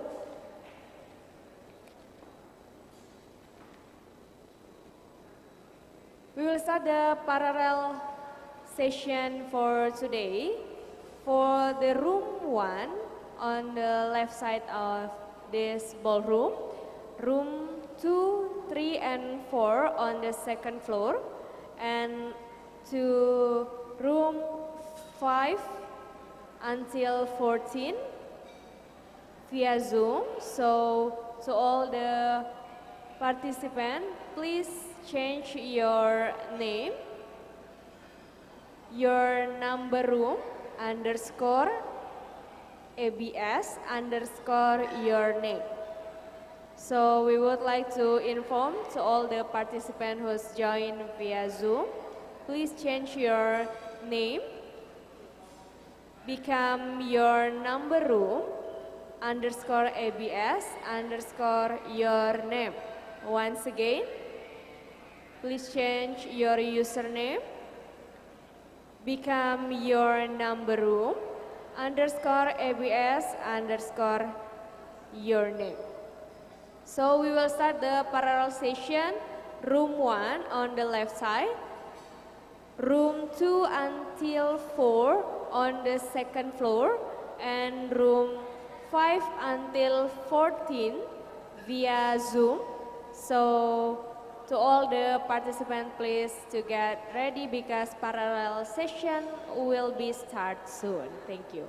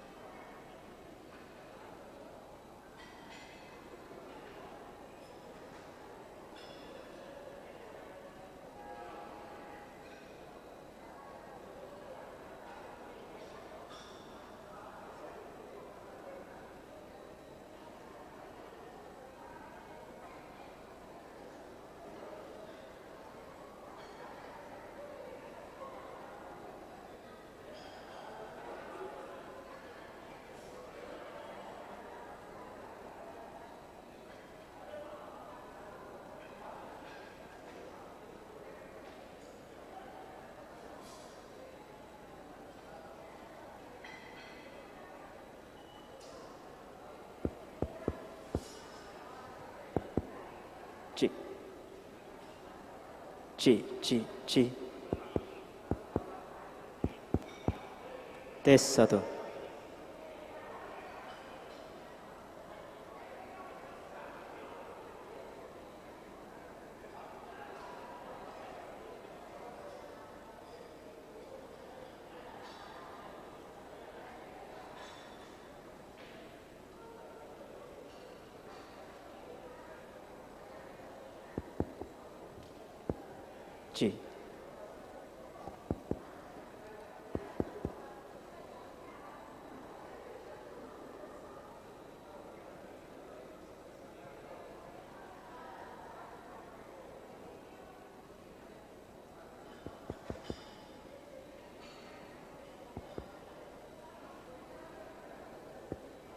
C.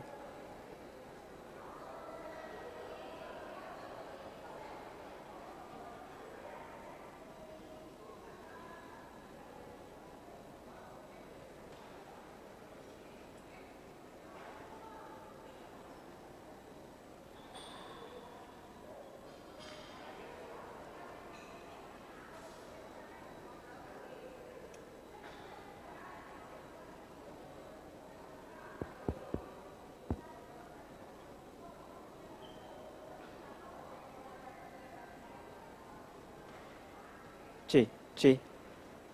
Tes 1 2. Cek. Cek mic. C 1.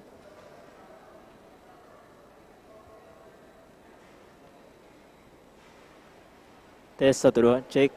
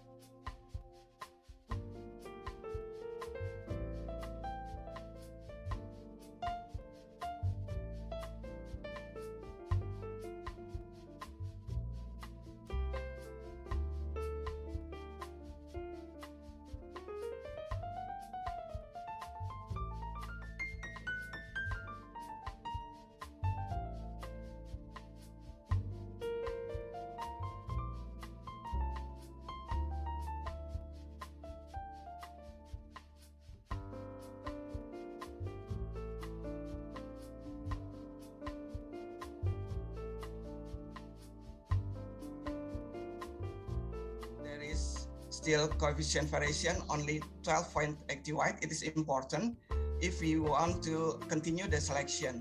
But Hyla and Haikol, they are still high. We believe that if there is coefficient of variation about 15%, we can stop the selection, so we can make a conclusion that the breed are going to stable. But Hyla and Haikol still have 20 in Haikol 27.90%, and New Zealand White have 23.26%. Then they have still rising. They do production to breed the litter size about for Hyla about 0.9, for Haikol 2.03, and for New Zealand White 2.06. It means Hyla and Haikol, we can take the selection to be continue in the next generation. So we hope Hyla Haikol, by the selection, they're going to expression their potential of genetic. Next. And we select for 9 days old of male of Hyla Haikol and New Zealand White. For male, we found that the rising response selection only 3.28 grams per kids for Hyla. Then the coefficient variation only 9.24. It means so Hyla are become the stable breed, but Haikol and New Zealand White, they still improve their body weight at 9 weeks for about Haikol 12.14 grams per head, and New Zealand White 4.57 grams per head. So it means that we use Hyla Haikol male, and we can use the selection by 63 days old body weight of male as a characteristic of selection. They have still high above 20% for coefficient of variation, but only on Hyla, they're only below 10% of coefficient of variation. Next. Okay, we can conclusion that body weight of male as criteria selection of Hyla and Haikol, it's still effective for 30 to 63 days. They are still have 22.05% and 22.13%. So we can continue the selection. But in Haikol, from G1 to generation first and to generation 2, they are decreasing from body weight from about 900 grams to 870 grams. It's maybe because of the ability to change of environmental condition. Yeah, we know that climate change very hot on the 21. So I think it's affected for the Hyla because they are Haikol because they're imported from France. And the criteria of Haikol and New Zealand rabbit for though they are still, we can continue to selection. I would like to acknowledge for reviewers and Ministry of Agriculture as a founder and all the team of this research. Thank you very much. Okay, thank you for your presentation. Very nice presentation. And then I call to fourth present.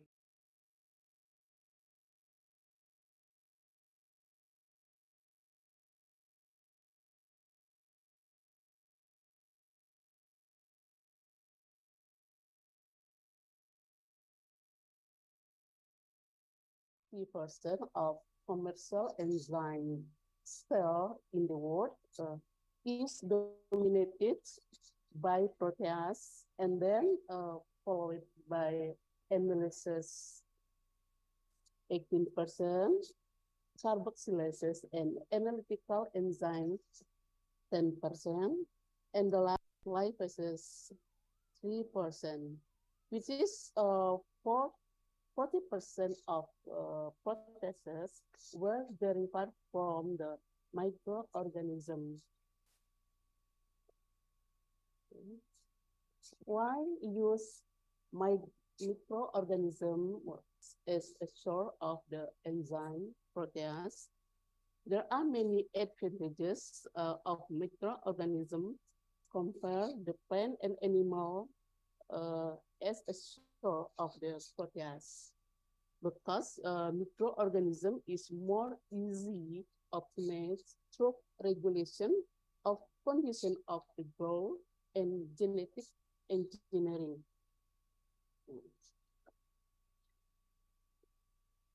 Lactobacillus plantarum, okay, but the protein, in general, the production of protease enzyme from bacteria is dominated by the non-local bacteria, whereas Indonesia is a country rich in biodiversity that can act as a source of enzyme production microorganism.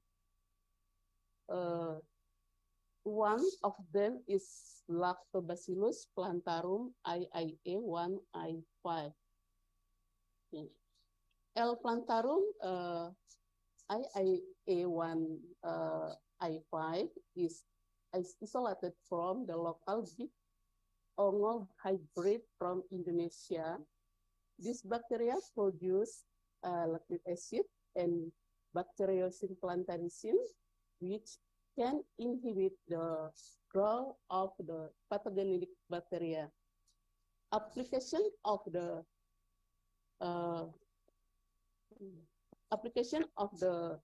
plantaricin, it can be of animal product has been widely carried out. It can be used as biopreservative in meat, fresh meat, meatball, and fermented sauces. Long-life IIA1 I5 produced with recombinant protein technology with both PET28 plasmid as a vector and E. coli BL21 as a host. Long-life is incorporated into subsystem of protein. The long-life IIA1 I5 contain 1,080 base pair and 360 amino acids. 44% of amino acid is non-polar and the other is polar.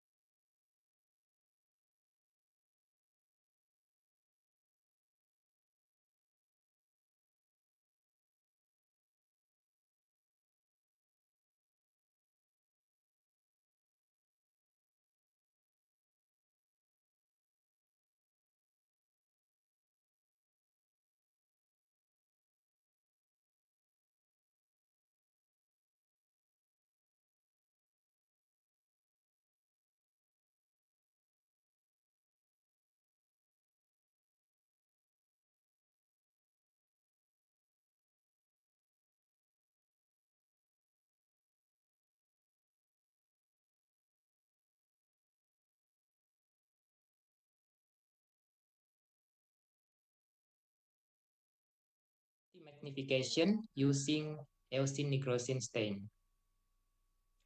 This study used a completely randomized design with 5 levels, consists of slow freezing with DMSO 7% or 14%, rapid freezing with DMSO 7% or 14% or 21%. The data were analyzed for variants.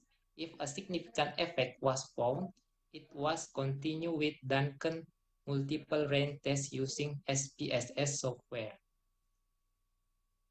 The result of this study is the characteristic of fresh semen from Bangkok chicken can be seen in the table. In general, Bangkok chicken semen is quite good and suitable for freezing. Sperm motility of Bangkok chicken sperm post-thawing did not differ significantly between treatment.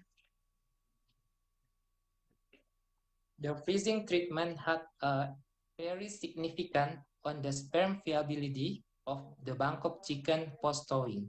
The viability of sperm in rapid freezing with the MSO concentration of 14% was higher than that of slow freezing and freezing with the MSO concentration of 7% and 21%. Freezing treatment had no effect on Bangkok chicken sperm abnormality post-thawing.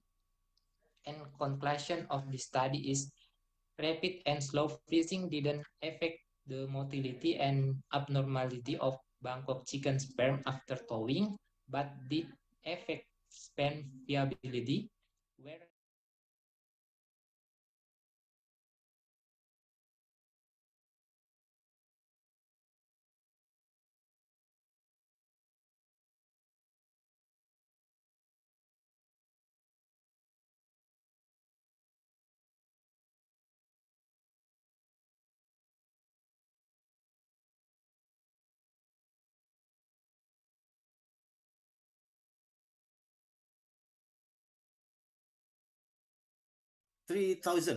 I'm sorry, and the low nutrient diet contain 17% of crude protein and metabolism energy content is 2,800. The next slide, please. This is there are the observed parameters in the study. The first one is intestinal villus height, creep depth, and villus surface area. And second one is intestinal E. coli bacteria population. Please, next slide.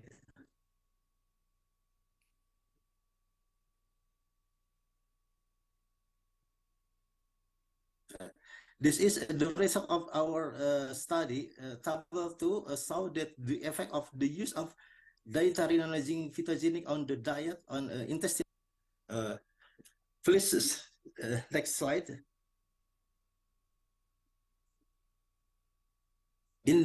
From this table, we can resume that intestinal villus profile, such as villus height, creep depth, and villus surface area in cow-bovine chicken did not interact between the nutritional content of the diet and the dose of NGV. Only the surface area of the intestinal villus of cow-bovine chicken was significantly affected by the diet nutritional content. And then a dose of 120 milligram zinc of kilogram result in the highest creep depth, but the amount of NGV used appeared to have a significant effect on creep depth. Please to the next slide. And there is the table 3 saw about the impact of dietary non-aging phytogenic on the diet on the population of E. coli bacteria in intestine of a 10-week-old cow-bovine chicken. From this table, we can see that no interaction between nutrient content and NGV dose to E. coli bacteria in intestine. And then low nutrient content is not affected E. coli population. And then furthermore, individuals also did not give significant effect on E. coli population in intestine. Next slide. So nutrient content and individuals had no interaction with the E. coli bacteria population, and the lowest population of E. coli bacteria was obtained when EGV was used to concentration of 120 milligrams zinc per kilogram. Before previous study started that ZNO nanofactible are effective again, but gram positive and gram negative bacteria. And then, according to several studies, ZNO, zinc nanoparticle successfully suppress harmful microorganisms like Escherichia coli and Salmonella enteritidis. Next.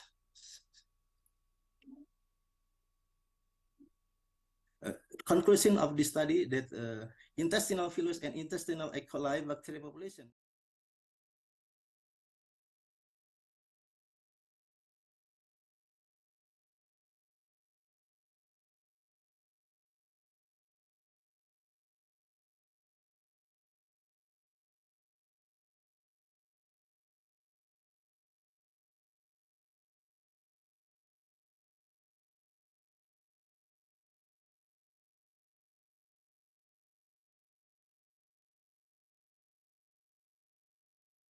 Of quality and quantity PUCAS with different types of animal manure by condensation and multi-level absorption methods. The author first, Maneskana A, it's me and Prof. Junus, Stjopjan O, and Dr. Minarti from doctoral program Animal Science Universitas Brawijaya Malang and lecturer Animal Science Universitas Brawijaya. Next. Okay, introduction. This is a livestock population in Indonesia is currently increasing from various types, from ruminants, pseudo, and non-ruminants. And this population is in line with the amount of waste from the three types of livestock. Herbal livestock was from all types that have not been used effectively and efficiently. Has an impact on environmental problem. To reduce the impact of environmental problem, the waste of the three types of livestock can be used as a raw material for the biogas process. The biogas process is renewable energy that can be seen from technical, economic, and social aspect, which can be used to supply energy that comes from fossil fuels. The program identification, number one, low methane value can lower the heating and corrosiveness. Number two, the higher methane, the higher calorific value produced. The quality of biogas can be increased by several modifications, namely by removing impurity gas in the biogas. Number four, as for some methods that have been carried out for biogas purification that combines condensation and multi-level absorption methods with 5 adsorbent. Aims to determine, number one, increase the quality and quantity of the biogas production process. As a result, it can be helped understand the process in purification biogas with combined condensation and multi-level absorption methods with 5 different adsorbents. Number two, the effect of purification with different types of animal manure on quality and quantity biogas will be underlined. Next, please. This is biogas content methane. The aim is increase the methane and decrease another gas with a schematic diagram purifying biogas with condensation and multi-level absorption method. This is schema in biogas and gas, and then process condensation for decrease hydrogen, and then adsorption with rutile waste, CIO, and then activate carbon, iron powder, and then the zeolite for decrease carbon dioxide and nitrogen dioxide. And then we have methane gas. Next. And then this is materials for my research, absorbent, and then stopwatch, searing use to send sample to the laboratory for analyze, and then biogas installation. I use drum with 25 liter and nanometer with self-design, and then the biogas purifier like that. And then I use 3 types of animal manure, cow dung, rabbit, and broiler manure.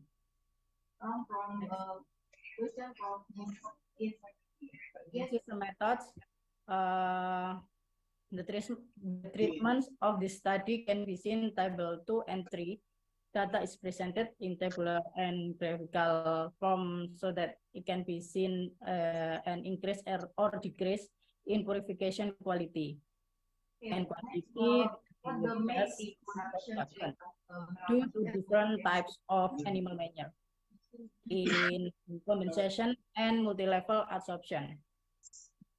This research, the data obtained were analyzed with when we ANOVA at 20% level, and then the MRT test to see the effect between treatment. The data which conduct on 28 August until Okay, you have 2 minutes again. Okay, October 22. Okay, next. Next. Result and discussion, table 4. We can see the presence of CO2 gas can cause decrease in energy value and cause the methane content in biogas to decrease. So to obtain good quality biogas, it is necessary to purify it to reduce CO2 levels so that methane gas levels increase. Table 5. The increase in methane levels in biogas is caused by a decrease in carbon dioxide levels after purification. Natural zeolite has a high affinity for capturing carbon dioxide molecules in biogas, thereby reduce carbon dioxide gas levels and increase methane gas levels. Table 6. The A3 purifier has no difference with the A4 in the result of T2 biogas purification and has similarities with the A2 in the table in the T3 and T4. Table 7. Nitrogen dioxide gas is a gas product from the overhaul of the protein content in waste. And then the result. Okay, percentage time to your arena is finished. Okay. Any questions linked to the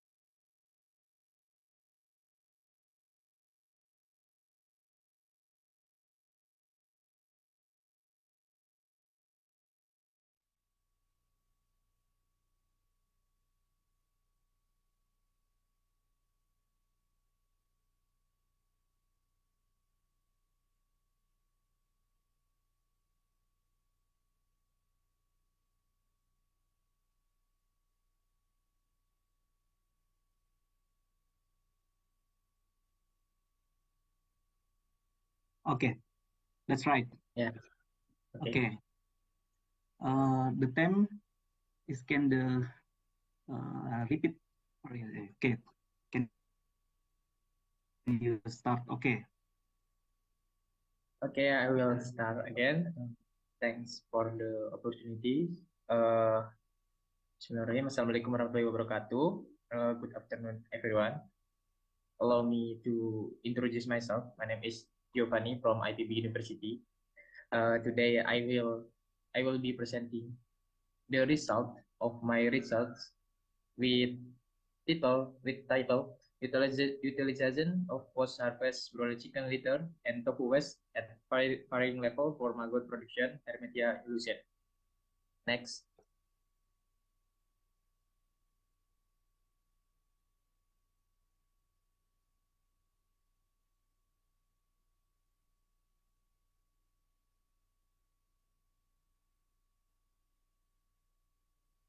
Okay.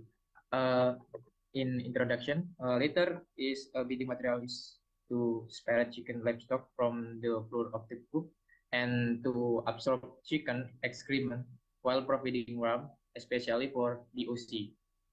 The leftover litter from post-harvest is usually utilized by farmer is only as organic fertilizer Rahman 2020. Hence, diversification is necessary to produce different type of utilization. So we have other way to do this by utilizing maggot decomposition. Next.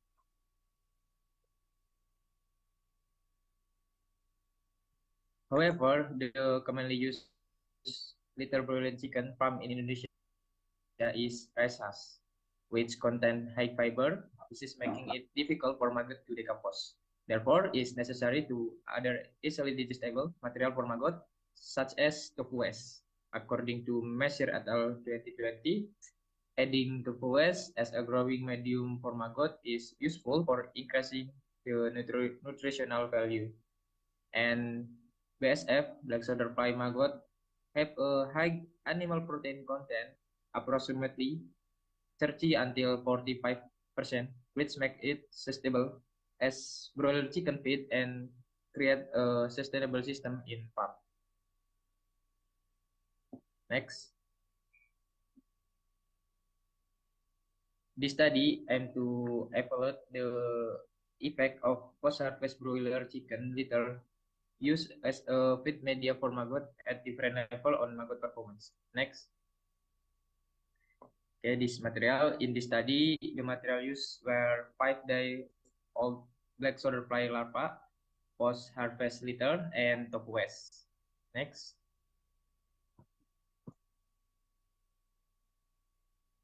Okay, this is method in the preparation stage. Okay, we can collect litter from broiler chicken, and we create maggot feed media and maintenance. In the maintenance process, lasts for 14 days. And in harvesting process was carried out and in the 14 day before harvest, the maggot harvested first. So from the harvesting result, data will be obtained in the form of media characteristic, maggot weight, water reduction index, feed consumption, and feed conversion ratio. Next.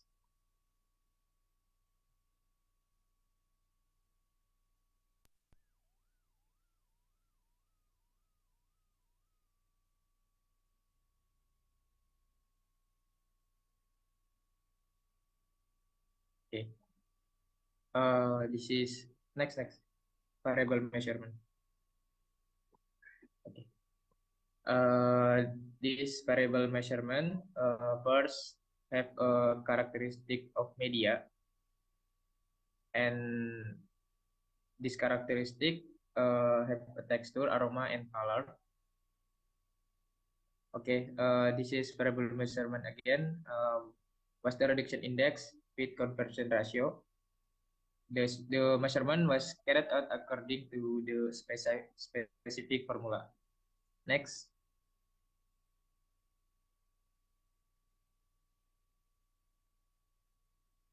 before this. Okay. This is statistic analysis. This study was a completely random design with 4 treatment and 4 replication. The treatment give as follow. Okay, next.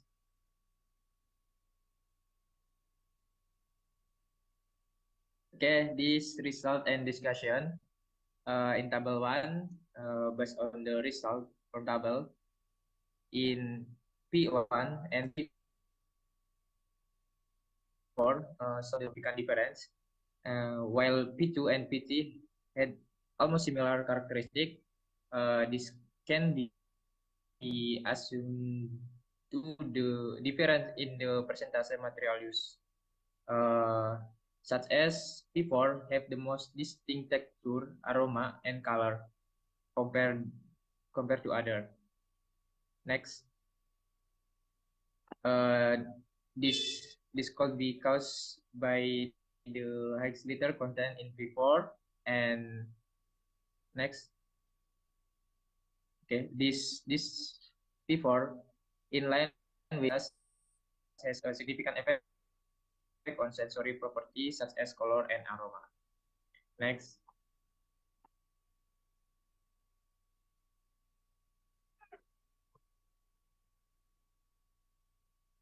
Okay, this is performance of maggot. Based on the performance level, we can see the best treatment is P1, which has better weight and compared to other treatment.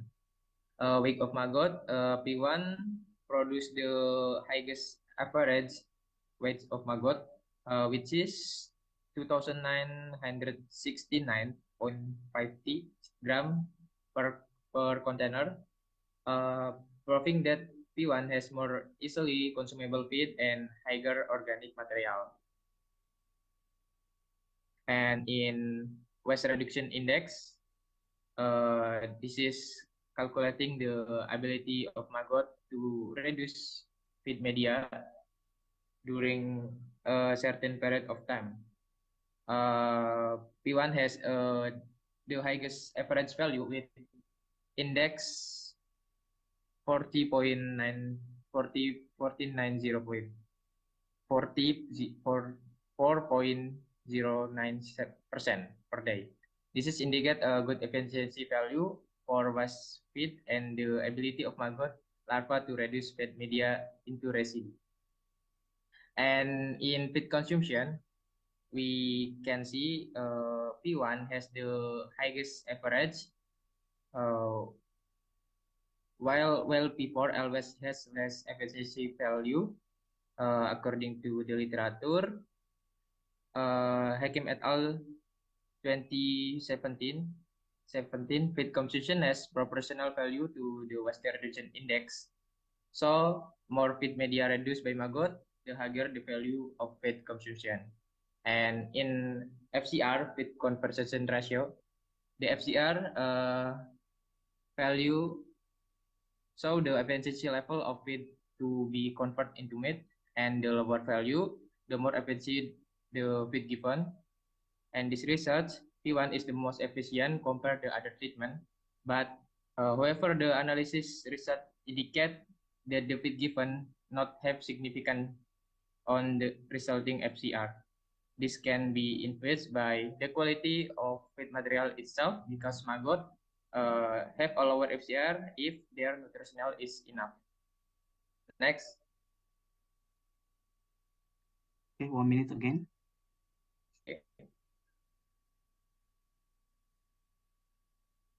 Okay, this is conclusion.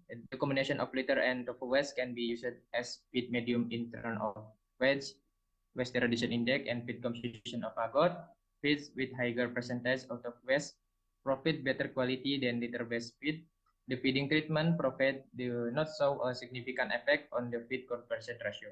And suggestion, further analysis is needed on the nutritional value content in the remaining feed and the maggot produce. In addition, At alternative processing of litter as a maggot feed is needed to make it more easily decomposable.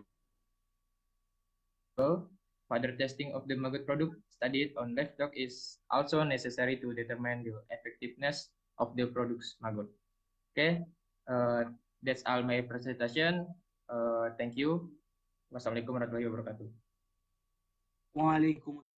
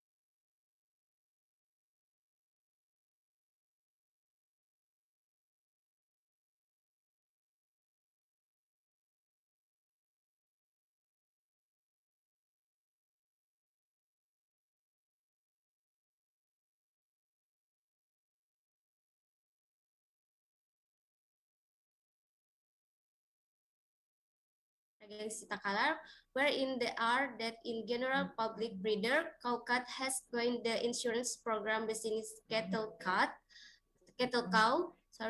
Study this will help in March to April. Location this done in manner intentional because in the village timbusing out amount participant more insurance. That's from village in district Pulau Utara in the district Takalar. Method data collection, qualitative data, quantitative data, primary data. Next. Okay, variable study. Each variable has 3 indicators, which can be seen in the table. Indicator variable 1, achievement objective. Indicator consciousness risk to business, exactly with need breeder, and timelines of implementation. Integration indicator, socialization development information, monitoring program implementation, assistance to breeder, adaptation variable, satisfaction to outs benefits, program community, and program evaluation. Please next. Okay, populasi and sample population in study this all breeder cow cat that has included in insurance program business cattle cow in the village Timbuseng, subdistrict North Takala Regency Takalar, among population in study this were all population in the study you can be seen in the table. Next, method and data analysis for test instrument used measurable and accurate. So you set conclusion with scala Likert. The scala Likert is something scala generous psychometric used English tenor and constitutes the most case used in research form survey. Then variable to be measured explain.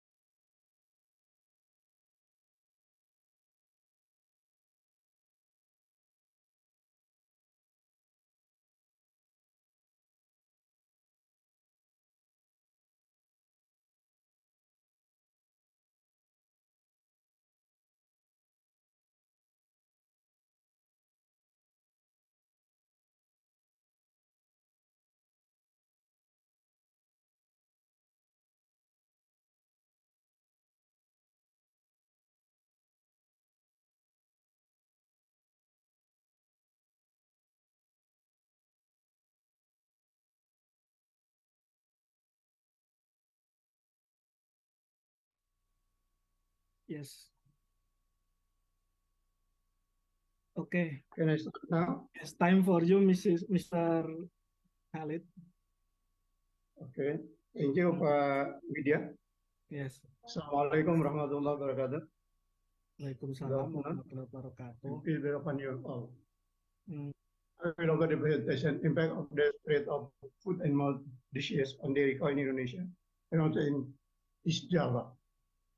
We are 7 of the research supported this research.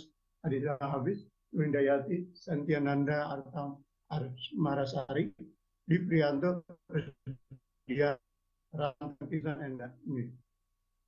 All of us in the breed. Second, please.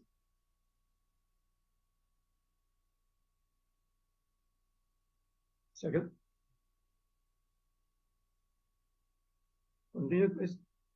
Our system is consistent in 7 units, and we will work together with an equal division of the role in these activities up to right now. Next, please.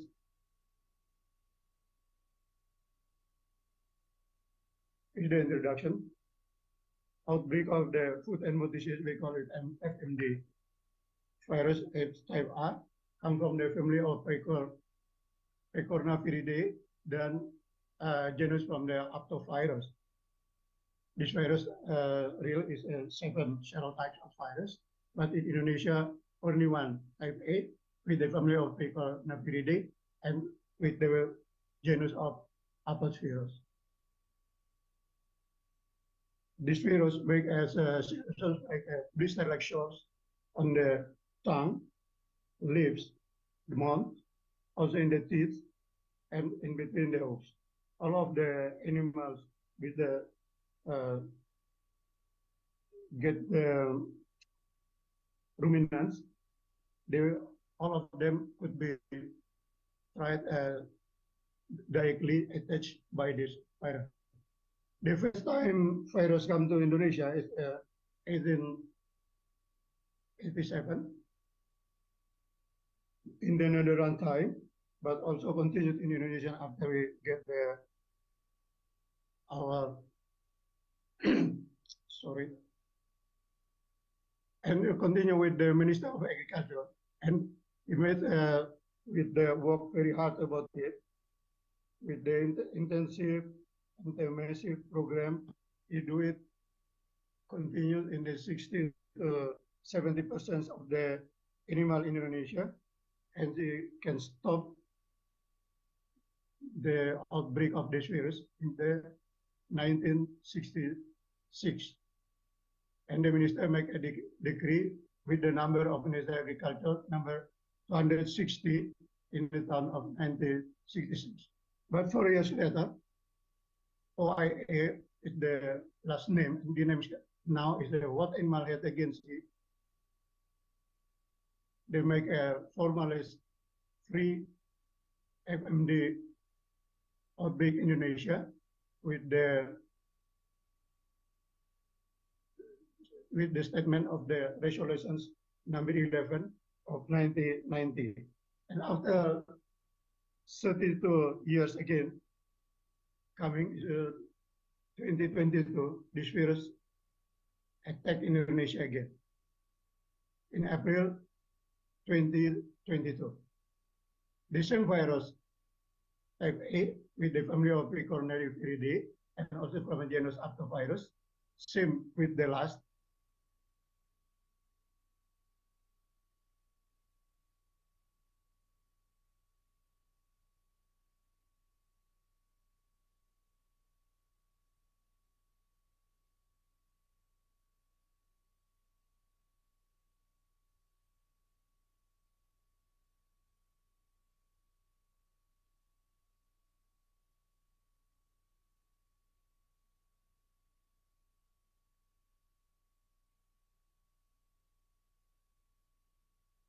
Okay. Mr. Khalid, any problem? Any problem else? Hello? Mr. Khalid, can you continue? Can you continue your presentation?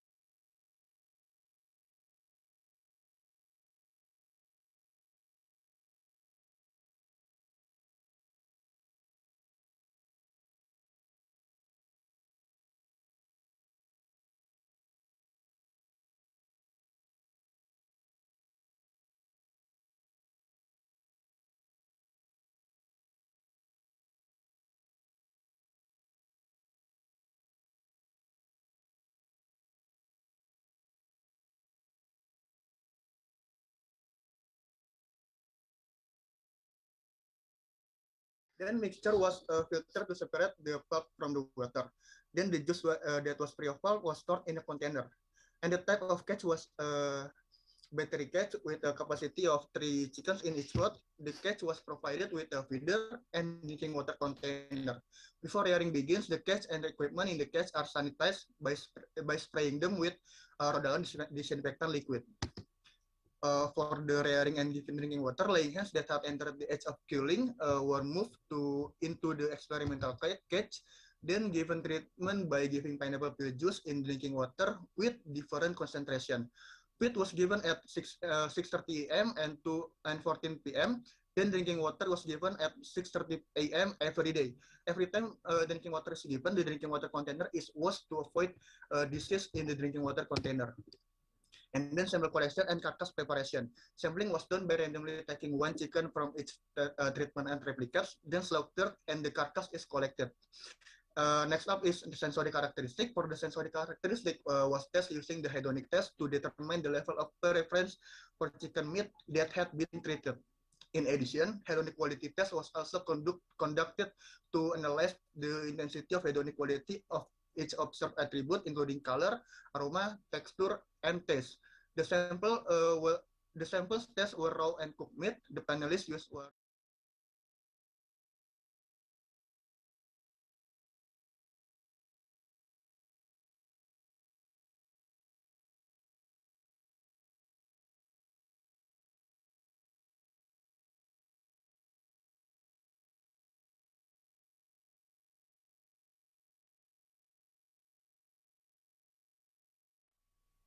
Okay. The additions zinc oxide with phytase enzyme resulted higher body weights than other treatment.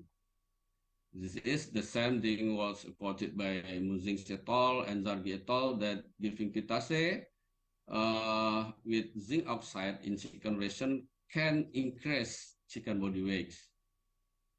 If Evidently, the pitase increased zinc oxide digestibility result in metalloenzyme activity, which has a very important role in metabolism.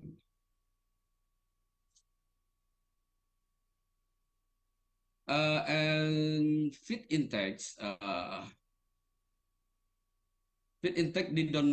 did not affect fortunately. The study proved that the addition of the PITase enzyme does not affect the feed intake of EPBD1 chicken.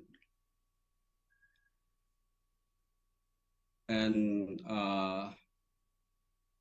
feed conversion ratio, the addition of EPBD1 diets with zinc oxide and PITase enzyme resulted in higher feed conversion ratio than other treatments.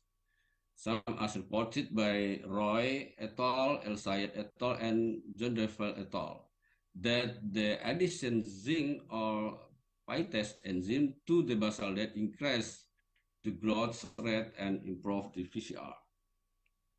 It saw that the VCR value indicate that PITase has a role in boosting the body's absorption of zinc. The last one, alkaline phosphatase. The result of the analysis of blood serum on the concentration of alkaline phosphatase showed that the effect of the addition of zinc and PITase is not significant with other treatment. This is different from the reported of Zagari and Sarideh that added PITase enzyme increased liver zinc storage. Further study, I needed the liver and bone analyzer for zinc content.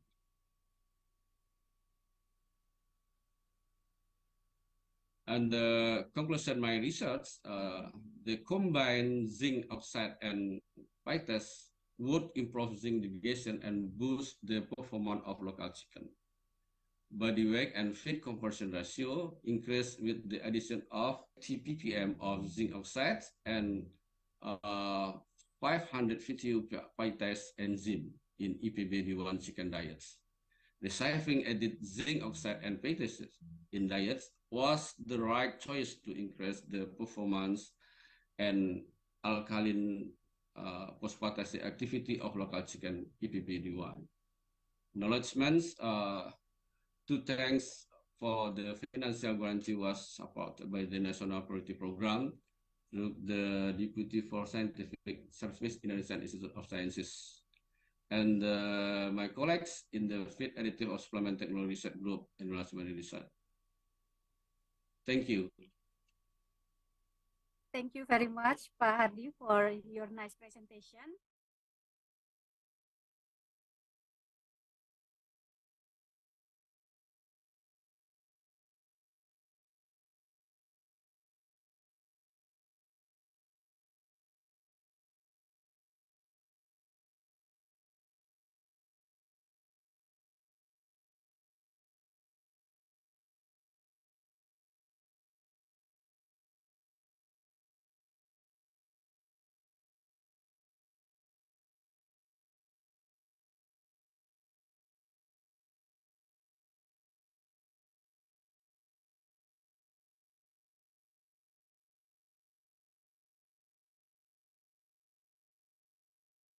In location. The difference in the knowledge level of researcher of animal welfare was due to a difference in understanding of the use and care of animal. In contrast, the knowledge level of researcher on ICAST aspect and the good level and ethical clearance aspects and the low level did not show a significant difference between location. It has recommended the training is needed to improve the knowledge of researchers on animal welfare. Okay, your time is finished. Thank you very much. Okay. Assalamualaikum warahmatullahi wabarakatuh. Waalaikumsalam warahmatullahi wabarakatuh. Thank you so much for Setia Stuti Wahyu Wardani for your presentation. Okay, any questions from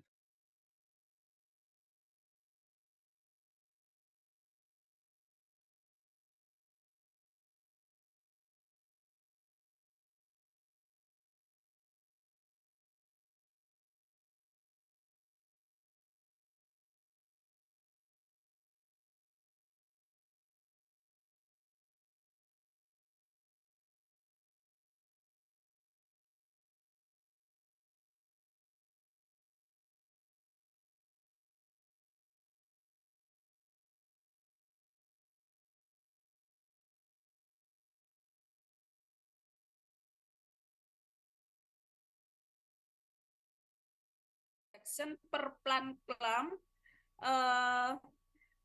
This is affected by the agroecosystem and the plant mutant, and the lowland have higher biomass production than in upland.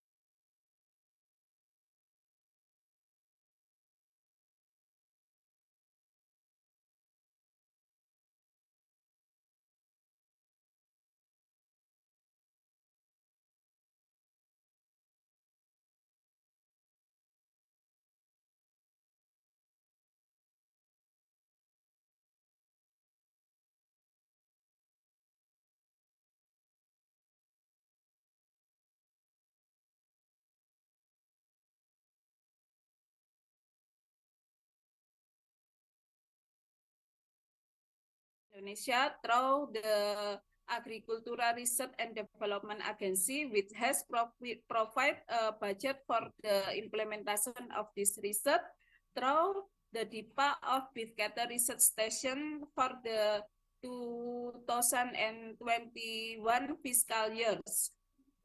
And the last, thank you for your attention. Thank you, Bu.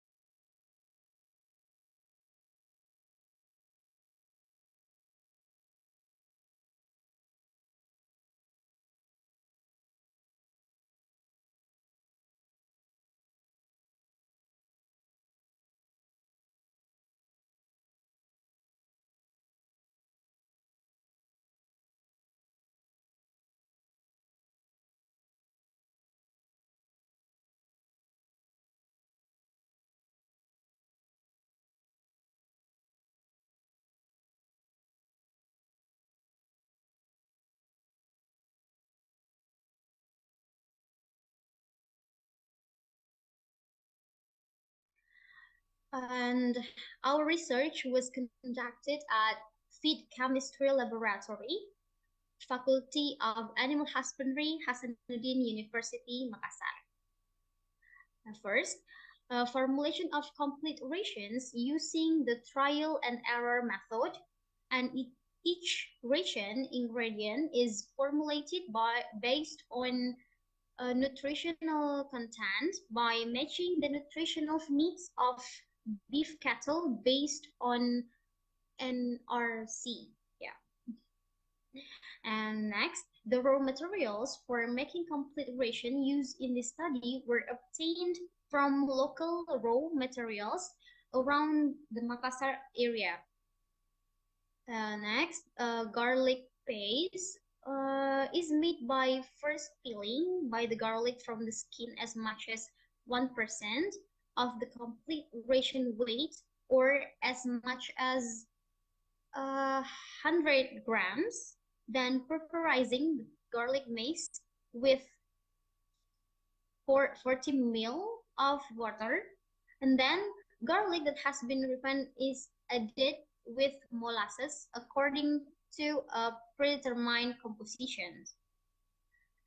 Next up, the ration ingredients that have been weighed are then mixed in and stirred until evenly distributed, starting from the ingredients with small particle size to large particles. And then the complete ration fermentation process was carried out for 8 weeks. And finally, we analyzed our samples, like we analyzed like temperature, color change, aroma, texture, and damage. Okay. As we can see at the slide, in what the first graphic, the temperature, and this shows that 1% garlic doesn't affect the temperature rise in the fermentation process for 8 weeks.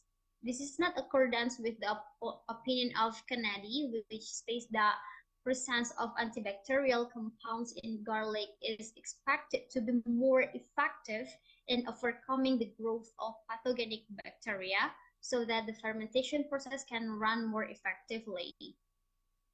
And according to Angorowati, the fermentation process directly affects the activity of microorganisms, and a good temperature for fermentation range from 31 to 33 because the speed of fermentation will increase according to the increase in the temperature. So we move to this next graphic. We can see in A for color change, the configuration fermentation, the P1 and P2 treatment look less bright. It means for this indicator, for this value, it means less bright. So the color change that occurs in the ensilasa process is because the aerobic respiration process, which lasts as long as the oxygen supply is still there until the sugar in the material runs out. So sugar will be oxidized to carbon dioxide and water, and heat also produced in this process. So the temperature rises, and uncontrolled temperature will cause dark browns to black discoloration. Okay, next to texture. The treatment P1 and P2 had value of 3, as we can see right here. It means a good fermentation region have a soft texture, not moldy and not slimy. Again, next is aroma. Yeah, aroma. In the configuration fermentation, for P1 and P2, treatments show that a sour aroma fermentation. The sour aroma of fermentation is caused by the decomposition of nutrients, so especially carbohydrates into organic acids during the fermentation process. The formation of acid during fermentation causes a decrease in pH. So this situation inhibits the process of respiration, proteolysis, and prevents the active bacteria.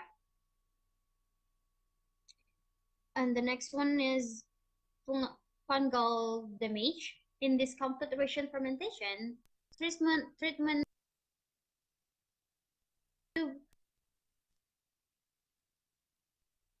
the presence of this fungi is possible due to an increase in water content during storage and microbial activity.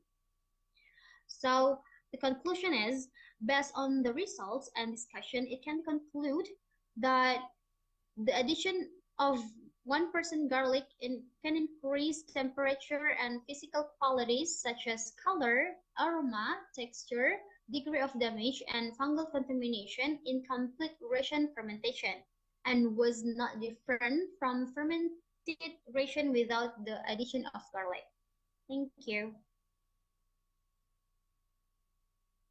Thank you, Mbak Aurelia, for your nice presentation.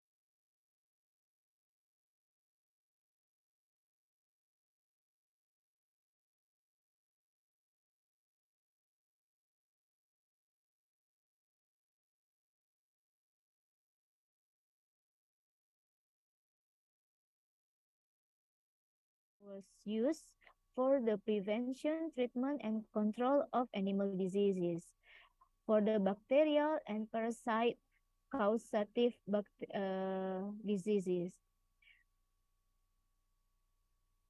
And the second, antimicrobial also protect this public health to the zoonotic diseases. Antimicrobial agents ensure human food safety and public health by controlling animal diseases and preventing the transmission of zoonotic pathogens from animals to humans. For example, neomycin in animal feed significantly reduce the E. coli O157H7 in animal manure. And also, gentamicin reduce the number of bacteria in eggs and poultry meat. The third function of antimicrobial is to increase the livestock production. The oral use of antimicrobials is known to increase the feed efficiency, livestock growth, and the reproductive performance. Also, antimicrobials affect the intestinal wall and increase the digestibility of the nutrients. Antimicrobials also affect intestinal flora, gut physiology, and the immune system, which is lead to the preventing disease, increasing the feed conversion, and increasing animal growth. And the last, antimicrobial roles in environmental improvement. In livestock breeding activities, we know that pollution and degradation of ecosystem, global warming, and climate change due to greenhouse gas emission and loss of biodiversity. Some antimicrobials in feed can inhibit abnormal fermentation and consequently reduce greenhouse gas, especially methane gas emission. For example, ionophores can inhibit rumen microbial fermentation at different level, which in turn will reduce the proportion of volatile fatty acid and the methane gas. Unfortunately, overuse of antimicrobial in livestock brings some disadvantages. For example, antibiotic growth promoter in poultry industry greatly contributes to the resistance of antimicrobial agents.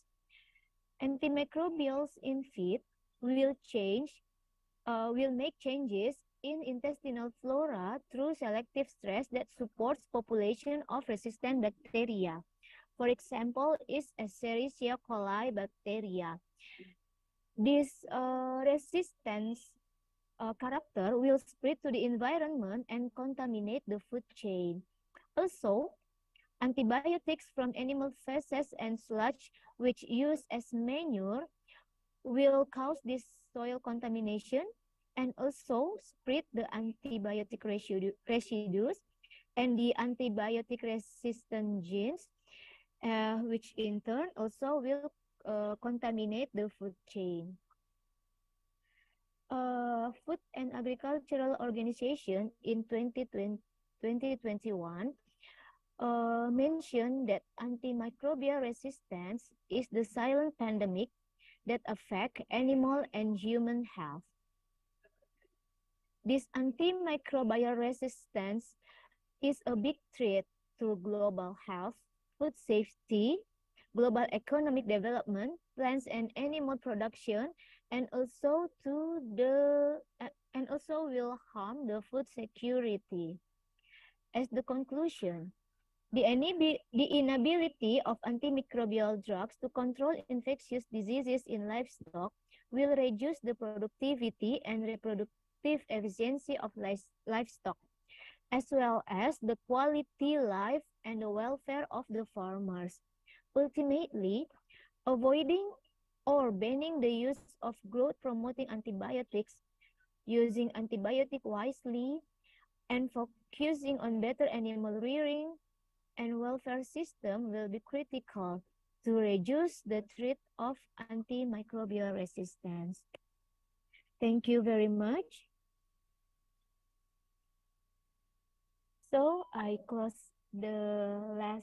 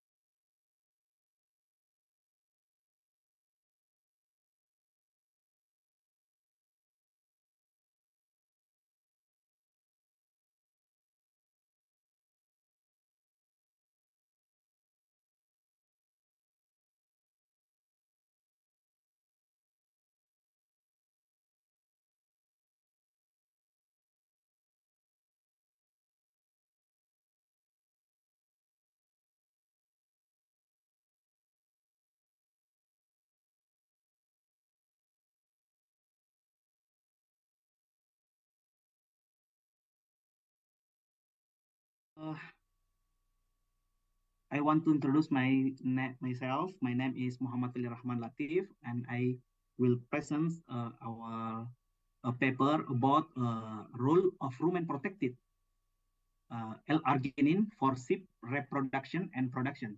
This is a literature review, ABS 51. Muhammad Federman Latif, Oscar Sofian, Jasma Asamsu, and Suyadi. I'm from Faculty of Animal Science, Brawijaya University. I am a PhD student in Brawijaya University, and I'm staff of Feed Technology and Industry Laboratory, Faculty of Science, Faculty Animal Science, Hasanuddin University. Okay, next. Okay, introduction. Sheep farming in Indonesia is sector that has the potential to be developed. Until 2022, the sheep population will reach 15 million from livestock and animal science, animal husbandry statistic 2022. And we now sheep breeding in order to have many offspring and speed up production by improving the quality of males, about characteristics semen from the feed consumption. We now the problem is from standardization of feed, and then the obstacle to use amino acid for sheep is potential for the composition by microbes in the rumen, and then we can protect it. Amino acid, we can use acacia maybe as a rumen protector, is effective in vitro digestibility. And then there is the literature giving arginine until 1% of body weight of male or semi sheep can improve the characteristic of spermatozoa as motility and viability. And the background of a study of rumen protection of L-arginine feeding on nutritional status and reproductive performance of sheep. Okay, next. Okay, material and method. The conduct this literature review on role of rumen protected arginine for sheep reproduction and production. Relevant article were identified through a comparative search of science database, including PubMed, Science Direct, and Google Scholars. The search term used included sheep, L-arginine, rumen protected, reproduction, and production. Article will be included in the review if they reported of effect of rumen protected L-arginine on reproduction or reproduction in sheep. Okay, next. Okay, the role of arginine as a supplementary feed in the poultry and the ruminant, we know the role of arginine is for protein synthesis and other function need for maintenance, growth, reproduction, and immunity, Monover 2022. And the second, the role of arginine is promotes the synthesis of nitric oxide and help blood circulation. And third, play an important role in the toxification and ammonia, which can create hyperammonia in livestock. And the fourth, growth hormone synthesis and stimulating cell proliferation. And the last, increase antioxidant enzyme that help in oxidate stress management. Okay, next. Okay, literature. There's the function in the process of spermatogenesis. Precursor putrescins, spermidine, spermine synthesis for spermatozoa motility. We know the metabolism pathway for arginine can promote the spermine and then function enhance sperm metabolism by increased rate glycolysis and synthesis ATP and energy-rich compound that is essential for sperm motility. Wu et al. 2009. Next. Okay, this is the arginine use in sheep and reproduction performance in males. We know arginine use can be intramuscular by injection and from the feed, oral supplementation, and we know the objective for arginine can be libido, high libido, and semen quality, and then production, and improve the characteristic of spermatozoa motility and other characteristics. And the last can be increased testosterone, hormone testosterone. Okay, next. This is a literature review. We know the process, the use of L-arginine, the rumen protected. We know the first sheep feed the amino acid such as arginine and for interorgan arginine metabolism, and the last go to this pathway and can be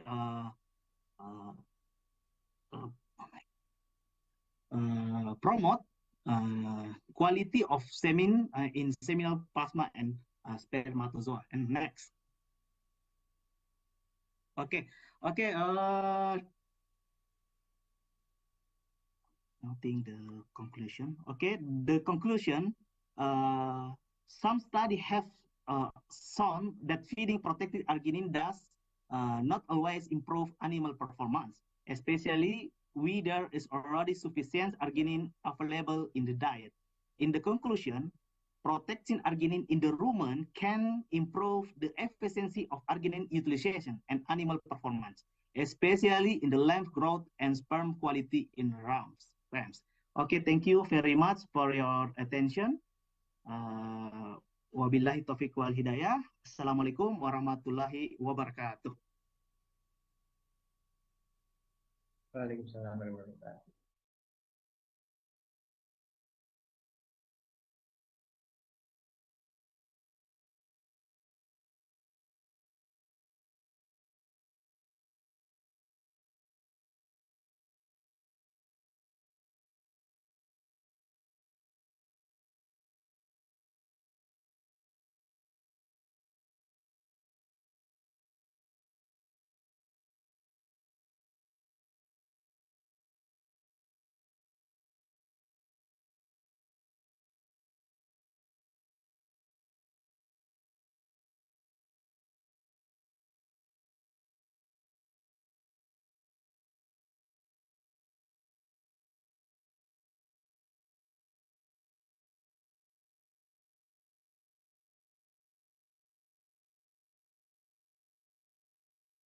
thermocycle machine.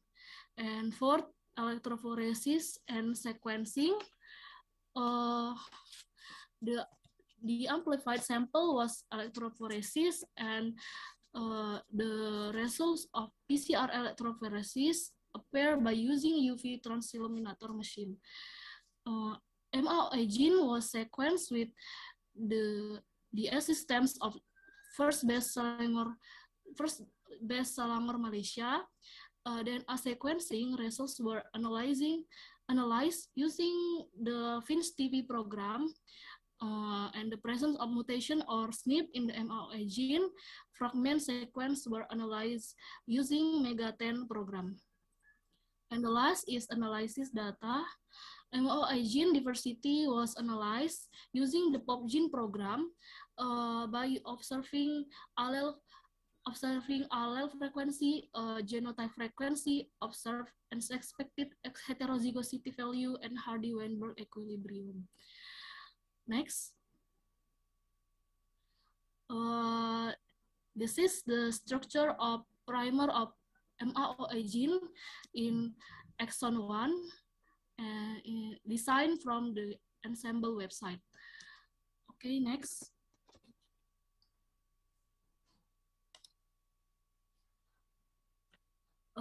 DNA sample from 3 types of big cattle were successfully amplified at exon 1 region of MAOA gene, resulting then of PCR products matched the target of the amplicon length of the amplified MAOA gene was 341 base pair. Okay, next. The polymorphism of the MAOA gene was identified using the direct sequencing method. Sequencing results found 2 polymorphic SNPs in exon 1, namely SNP 828 G2A and SNP 849 G2A. Base position in Bali cattle, each SNPs found 2 genotypes, namely GA and GG.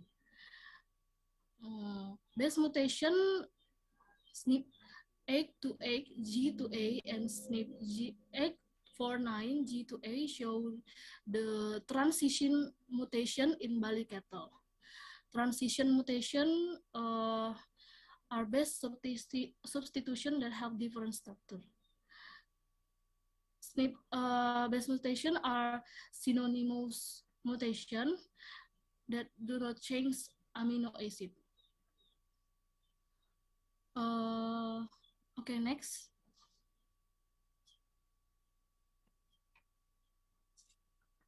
Genotype frequency is the ratio of the number of a genotype to a population by calculating the ratio between the number of certain genotypes in each population, while the allele frequency is the ratio of allele to all allele SNP in the population. In this study, SNP 828 G2A and SNP 849 G2A of SNP mutation were polymorphic in Bali cattle. However, in Madura and PO cattle were monomorphic. SNP is said to be polymorphic if it has an allele frequency less than equal 0.99 for large population and less than equal 0.95 for smaller population. Okay, next.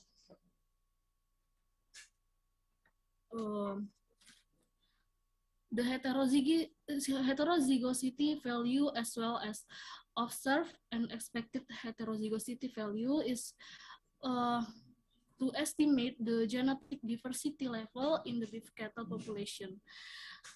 The higher of heterozygosity value was occur in SNP 849G2A, and the smaller heterozygosity value was in the SNP 828G2A. It means that the genetic diversity of SNP G2A was lower because heterozygosity value are less than 0.5. The chi-square test data is to estimate whether the beef cattle population is mentioned within Hardy-Weinberg equilibrium. And in this case, SNP 828G2A was in Hardy-Weinberg equilibrium. It was shown that the chi-square test cone was smaller than the chi-square table. And in SNP 849G2A was in Hardy-Weinberg non-equilibrium. It was mean that the population in these SNPs not accordance to Hardy-Weinberg law. Okay, next. The conclusion of this research confirmed that the total of 2 SNPs mutation had been found in the exon 1 of MAOA gene in Bali cattle. All these SNPs was polymorphic Recording in Bali stopped. cattle, but was monomorphic in another beef cattle of this study. SNP 828G2A was in Hardy-Weinberg equilibrium in Bali cattle, but it was Hardy-Weinberg on non-equilibrium in SNP 849G2A. The study found MAOA gene in beef cattle might be used as candidates for marker-assisted selection. Next. Okay.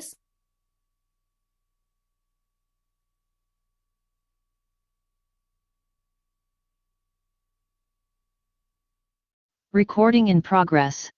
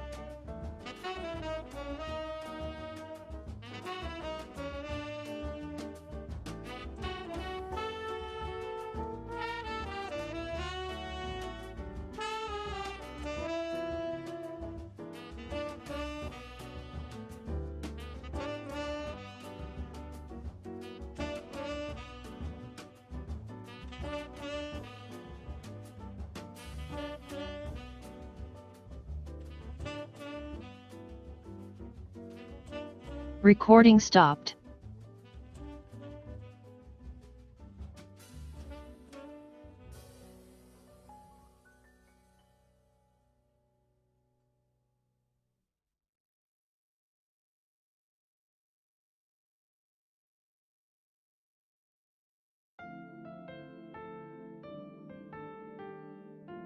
Recording in progress.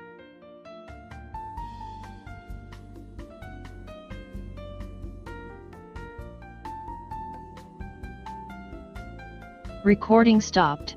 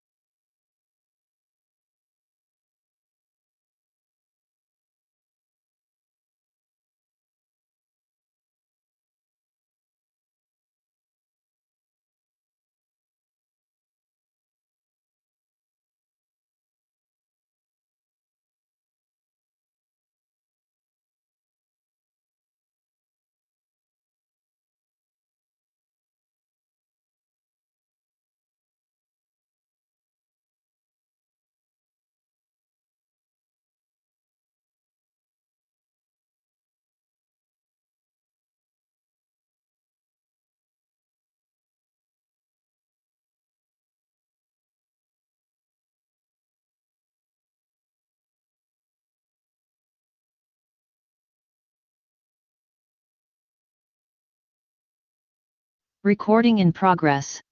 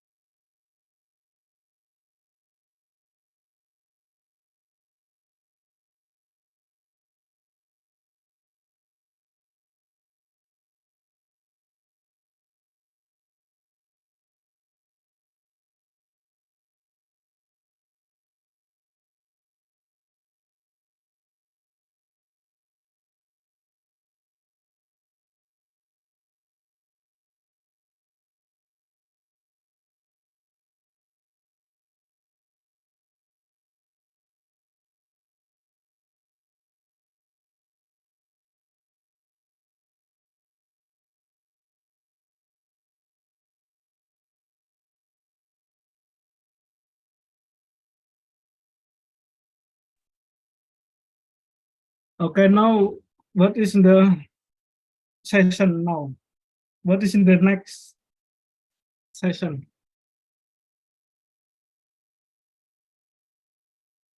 I'm very tired.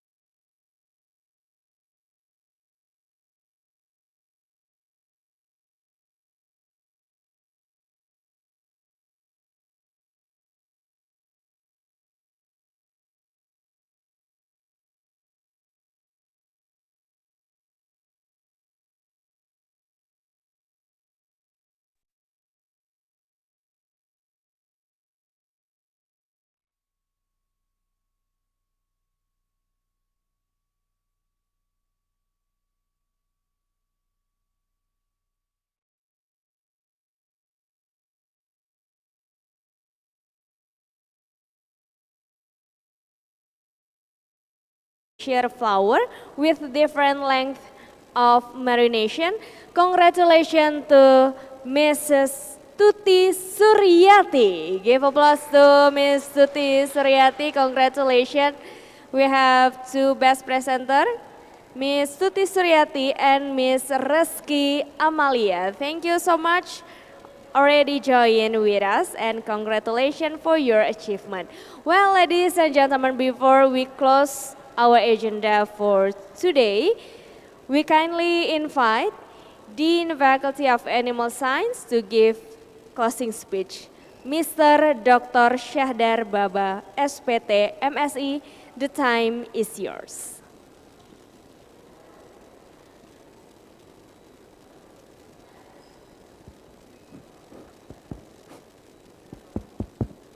Okay, thank you very much for the MC. Assalamualaikum warahmatullahi wabarakatuh. Good afternoon. First of all, I would like to say thanks to all of the stakeholders who has contributed so the fifth ICAST can going well until now. Thank you very much to all of the leader of Universitas Hasanuddin, rector, vice rector for academic, for research, academic, business and partnership, Professor Adi Maulana. Thank you very much for your supporting us. So today almost finished, yeah, all of the activity in ICAST 5th. And then I would like to say thanks to all of the lecture and the committee ICAST 5th ICAST. Without you, we are nothing. Okay. Thank you very much for your effort. May God give you blessing and mercies. So you can gather, you can get the pahala after here and after. And then to all of the participants, thank you very much. In luring, maybe more than 100 participants, and luring 100 participants, even more than 100. So luring and daring, maybe until 200 participants. I think it is a very valuable time to us to share. And then to all of the moderator, great moderator, Prof. Joni, Prof. Hasmudin, thank you very much. And then the parallel session, the moderator in parallel session, thank you very much from Hasanuddin University and then from other institution. Thank you very much for your joining and supporting so the ICAST 5 can run well. Okay, I think it's enough today. And the last but not the least, thank you very much to all of the keynote speaker and invited speaker.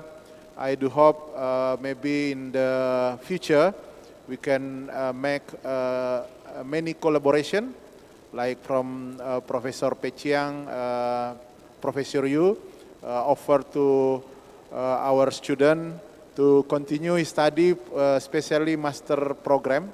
I think many undergraduate students here, you can get the opportunity to continue your study in Saskatchewan University. It's the famous university in the world, maybe in QS ranking for agriculture sector is 76 ranking. So it is a famous university in the world. And then from Professor Dr. Reza Abdul Jabbar, I would like to say thanks because Dr. Reza offered to all of the undergraduate students, if you want to get many experiences in dairy cattle, you can join us and free of charge. If you live stay here in New Zealand. But for the transportation, cost of the transportation, you have to pay, ya. Oke, saya kira begitu. Terima kasih Bapak Ibu sekalian. Tidak sah rasanya kalau saya tidak berbahasa Indonesia yang lengkap, tidak cukup. Terima kasih kepada Bapak Ibu yang ada di online, Bapak Ibu yang ada di luring ini. Terima kasih banyak. Saya mengucapkan banyak terima kasih. Sampai ketemu di ICAST ke-6 insya Allah tahun depan. Dan kepada panitia, your job is not finished, because your job until how to publish all of the article in ICAST 5. Oke? Ready? Oke, baik. Terima kasih banyak dan saya mengundang Bapak Ibu sekalian sebentar malam, baik yang luring untuk hadir di Hotel Unhas ini untuk kita sama-sama mungkin riang gembira, ya, makan malam bersama-sama dengan beberapa invited speaker, dengan Profesor Yu untuk makan malam bersama jam 7 malam, lewat sedikit nggak apa-apa. Demikian yang bisa saya sampaikan, terima kasih banyak. Dengan ucapan alhamdulillahirrabbilalamin, maka ICAST 5 ini resmi kita tutup. Assalamualaikum warahmatullahi wabarakatuh. Waalaikumsalam warahmatullahi wabarakatuh. Thank you, Mr. Dr. Syahdar Baba, SPT MSI, as Dean Faculty of Animal Science, Hasanuddin University. Well, ladies and gentlemen, the 5th International Conference Animal Science and Technology 2023 already closed officially, so we would like to say thank you very much to all the participants, to all the audiences, and also to all the keynote speakers. Thank you for joining with us. Well, ladies and gentlemen, thank you so much. That's all the 5th International Conference Animal Science and Technology 2023, moving towards environment sustainability through smart livestock system. Wabillahi taufiq wal hidayah. Wassalamualaikum warahmatullahi wabarakatuh. And see you in the 6th International Conference Animal Science and Technology 2024.